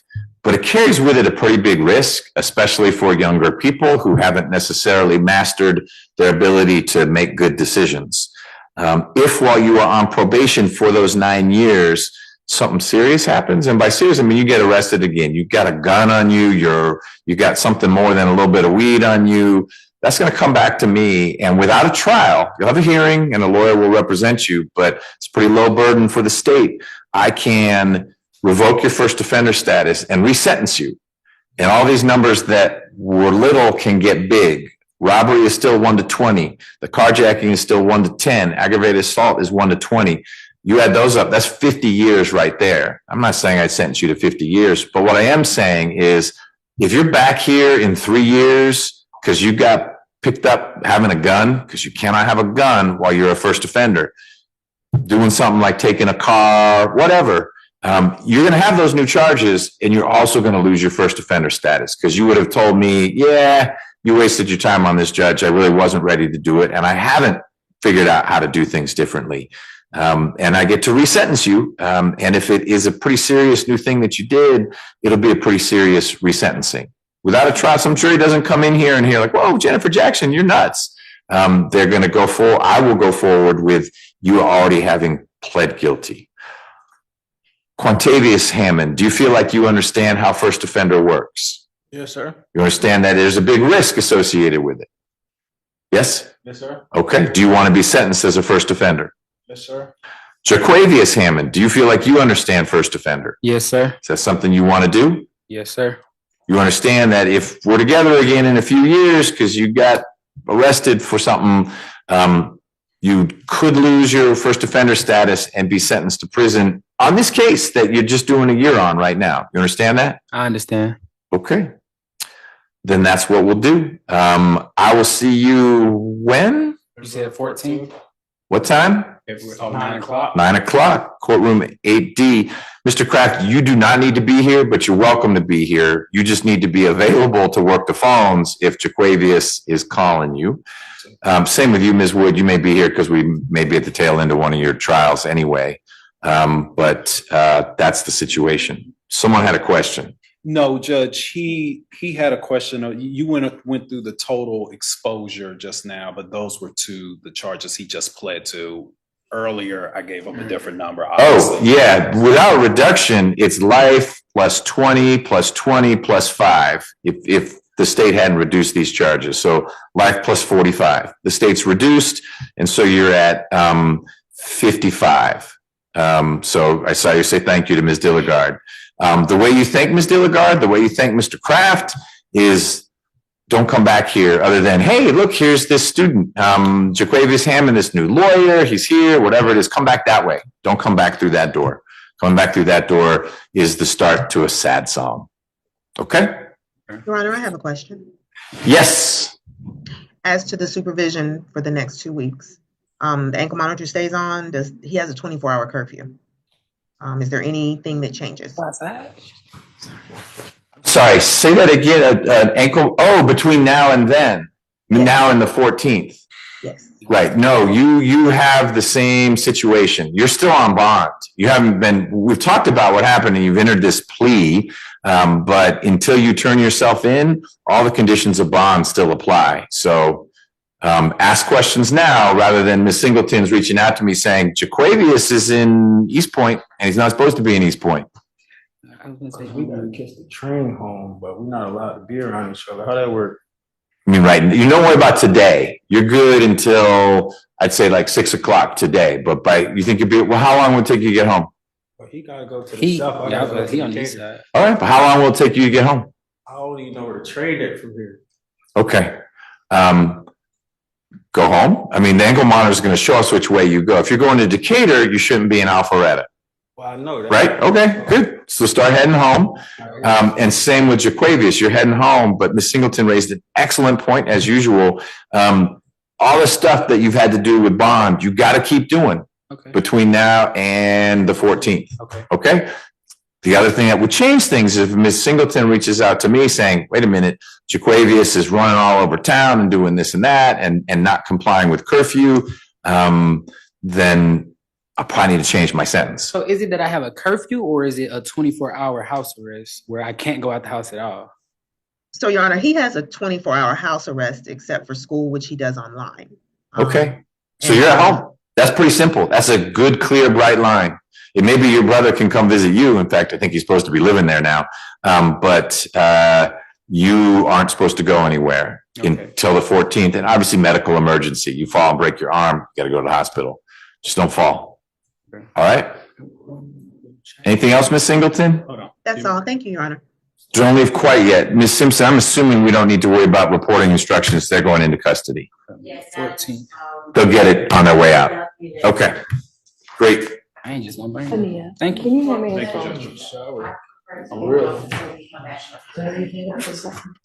So you're welcome to do that. You just need to be here at 9 and you could talk to them about it. But I mean, they're going to learn. I'm assuming what they'll really be told is as they're being processed out of GDC, they're going to say PS, because they'll probably be on parole first. And then they segue into probation. Okay. Thank you, Your Honor. Thank you, Ms. Singleton. Bye. Bye. All right. Ms. Rios, you want to do something now? Or maybe it's all that's left is you. Yeah, I think so. Who's the Cobb County guy? Would you like to do that first? Okay, can we do Kimbrough first? I promise not to ask lots of questions of these people.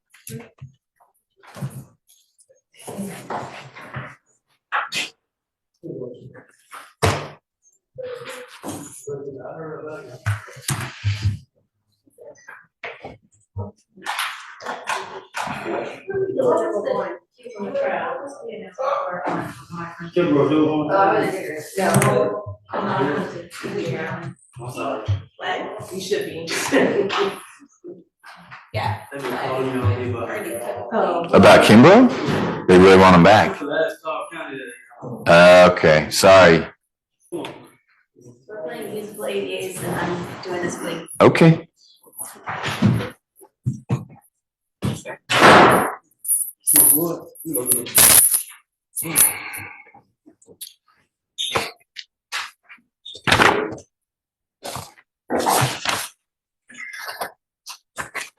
Go. Good afternoon, Mr. Kimbrough. Good to see you again. Think we're gonna get through it this time? Maybe. We'll see. It's your call. This is position 2124 SC 0035554, State versus Kimbrough. Mr. Kimbrough is in court with Ms. Wood. We have Ms. Nix as the prosecutor, and Mr. Kimbrough, Ms. Nix is going to put you under oath in just a moment. You'll answer her questions. I'll answer your questions if you have any, okay? Mr. Kimbrough, please raise your right hand. Do you swear or affirm that any statements or testimony that you shall give in the matter currently before this court shall be the truth, the whole truth, and nothing but the truth? Yes, ma'am. Can you put your hand down? Please state your true, correct, and legal name. James Edward Kimbrough. Are you at this time taking or under the influence of any medicine, drugs, or alcohol? No, ma'am. Is there a medication that you normally take that you have not taken or been given today? No, ma'am. How old are you? 44. How far have you gone in school? 12. Did you finish high school? Yes, ma'am. Yes, sir. Is English your native or dominant language? Repeat that again, ma'am. Is English your main language? No. Yes, ma'am. All right, I'm just pulling up the indictment.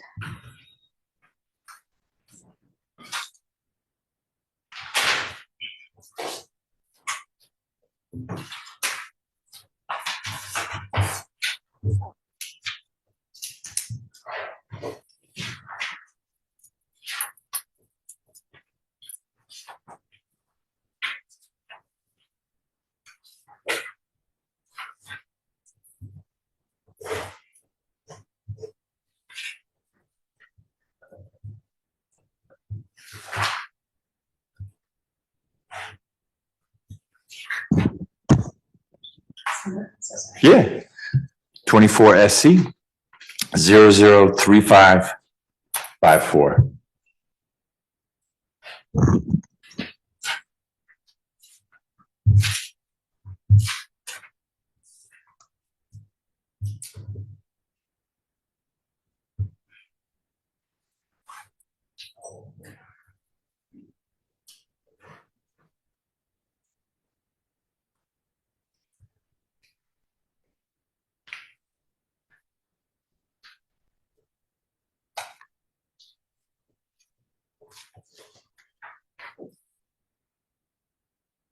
All right, Mr. Kimber, do you understand that you've been charged with the following offenses?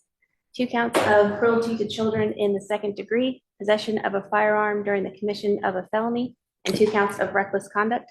Yes, ma'am. Do you understand that you have the right to plead either guilty or not guilty to these charges? Yes, ma'am.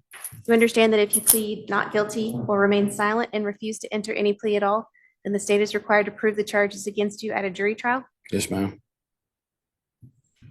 Have you had the opportunity to review your rights with your attorney? Yes, ma'am. Have you had enough time to speak with your attorney about all of the charges in this indictment against you, including the facts and circumstances relating to each charge? Yes, ma'am. Do you need more time to discuss the case with your lawyer, Ms. Wood? No, ma'am. Are you satisfied with her services? Yes, ma'am. Ms. Wood, do you waive a formal reading of the indictment for purposes of the plea? So waived. And do you waive any and all defects in the indictment for purposes of the plea? We do. Mr. Kimber, do you remember having been arrested on these charges? Yes, ma'am.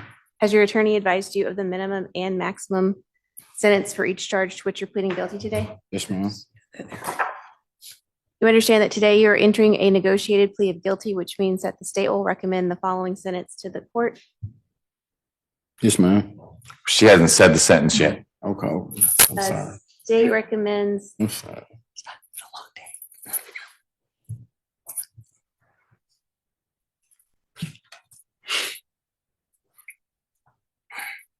a 5-year sentence that you serve 2 years with the balance on probation. ADET and no firearms. That's the recommended sentence for counts 1 and 2. Count 3, state recommends 5 years probation consecutive to count 1. And counts 4 and 5, state recommends 12 months to serve concurrent with count 1. Do you understand that's the state's recommended sentence? I want to make sure that I understood and that I explained it correctly. ADET is alcohol and drug evaluation and treatment, correct? That's not some program I don't know about. It's what you said. Okay. Yeah. Thank you. Yeah. So I heard 10 serve 2, if you add everything together, because that 5 years consecutive. So the serve 2 is the big piece, followed by 8 years probation. And when Mr. Kimbrough is released, either paroled out or on probation, he'll submit to a drug and alcohol abuse evaluation. And if that medical professional says, hey, Mr. Kimbrough, you benefit from going to AA classes or this or that, that treatment would become part of your probation. And that's where we are. Thank you, Judge. Having that being clarified, do you understand that's the state's recommended sentence? Mr. Kimber? That's what they're asking for. We'll ask for something different when I get okay. So say yes. Yes. Okay. Do you understand that the court is not required to accept the state's recommended sentence? Yes. Do you understand that the court has the right to sentence you to the maximum possible sentence on each charge? Yes, ma'am. You understand that since there are multiple charges to which you're pleading guilty today, the court also has the right to run those sentences consecutively? Yes, ma'am. You understand that if the court decides to order a sentence that differs from the negotiated plea you were expecting today, you do not have the right to withdraw your plea of guilty? Yes, ma'am. Are you currently on probation or parole anywhere? Yes, ma'am. You understand that your probation or parole may be revoked based on your entering a guilty plea today? Yes, ma'am. You understand that if you are placed on probation of any kind, you cannot violate any criminal laws of any governmental unit? Yes, ma'am. Do you understand that while you're on probation, you must follow all the special conditions of your probation? Yes, ma'am. You understand that if you fail to follow all the special conditions of your probation, then you'll be subject to revocation of that probation for the balance of your sentence? Yes, ma'am. You understand that you are not allowed to possess or use a firearm while on probation? Yes, ma'am. Are you a United States citizen? Yes, ma'am. Do you understand that by pleading guilty to a felony, you may not receive, possess, or transport a firearm? Yes, ma'am. You understand that doing so could result in new criminal charges for which you face a sentence of up to 5 years? Yes, ma'am. You understand that by pleading guilty to a felony, you may not receive. You also may not use a firearm in a crime in the future. Yes, ma'am. You understand that if you were in the future to use a firearm during the commission of a crime, you would face a 15-year custodial sentence consecutive to the sentence for the underlying crime. Yes, ma'am. You understand that by entering a plea of guilty today, you are waiving any and all defenses, including any mental health defenses. Yes, ma'am. You understand that by pleading guilty, you are giving up the following rights: the right to a trial by jury, to remain silent, to confront witnesses against you, to the assistance of counsel, to the presumption of innocence, and the right to appeal if convicted of these charges at trial. Yes, ma'am. Is it your decision to waive these rights and enter a guilty plea today? Yes, ma'am. Has anyone forced, threatened, or promised you anything to get you to enter a guilty plea? No, ma'am. Is it your decision to enter a guilty plea because you are in fact guilty? Yes, ma'am. How do you plead to the charges of 2 counts of cruelty to children in the 2nd degree, possession of a firearm during the commission of a felony, and 2 counts of reckless conduct in indictment number 24 SC 003554. Good. Is this guilty plea freely and voluntarily given with full knowledge of the charges against you? Yes, ma'am. You understand that you have only a limited right to appeal this guilty plea conviction? Yes, ma'am. You understand that if you wish to challenge the voluntariness of your guilty plea, you must do so by filing a habeas corpus petition? Yes, ma'am. You understand that for the felonies, you have only 4 years from today to do so, and for the misdemeanors, you have only 12 months from today to do so? Yes, ma'am. Judge, had this case gone to trial, the state would expect the evidence to show that on or about April 21st of 2024, the Atlanta Police Department responded to 4511 Campbellton Road, which is in Fulton County, regarding an 11-year-old victim with a gunshot wound to his stomach. The defendant, Mr. Kimbrough, spoke with officers and reported that his son, JK Jr., was shot at a park down the street. Mr. Kimbrough was erratic, and officers observed a strong smell of alcohol. Officers also spoke with Tasha Hill at another location, who reported that her son was suffering a gunshot wound to his stomach. Her son, MH, reported that his uncle, Mr. Kimbrough, had shot him. He reported that they were at 2333 Omaha Road, also in Fulton County, gathered in the den. Mr. Kimbrough was drunk and waving a gun around and shot at them. The investigation supported the fact that the defendant tried to cover up the incident. Nothing further from the state. So one victim is Mr. Kimbrough's son and the other is his nephew. That is my understanding, Judge. What is your understanding as to whether MH and JK Jr. are alive, and they're clearly not dead as a result of this, but how are they doing? If you know.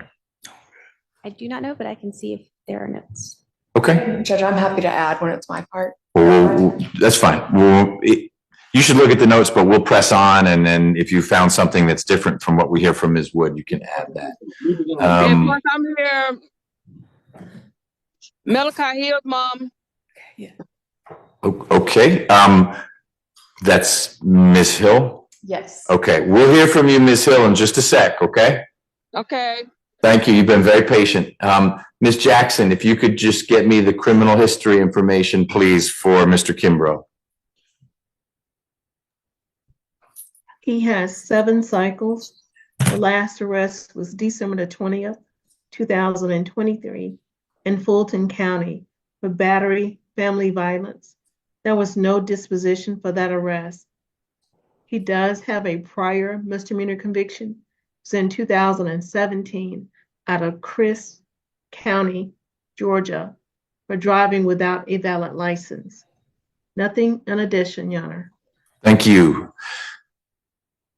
Was Ms. Hill on because you asked her to be on, or because maybe Ms. Drummond lined that up? Judge, Ms. Hodge had told me that one of the parents was on, but then she told me that she had gotten off. Okay. So I didn't. She's back on. Okay. Hey, Ms. Hill. Oh, Ms. Drummond. Yes, ma'am. Yes, I'm sorry, Judge. I was unaware that was Miss Hill. It said Samsung, so that I do apologize. Okay. Ms. Hill, why don't I hear from you, and then I'm going to turn to Mr. Kimbrough's lawyer to see what she has to say. Okay. Tell me how Malachi is doing. He's recovered very well. He's healed, back up and running.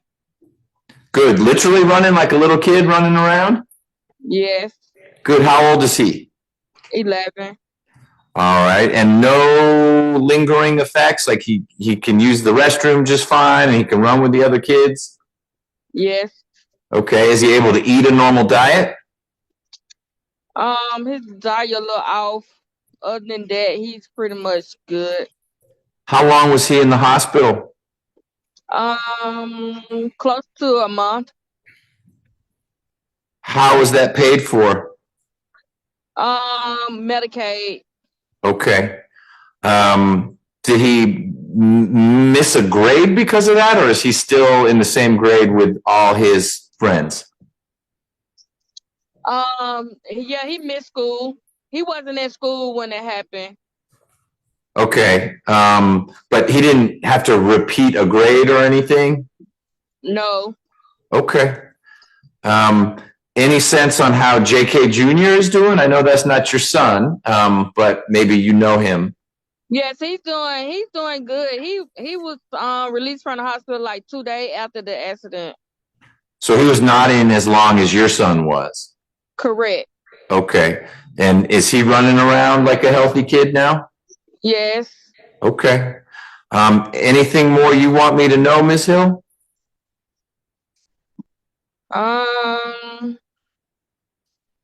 No, that's pretty much it. I appreciate you being patient. You've been on this call for a while. We've been working through a lot of cases today. But you're welcome to stay on and listen to the rest of this, or you're free to go. Thank you. Thank you. Bye-bye. Ms. Wood. Thank you, Judge. Before I start talking, I don't know if Mr. Kimbrough's wife is on. That's the mother of James Kimbrough Jr. I'm not sure if she was able to log on. I know sometimes she has like a work schedule that interferes, but she was on Zoom when we tried to resolve this when Mr. Jordan still had the case. And so she did say exactly what Malachi's mother just said, that James Kimbrough Jr. is well now. It was more of a superficial wound. Both are very serious. This was a terrible accident, and Mr. Kimbrough is here today. He's maintained the whole time I've had the case that he's eager to accept responsibility. He understands that was a terrible mistake and decision he made to get drunk around firearms and children. Just a recipe for disaster. Exactly. He is 44 years old. He has no felony convictions. He's married to his wife. They have 5 children together. He's high school educated. He was gainfully employed, working at the airport at the time. He was also doing a little bit of a side hustle. He did construction work on the weekends to make extra money to provide for his family. So I know that his wife is eager for him to get back out into the workforce. And when he is able to do that, he will return to live with her and the children in Decatur. Judge, he's been in custody since April 22nd of last year, so 282 days. I'm asking the court to consider a sentence of 5 years probation, serve 1 year in custody, balance probated, and then of course the gun charge has to be the 5 years consecutive suspended. We have no issue with the drug and alcohol evaluation and treatment. I think it's applicable here. And finally, we are asking for first offender treatment. Okay. Mr. Kimbrough, the address I've got in the system says Omaha Road in Atlanta. Did you used to live there, or that's in Decatur now? No, sorry. That's the old one. Old address, but your wife and all those kids, they've moved to Decatur? That's new. Okay. Does she work? Yes, she part-time off and on though. Okay. She's going through it right now. I bet with all those kids, who's helping take care of them? No one. I'm just hoping I get, Okay. Anything more you want to add? That's it. All right. Do you have a perspective, Ms. Nix, on first offender for Mr. Kimbrough? I do not. Okay. Remind me the type of work you were doing before you got locked up. I know there was a main job and then some construction on the side. What was the main job? Being a chef at the airport. A chef at the airport. Okay, at one of the restaurants there, or for like one of the catering companies? It's like a restaurant. Okay. All right. Mr. Kimbrough, I find there's a factual basis for your plea, and that your plea is knowing, meaning you've understood what's going on, and voluntary. No one's forced you to enter this plea. I'm sentencing you pursuant to the Probation Options Management Act. So for the part of your case that you're going to be, part of your sentence that you're going to be on probation, if you have a little issue, you and probation will work through that. But if it's a big one, you get arrested for anything, that comes back to me. Mr. Kimbrough,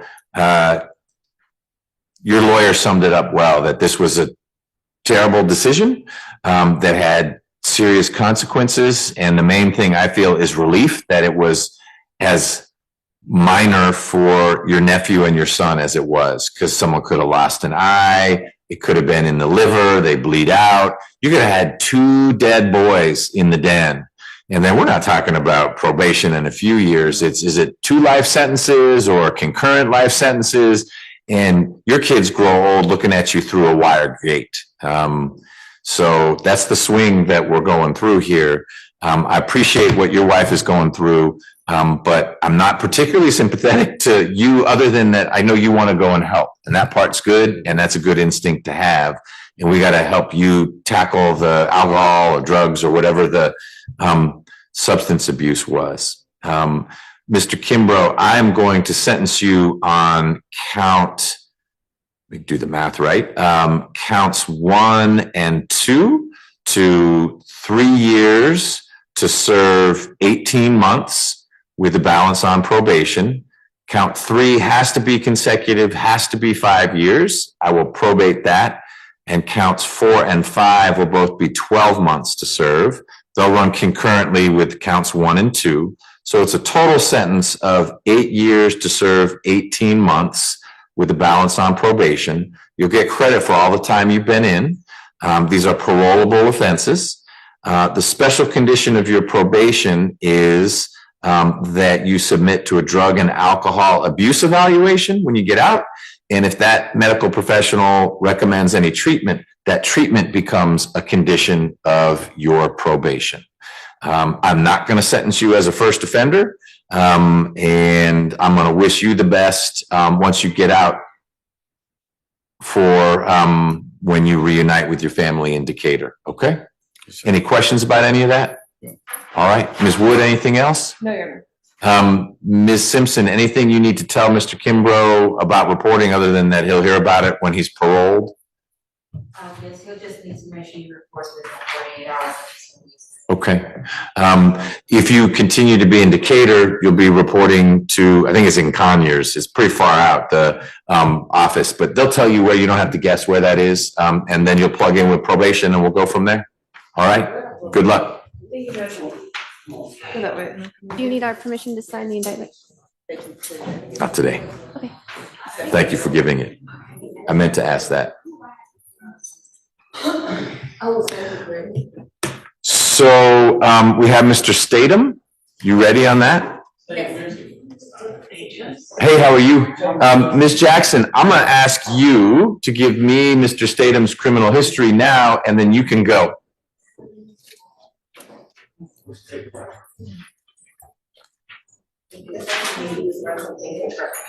Oh, I don't mean for you to hunt. It's position 8 on the inquiry calendar.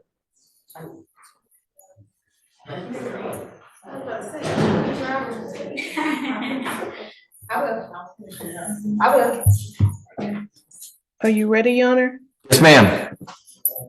He has 40 cycles. The last arrest was December the 6th, 2022 in Fulton County for a failure to appear. The underlying charge was not listed. He does have prior felony convictions. One in 2021 for entering an automobile and financial transaction card theft. One in 2017 for entering an automobile. One in 2016 for possession of tools for commission of a crime. One in 2015 for entering an automobile. One in 2011 out of Coweta County, Georgia, for forgery in the first degree. One in 2009 out of Whitfield County, Georgia, for forgery in the first degree, and a violation of the Georgia Controlled Substance Act. One in 2007 for possession of cocaine. One in 2006 for possession of controlled substance. One in 2005 for possession of controlled substance. There was an additional one in 2005 for burglary. And there's a misdemeanor sentence and a conviction. I don't need the misdemeanors. You've given me plenty of information. Okay, nothing in addition, Your Honor. Thank you, Ms. Jackson. We have one plea tomorrow at 3. I don't know if you're covering that, but if we could have someone from your office join us at 3 tomorrow, that would be great. Yes, sir. Thank you. Have a great one. You too. Thanks for your time. All right, Ms. Rivers, you still with us? Yes, I am. Thank you for your stamina. We'll go on the record. This is position 8 from the inquiry calendar, State versus Torrance. Is it pronounced Statham? Statham, yes, Your Honor. Mr. Statham is here. It's 23 SC 191548. He's in court with his lawyer, Ms. Rios. Ms. Dilligard represents the state. And Mr. Statham, my understanding is that you're entering a plea actually to 2 cases, or we're resolving 2 cases today. Is that correct? Yes, it is, Your Honor. Could I have the case number for it? Maybe, is it in your email? I'll find it. But we'll handle both those cases. Ms. Dilligard is going to put you under oath. When you're under oath, you'll need to answer her questions truthfully. If you've got any questions of your own, I need you to make sure you ask them of me or Ms. Rios so that I'm comfortable you understood what we're doing. Yes, sir. All right, Ms. Dilligard. Mr. Statham, please raise your right hand to your best of your ability. Do you swear or affirm that any statements or testimony that you shall give in the matter currently before the court shall be the truth, the whole truth, and nothing but the truth? I do. You can lower your hand. Please state your true, correct, and legal name for the record. Torrance Leonard Statham. Are you at this time taking or under the influence of any medicine, drugs, or alcohol? No, ma'am. Is there medication that you normally take that you've not taken or been given today? No, ma'am. How old are you? I'm 51. How far have you gone in school? High school graduate. You understand that you've been charged with the following offense in 22 SC 182038. It's count 1 is entering auto. Count 2 is criminal trespass and damage to property.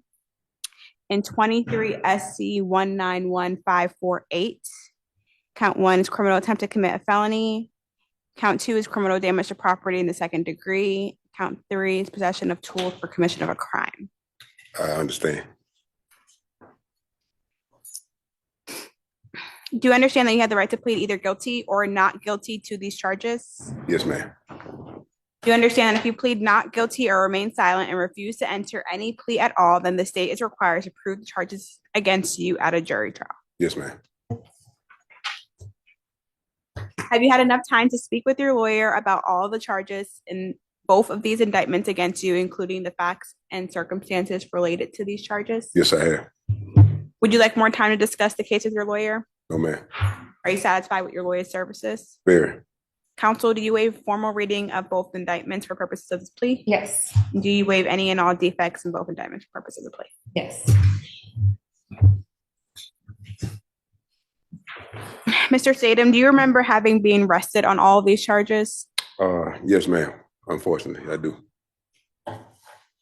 Has your attorney advised you at the minimum and maximum sentence for each charge to which you are pleading guilty to today? Yes, she has. Okay, so I'm just going to run through them. For 23 SC 191548, count 1, the minimum and maximum being 1 to 5 years. Count 2, 1 to 5. And count 3 is 1 to 5. For 22 SC 182038, count 1, the entering auto is 1 to 5 years. Count 2, criminal trespass and damage to property, the maximum is 12 months. I think the range for the criminal attempt is probably 1 to 2.5 because it's attempted entering auto. If entering auto is normally 1 to 5, attempt is usually half that. So it's not going to change what we do here, but okay. I just, in looking at what you all have negotiated, I'll need to make sure I don't say 5 years to serve or something, or 5 years probation on that count 1, because I think it's capped at 2.5 because it was an attempt. And Your Honor, I guess we can just rearrange it of how to get to what we want, but. I'll do the math. Okay. Yep. Thank you.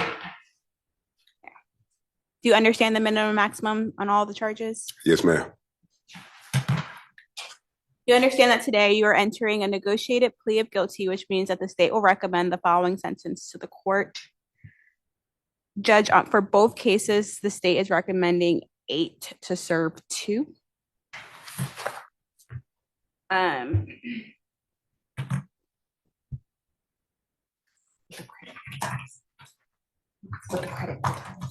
With credit for time served. Always. Okay. Any conditions of it's 8 to serve 2 balance probated?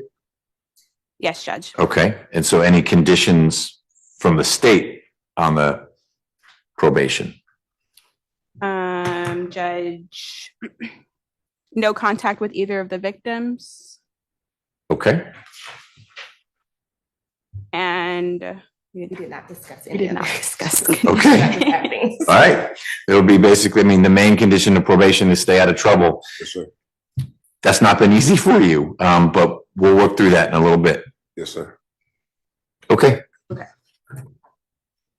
Is that your understanding of the recommendation? That is. Yes, ma'am. Do you understand that the court has the right to sentence you to the maximum possible sentence on each charge? I do. You understand that if there are multiple charges to which you're pleading guilty to today, that the court also has the right to run those sentences consecutively to each I other? understand it.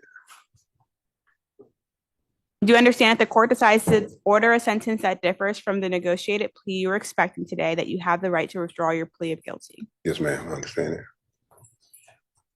Do you understand that if you're currently on probation or parole, your probation or parole may be revoked based on your entering of a guilty plea today? Yes, ma'am.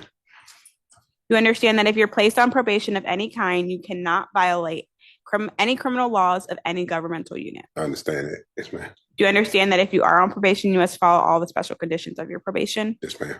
You understand that if you fail to follow any special condition, then you will be subject to revocation of that probation for the balance of your sentence? Yes, ma'am. You understand that you are not allowed to possess or use a firearm while on probation? I understand. Are you a United States citizen? I am.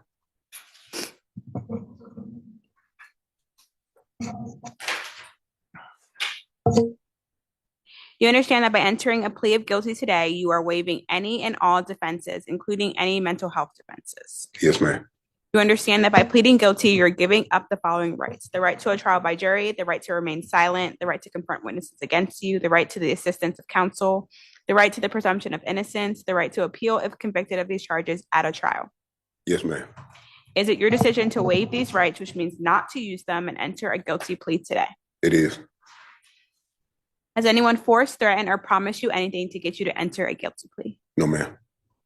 Is it your decision to enter a guilty plea because you are in fact guilty? It is. Okay, Mr. Statham, how do you plead to the charges of entering auto, criminal trespass and damage to property in indictment number 22 SC 182038? I plead guilty. And Mr. Statham, how do you plead to the charges of criminal attempt to commit a felony, criminal damage to property in the second degree, and possession of tools for commission of a crime in indictment number 23 SC 191548? I plead guilty also. Is this guilty plea freely and voluntarily given with full knowledge of the charges against you? Yes, ma'am. Do you understand that you only have a limited right to appeal this guilty plea conviction? I understand. Yes, Do you understand that if you wish to challenge the voluntariness of your guilty plea, you must do so by filing a habeas corpus petition? yes, ma'am.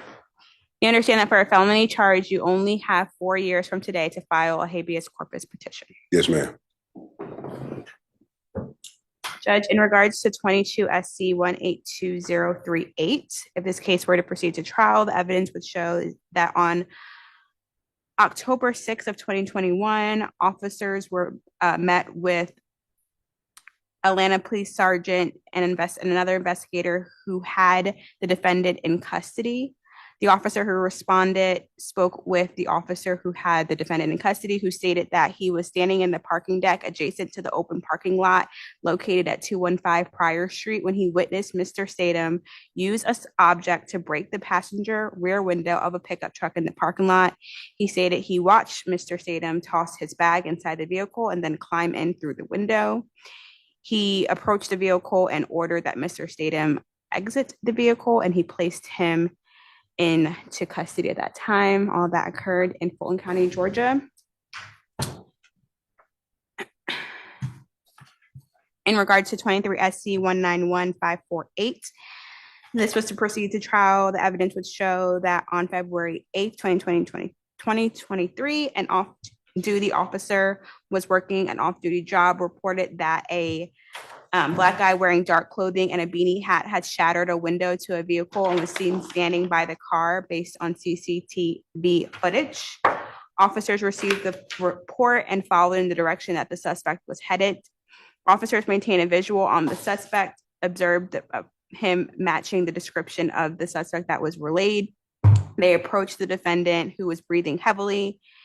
The defendant advised he had recently come from an area which was very, very far from the incident location. When asked about the incident, he stated he didn't want to say too much to incriminate himself. He was very out of breath, as if he had been running. Officers detained him. Nothing was taken from the vehicle, neither was the vehicle rummaged through. The police report mentions that the employees reviewed video footage and it showed Mr. Statham standing near the vehicle. All of that occurred on his person, he had a glass punch. All of that occurred in Fulton County, Georgia. Okay. Thank you. I already heard from Ms. Jackson. It's a long list. Ms. Rios. Yes, Your Honor. Mr. Statham is 51 years old. He has 2 adult children, a son and a daughter. He was working before he got arrested again at Breakfast and Barney's. He was doing that for how many years? Roughly about 6 months. 6 months. And he did graduate from high school and did 7 years in the Army in Korea. In regards to Mr. Statham and the history of what happened, he was initially in Veterans Court for the 22 SE case. That explains, because this bounced, it went to Glanville and this and that, and So okay. For that, and then he picked up the 2023 case. He had a moment of depression, relapsed, and had no money at the time. He was missing paychecks, so this happened. Glanville then revoked him a year, so he's been in continuous custody since February 8th of 2022 or 2023. So he's been in for 2 years, almost 2 years, just a week shy of 2 years. So February 8th, 2023 would make 2 years. So that's why we're asking for it to be. Okay, he was revoked on whatever got him. Oh, I see. There's this 413 days and okay. I guess I was waiting to get into accountability court. You spent a lot of time in jail. Okay, but the consequence of being terminated from Veterans Court was a 1-year revocation on whatever case got him into Veterans Court. Yes. So okay. That's what equals. So he's just has not set foot out since then, but he has made good use of his time in jail. He brought me these certificates.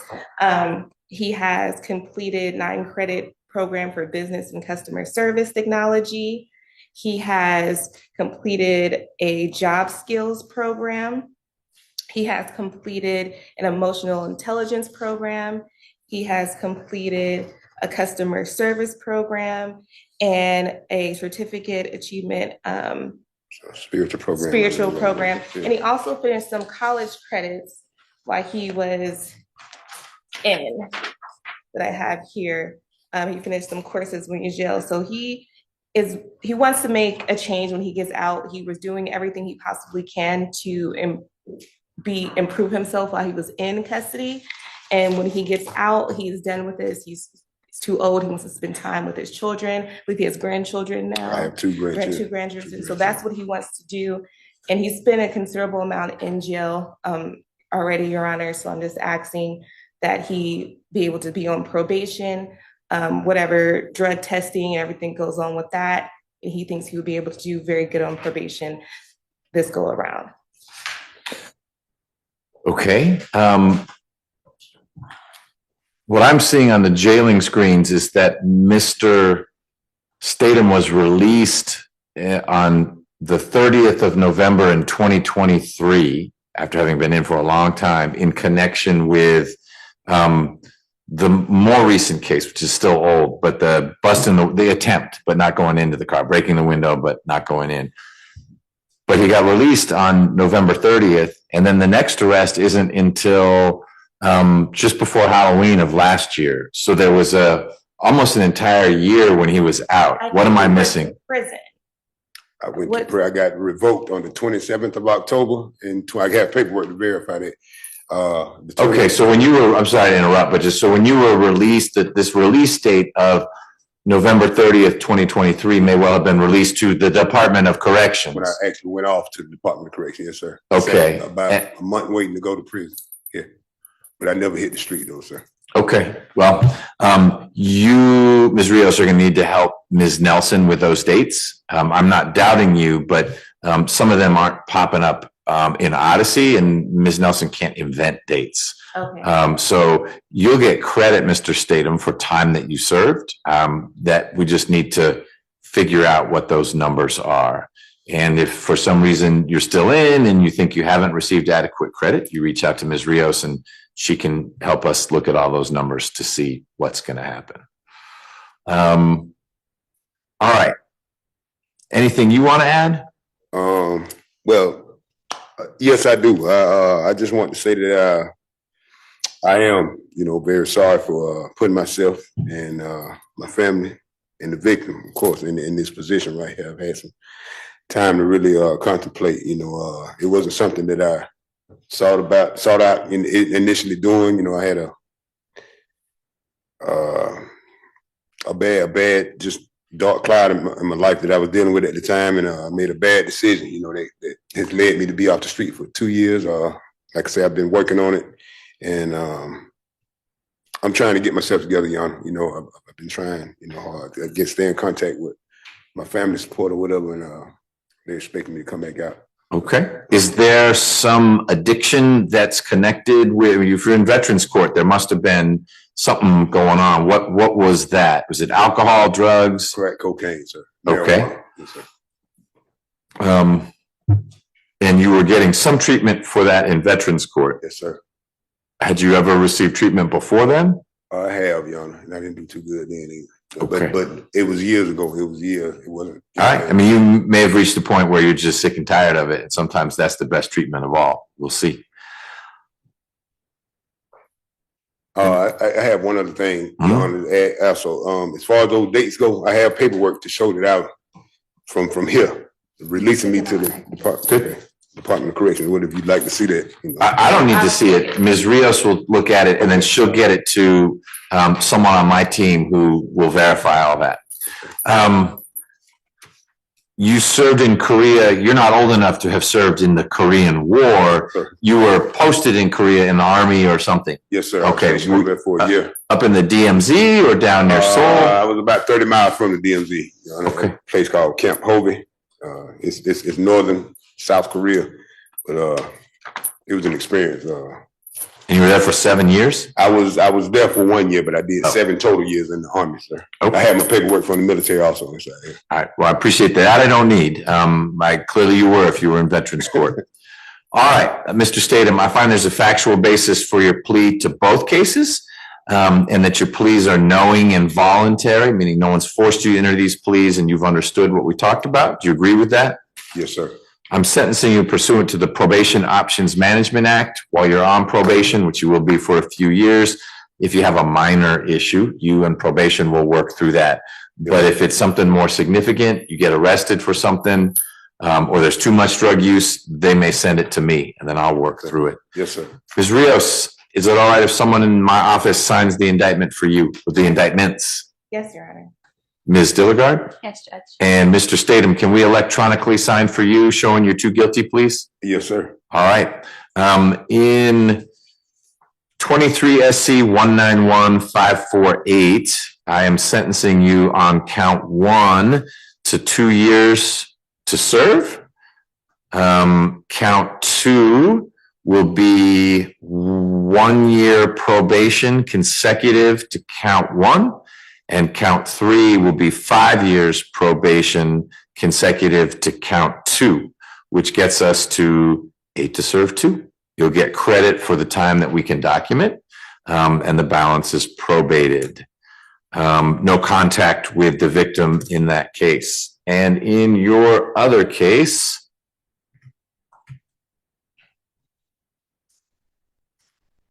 which is the 22 SC 182-038.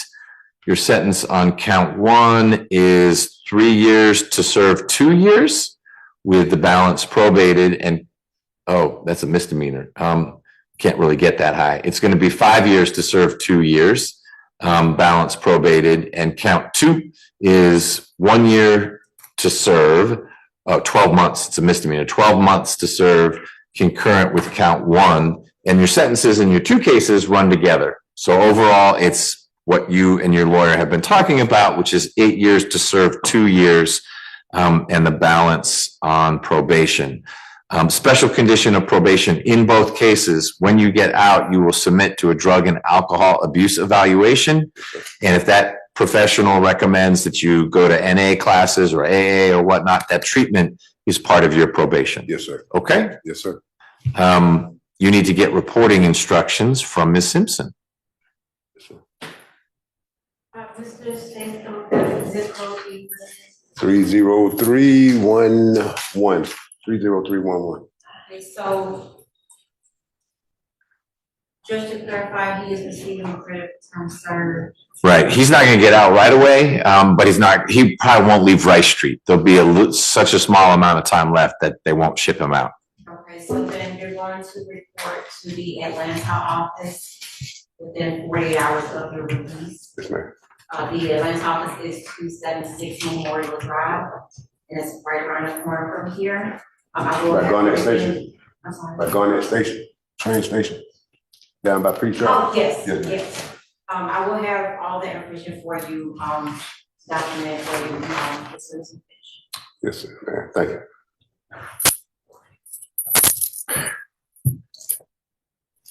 That's it. One more question, Your Honor, if I may. So just so I'm clear, my 2-year completion date would be the 8th of February of this year, is what I'm understanding?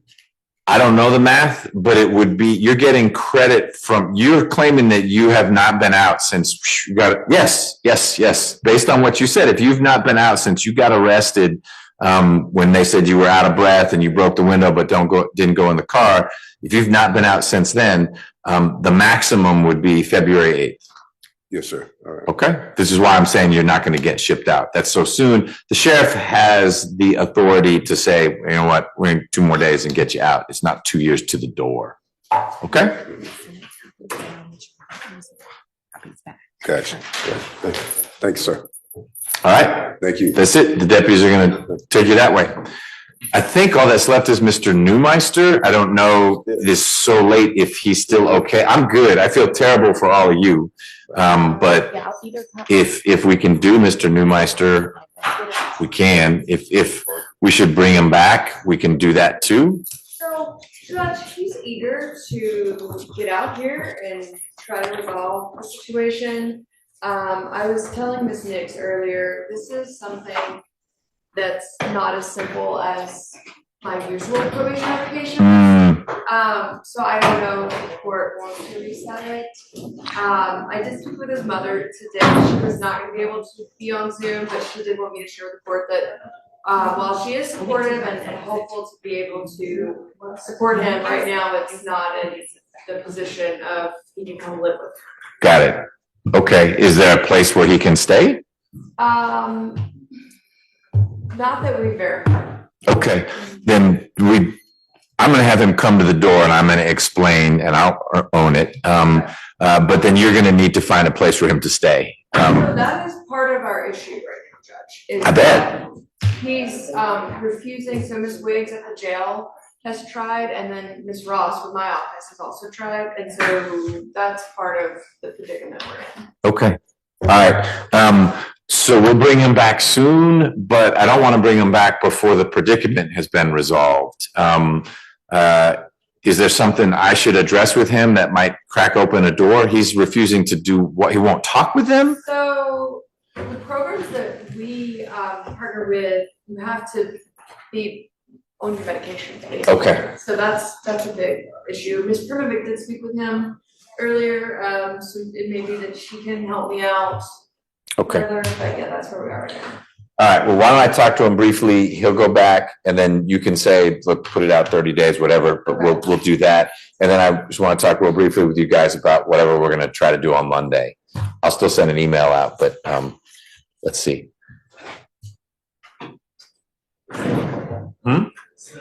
Okay, but Newmeister just needs to come to the door. Very Newmeister to the door. Yeah. Who was that? You said, Randy said, oops, no, can't do that. So it was a private secretary. On the first count? No, 5 to serve 2, and then 12 months to serve concurrent. Sorry.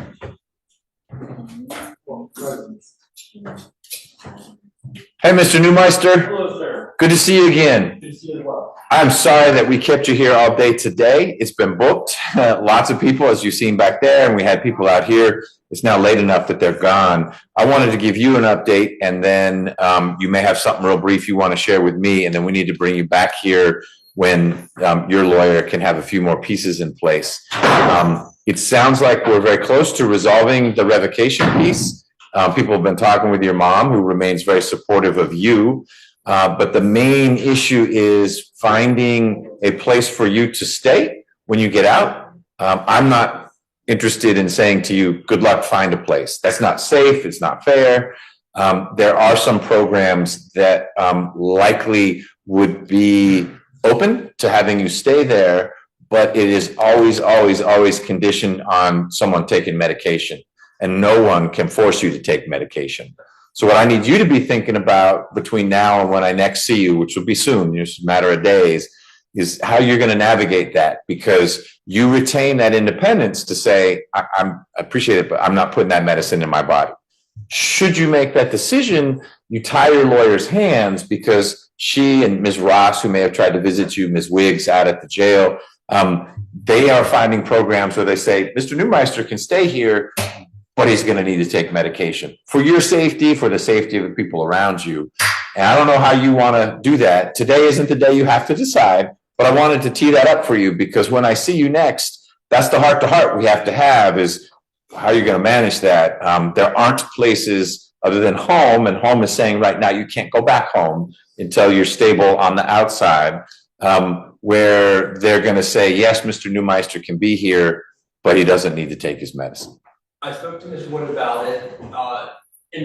Working with the medical staff at the Fulton County Jail has been extremely helpful. They put in a stop order for medication, and then they restarted it and had a discussion with me about why I need to be on medication. And I'm not confused about why I need to be on medication one bit. But I got the support I wanted, which is the staff at the jail had told me they don't personally believe I need to be on medication, but that doesn't change my need to be on medication for purposes of fighting the program.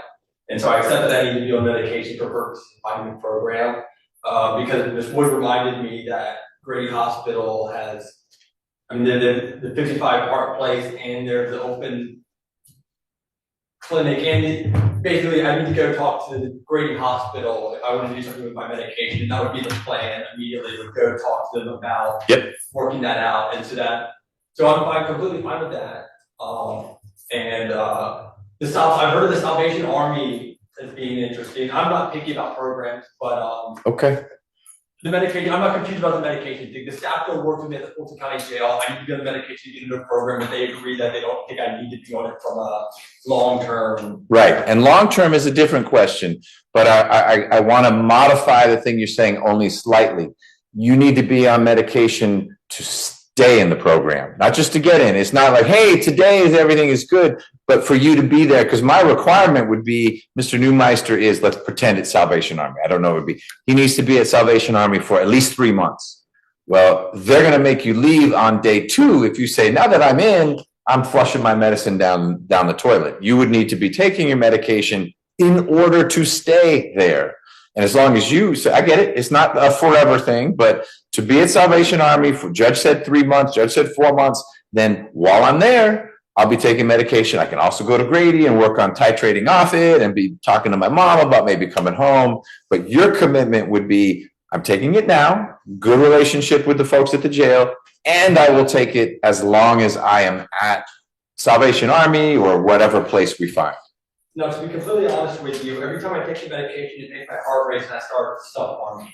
And that's the part where I'm really confused about the medication I'm taking specifically. I spoke to the jail about it. They get blister packs from a supplier, and I don't know what they're giving me, but I've bitten myself a number of times with the medication that they are giving me. And I've documented this, and I've documented with the staff and spoken to them about it. Okay. And so that's the part. I understand everything you say, but that's what's going on with me. So I hope we can figure something out about that. We need to, because those are the type of side effects that are not okay. It's one thing if, hey, a little bit of hair is coming out or my fingers are tingly. It's another to self-harm. And so I would hope that the staff at the jail would be saying we need to try something different. I know the folks at Grady will do something different.